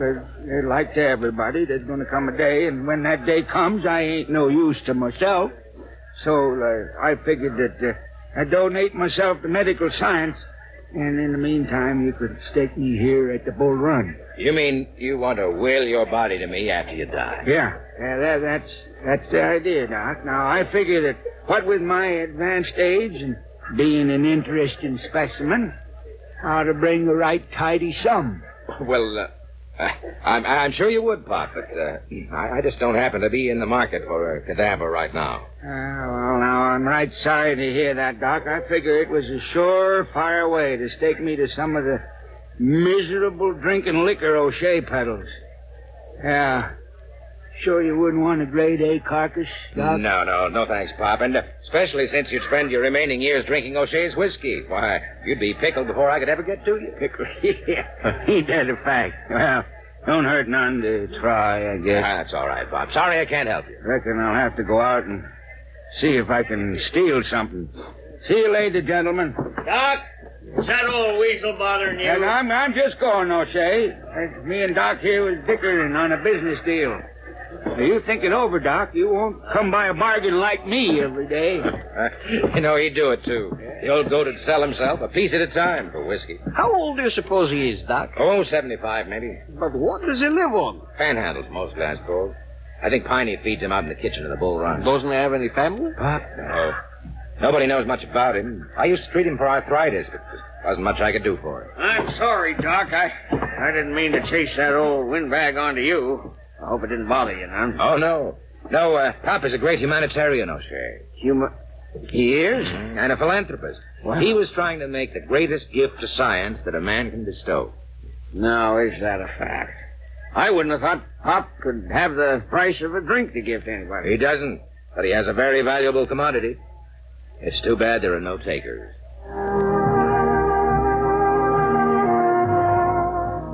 For a while, Pop Whedon found a profitable enterprise in watching horses hitched outside the Bull Run. Of course, a good cow pony will never stray when the reins are dropped and wrapped once around the hitching rail. But somehow or other, when a cowpoke neglected to give Pop a dime to watch his horse, the reins became mysteriously unwrapped, and the pony might be found wandering some 3 miles from town. This kept Pop supplied with the necessities of life and even allowed a small margin for foolish expenditures, like food. All right, O'Shea. I'll take a glass of your best drinking liquor. Just as long as it costs me 10 cents. Okay. Let's see the dime, Pop. Yeah. All right, I guess. Guess you found somebody else to work that horse-watching dodge on. O'Shea, I provide a useful civic service. Just don't try it on any of them Texas cowhands that comes through in the spring. They'll heave you into the horse trough. Well, now, to tell you the truth, O'Shea, I've been thinking about the spring. Yeah. Got a notion to expand. What do you mean, expand? Well, with the increased business, I'm going to have to put on a couple of hands to do some of my watching for me. Pop, you're getting plumb loco with age. You got the 10 cents, don't I? Just take my advice, Pop. Don't pull that dodge with any stranger. They might not understand you're just a harmless old varmint. I'll take care of myself. Don't you worry about that.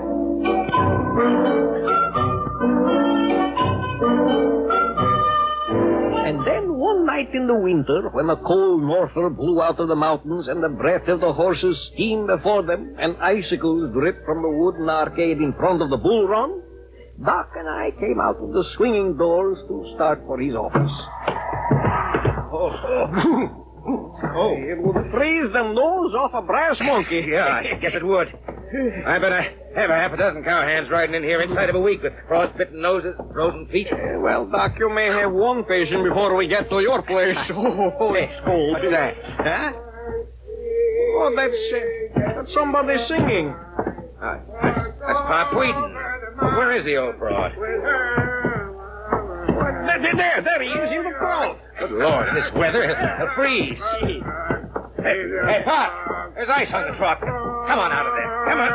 He's blind drunk. Good morning, gentlemen. Care to join me? The water's fine. Get off his arm. Oh, it's cold. Now, listen, you wait. Let me alone. I ain't finished my bath. Get him out. Come on. Up with you. It's cold. Here, let me get back in that nice warm water. No. Come on now. Come on, old-timer. Come on. Get him over to my place. His clothes are going to freeze stiff. It's cold out here. What's the idea? Dragging the fellow out of the nice warm water. We'll have to carry him. I don't feel so good. I'm shivering. He's out. Come on now. Let's get him over to my place before he freezes to death.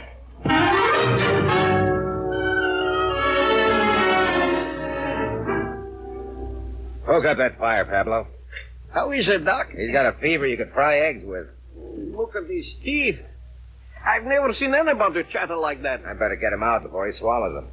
What kind of crazy thing is that? Taking a bath in a horse trough in the dead of winter. Lucky we came along. Could have found him in the morning frozen solid and buried him right in the ice. Doc. Oh, he's coming too. Doc. Hey, what's the idea, you crazy idiot? Don't you know better than to freeze yourself to death? Doc, the last thing I remember is standing at the bar. And O'Shea says it's Saturday night. I figure Saturday night is time for my bath. Well, it's almost your last bath. You better lay off that whiskey of O'Shea's for a while. Darn it, killed you. Oh, no. I wouldn't say that. Doc, it saved my life. Everybody knows that alcohol won't freeze.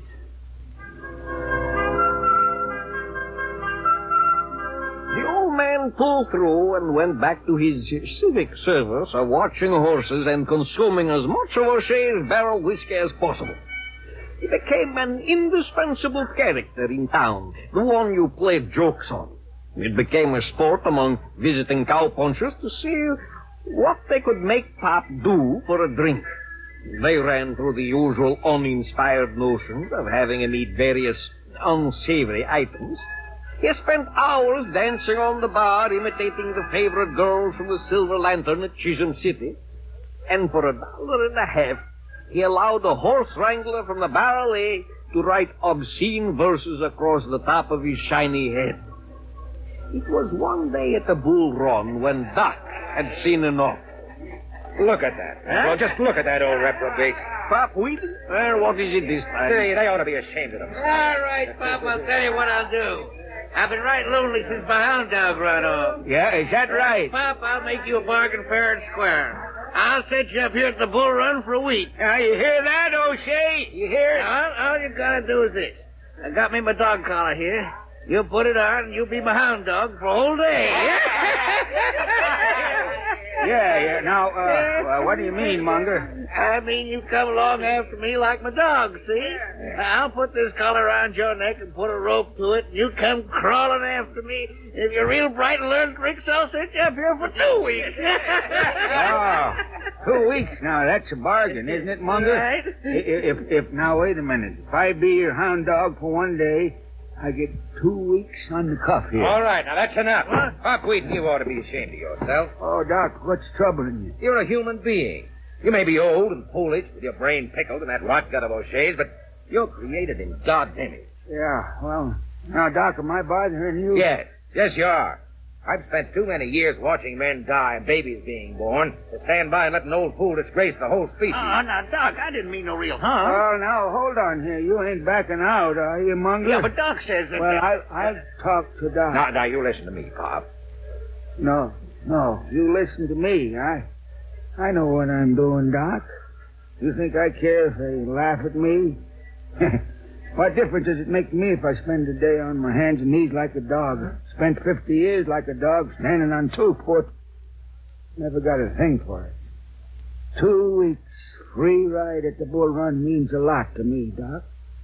Now, leave me be. I know what I'm doing. I suppose it took a lot of whiskey to make it seem funny, but Pop Wheaton spent that Saturday night on his hands and knees in the sawdust of the bull run, the collar around his neck and the leash attached. Al Munger taught him to roll over and beg and count to 4 by tapping with his paw. And the laughter, which was sheepish at first, grew deeper and heartier as the full measure of the jest dawned on the assembled cowpokes. After that, when Pop came into the bull run, the men at the bar whistled to him and called him Rover and other amusing allusions to the evening. I think Doc brooded over it, although we didn't speak of it often. I remember one time we were sitting at his place in the evening smoking our pipes. You know, Pablo... What? Maybe I shouldn't have done it. You've done what? Remember when Pop Wheaton offered to sell me his body for payment in advance? Yes. Maybe I should have done it. What do you mean, Doc? What would you do now with his body? Nothing. But I might have done something for his soul. Doc, don't torture yourself. What would you have paid him? $100? $200? How long do you think it would take him to drink it all up or gamble it away? No, he would have been wearing Munger's dog collar maybe 2 or 3 days later. I don't understand it. I don't understand what makes a man do that to himself. He's an old man, 75. He should have some kind of dignity. Doc, you're not a drinking man. Perhaps you don't understand. Ah, that isn't it. I've seen men chained to whiskey. I've seen them in the hospitals when I was a student back in Boston, screaming and crying for gin. But somehow this isn't the same. It's almost as if he wants to be down in the dirt. I still think it's the whiskey. Not entirely. I've seen old Indians drunk, horribly, sickeningly drunk, and yet somehow they seem to hold on to something. A pride in being a chief, or even in being a man. But there's something about Pop. It's as if by degrading himself, it's a great joke he's playing on all of us. Sometimes I get the feeling he's laughing at us. Well, he won't have the last laugh. Not at his age.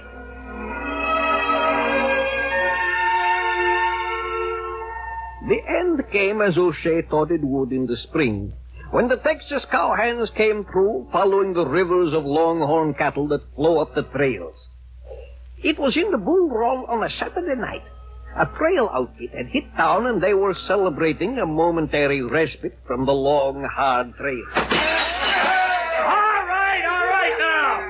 You got the mirror behind the bar, now simmer down.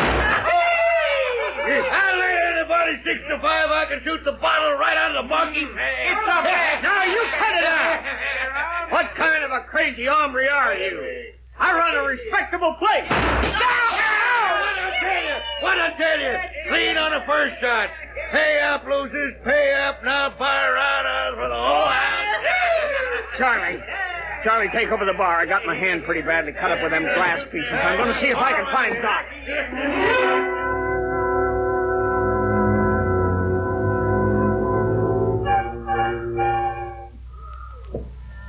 He'll be all right, O'Shea. Just keep it out of water for a while.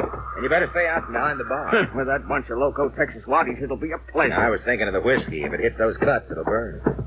Hey, listen. There. Yeah. You hear, Doc?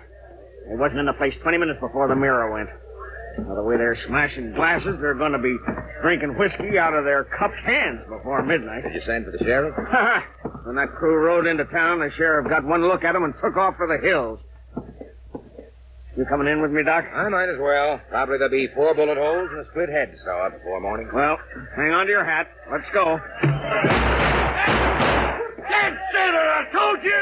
Loses pair! Hey, that's Pop Whedon over there against the wall. What's he doing? All right, set him up again.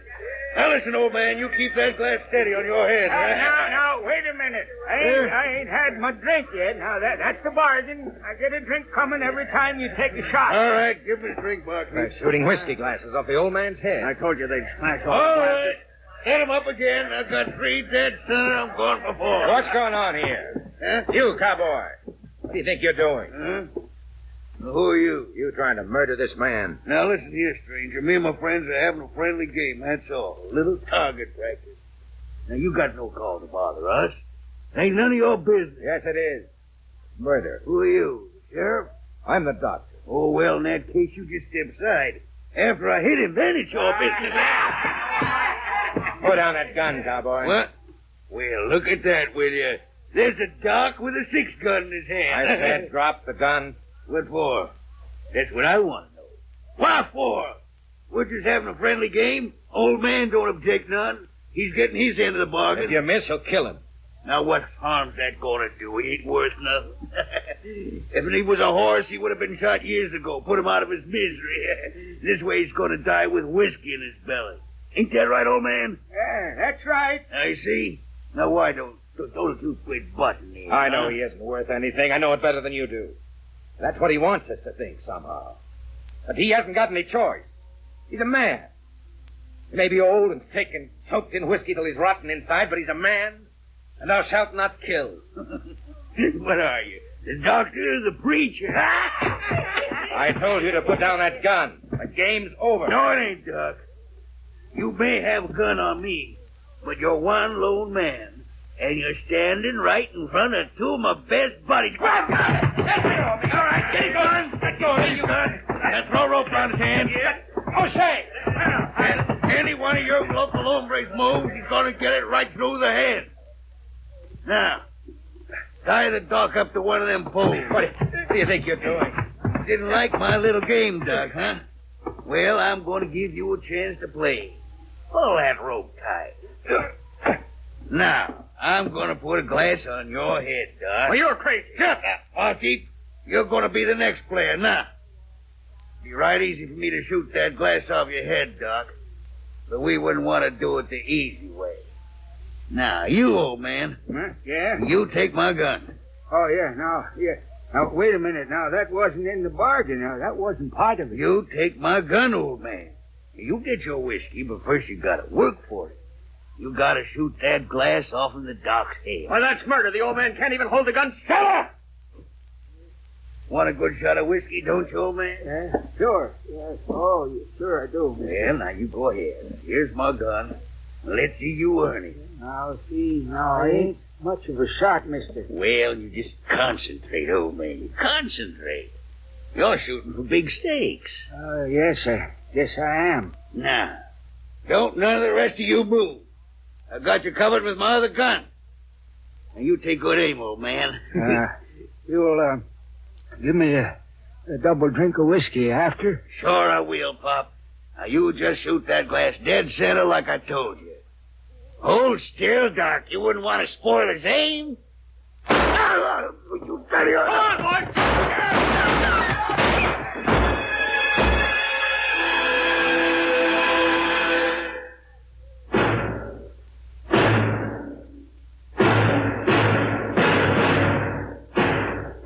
The leader of the Texas men down from Pop's bullet, the citizens of Frenchman's Ford quickly turned the tables on the visitors, and within half an hour they were in the lockup at the sheriff's office, nursing 2 broken arms, half a dozen scalp wounds, and 1 bullet wound in the leg. But the leader was not with them. He was on a slab at the establishment of Mr. Breckenridge, the town undertaker. And Pop Whedon, he was on the bar at the Bull Run. How is the old codger, Doc? He won't last. Caught a bullet in the chest. Lost too much blood for a man his age. He saved your life, Doc. Gunning down that crazy coyote. I know. His eyes are open, Doc. Pop Whedon. Huh? Why did you do it, Pop? Oh, just a bad shot. You know, I didn't get my whiskey. Do you think I could have it anyway? Will it hurt him, Doc? Doesn't matter now. I'll pour you a double, Pop. From the best bottle. The one I keep for myself. Yeah, Why did you do it?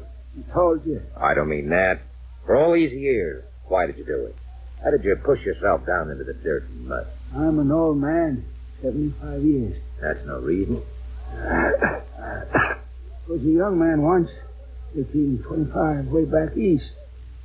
Only it wasn't the east then, it was the frontier. It was the wilderness. I had a little house.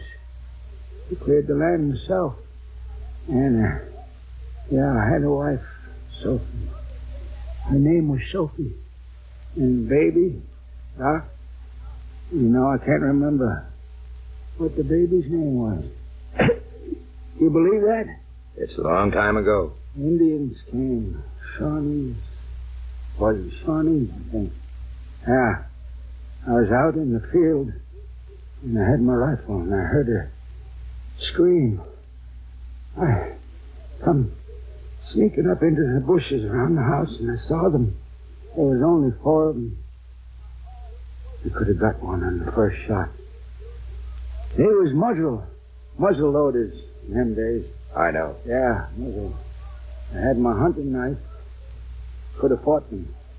Men have fought the Indians before. It was their wife and baby in danger. I had surprise on my side, Doc. You see, they didn't know I was there. But I didn't do anything. I didn't fire a shot because I was scared, afraid. Take it easy. I watched, Doc. I watched over the sights of my rifle. I watched. And when it was over, I went away. I didn't have no more wife, Sophie. Didn't have no baby. I can't remember the name of the baby. Isn't that funny? Yeah. No. Ain't no animal would behave like that, Doc. No animal. Ain't no varmint in the woods, no bird of the air. Would have been that downright low. Doc, the human being is the lowest, no good, rottenest thing there is. I've lived 75 years knowing that. But you don't believe it anymore. Told you what I'd done. I saw what you did tonight. It wasn't low or rotten. You saved my life. Maybe it was because you never really believed it, Pop. And I was the one who told you you were wrong. No. No, man ain't no good. A man is a critter who'd lie in the bushes and watch his woman die because he was afraid to fight. Yeah. Look at me, Doc. Haven't I showed it? 50 years I've been the lowest, no good, rotten, crawling critter nobody ever saw. Doesn't that prove it? Doesn't that make it up? And let everybody see how rotten I was, Doc. Doesn't that make it up? No, that doesn't make it up, Pop. Not being low and rotten. But maybe this does. Maybe this makes it up.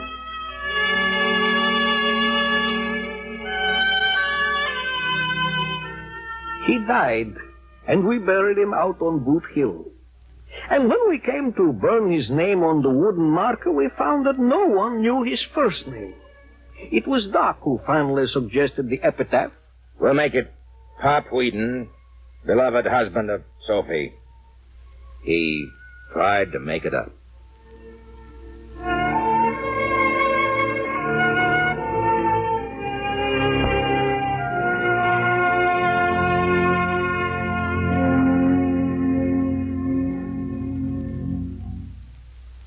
If you have been listening to Dr. Six Gun, brought to you each week at this time by the National Broadcasting Company.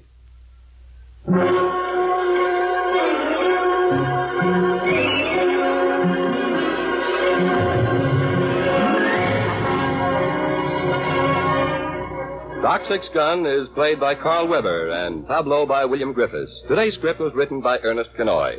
Heard in the cast were William Keane as O'Shea, Kenny Delmar as Pop, and Louis Van Ruten as Marquis. Dr. Six Gun, a radio production of the National Broadcasting Company, is directed by Harry Frazee.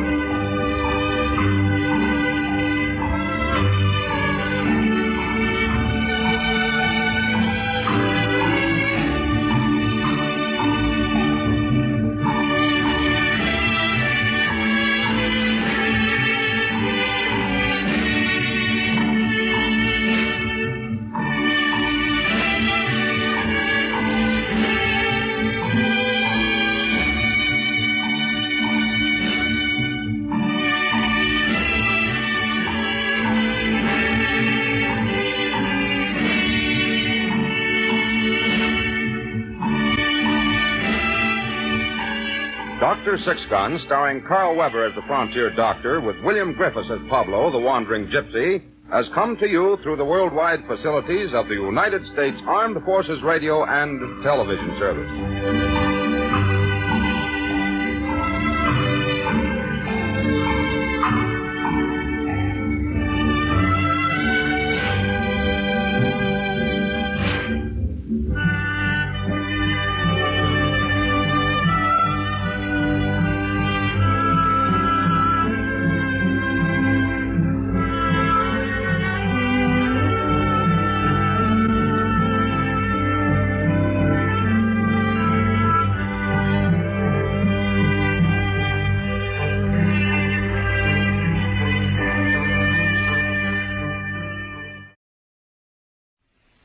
Come along, folks, and listen to the tale of Hawk Larrabee on the Western Trail. Comatai, yippee, yippee, yippee, comatai, yippee, yippee. Larrabee's the name. Hawk Larrabee. He's rode every trail across the lone prairie, as sure as his name's Hawk Larrabee. Comatai, yippee, yippee, yippee, comatai, yippee, yippee. Yes, it's Hawk Larrabee, starring Barton Yarborough with his exciting stories of the timeless West. Stories of men and women, famous and infamous, who loved and hated, lived and died in the colorful drama of the American West. Stories chronicled for you by Hawk Larrabee. Yep, I'm Hawk Larrabee. A lot of folks claim that I was a fiddlefoot, that I couldn't stay put in one place. And it wasn't long before I started to believe in them myself, because I left my old stamping grounds at Sundown Wells and hit the trail. First stop, the gold camp at Mulberry Creek. There wasn't no mulberries that I could see, and the only creek was a ditch of dirty water, full of miners, working rock or a pan, trying to get a trace of that yellow stuff called gold. The new part of town was made of tar paper shanties and tents. But there were some pretty fair buildings along the main street, and one of these was the Collins Mercantile, a typical Western general store. I went inside to buy me a can of saddle soap, and there was the prettiest gal I ever set my eyes on behind the counter. And I seen something else. A big, red-faced hombre waving his finger right under her nose and talking loud and mad. Mary Collins, I'm only trying to help you. Can't you see that? No. You want them to hang Lucius. And you want to run me out of business. That beau of yours is guilty, and he ought to swing. Well, I'm making an offer for this store. My final offer. Get out, I said. Morgan Bryce. Bryce, the lady asked you to leave. What? Where'd you come from? Well, never mind that. Oh, please, stranger, don't cause any more trouble. The name is Hawk Larrabee, ma'am. Looks to me like Bryce here's the one that's stirring up trouble, not me. What's your cut in this deal, Larrabee? Well, sir, I'm just a fella from Texas that don't like seeing a darn saddle bum yelling at a pretty girl. Saddle bum? You call me a saddle bum? Well, I've got the biggest store in this town. You mean the one in the big tent down the street? So you're the fella that's giving stuff away, hmm? Is that how come ain't no customers here in Miss Verity's store? Of course. How can I compete with his ridiculous prices? But that's not important. Larrabee, I'm trying to make friends among the miners. Nothing else. Mulberry Creek has a future. I intend being part of that future. Well, there's one sure thing. You ain't making no friends in here. I don't intend to. Please, both of you. Verity, today's the trial. Now, I could put in a good word for Lucius, but I sure won't feel inclined to now. But he isn't guilty. No? Well, I'll tell you what I'm beginning to suspect, Miss Verity Collins. What? Maybe you and that Lucius Budlong was both in on killing your Uncle Fred. That's a lie. How can you say that? Fred Collins didn't want you marrying Lucius. Him and Lucius quarreled. So the pair of you figured to get him out of the way. Then you'd both have the store. I don't want this store. Lucius doesn't want it. He's a lawyer, not a clerk. Lawyer? What lawing did he ever do? Well, he hasn't had a chance in this town, that's all. Well, you had your chance. But now I'm going to see that everybody hears my opinion of this killing. You wouldn't. Or wouldn't I? Bryce, you know something? I've been mighty darn patient for you. But now you're going out that door, walking or flying, just suit yourself. Well, you can't talk like that. My rear. Don't never make a mistake of pulling that Pee-wee 41 on me again. I'm toting a 45 like most everybody else, and it'll put a hole in you big enough for your hand. Why, you... I'll just unload this pistol of yours. There. Now I don't reckon you shoot me in the back. Get to moving, Bryce. I'll see you later, Hawk Larrabee.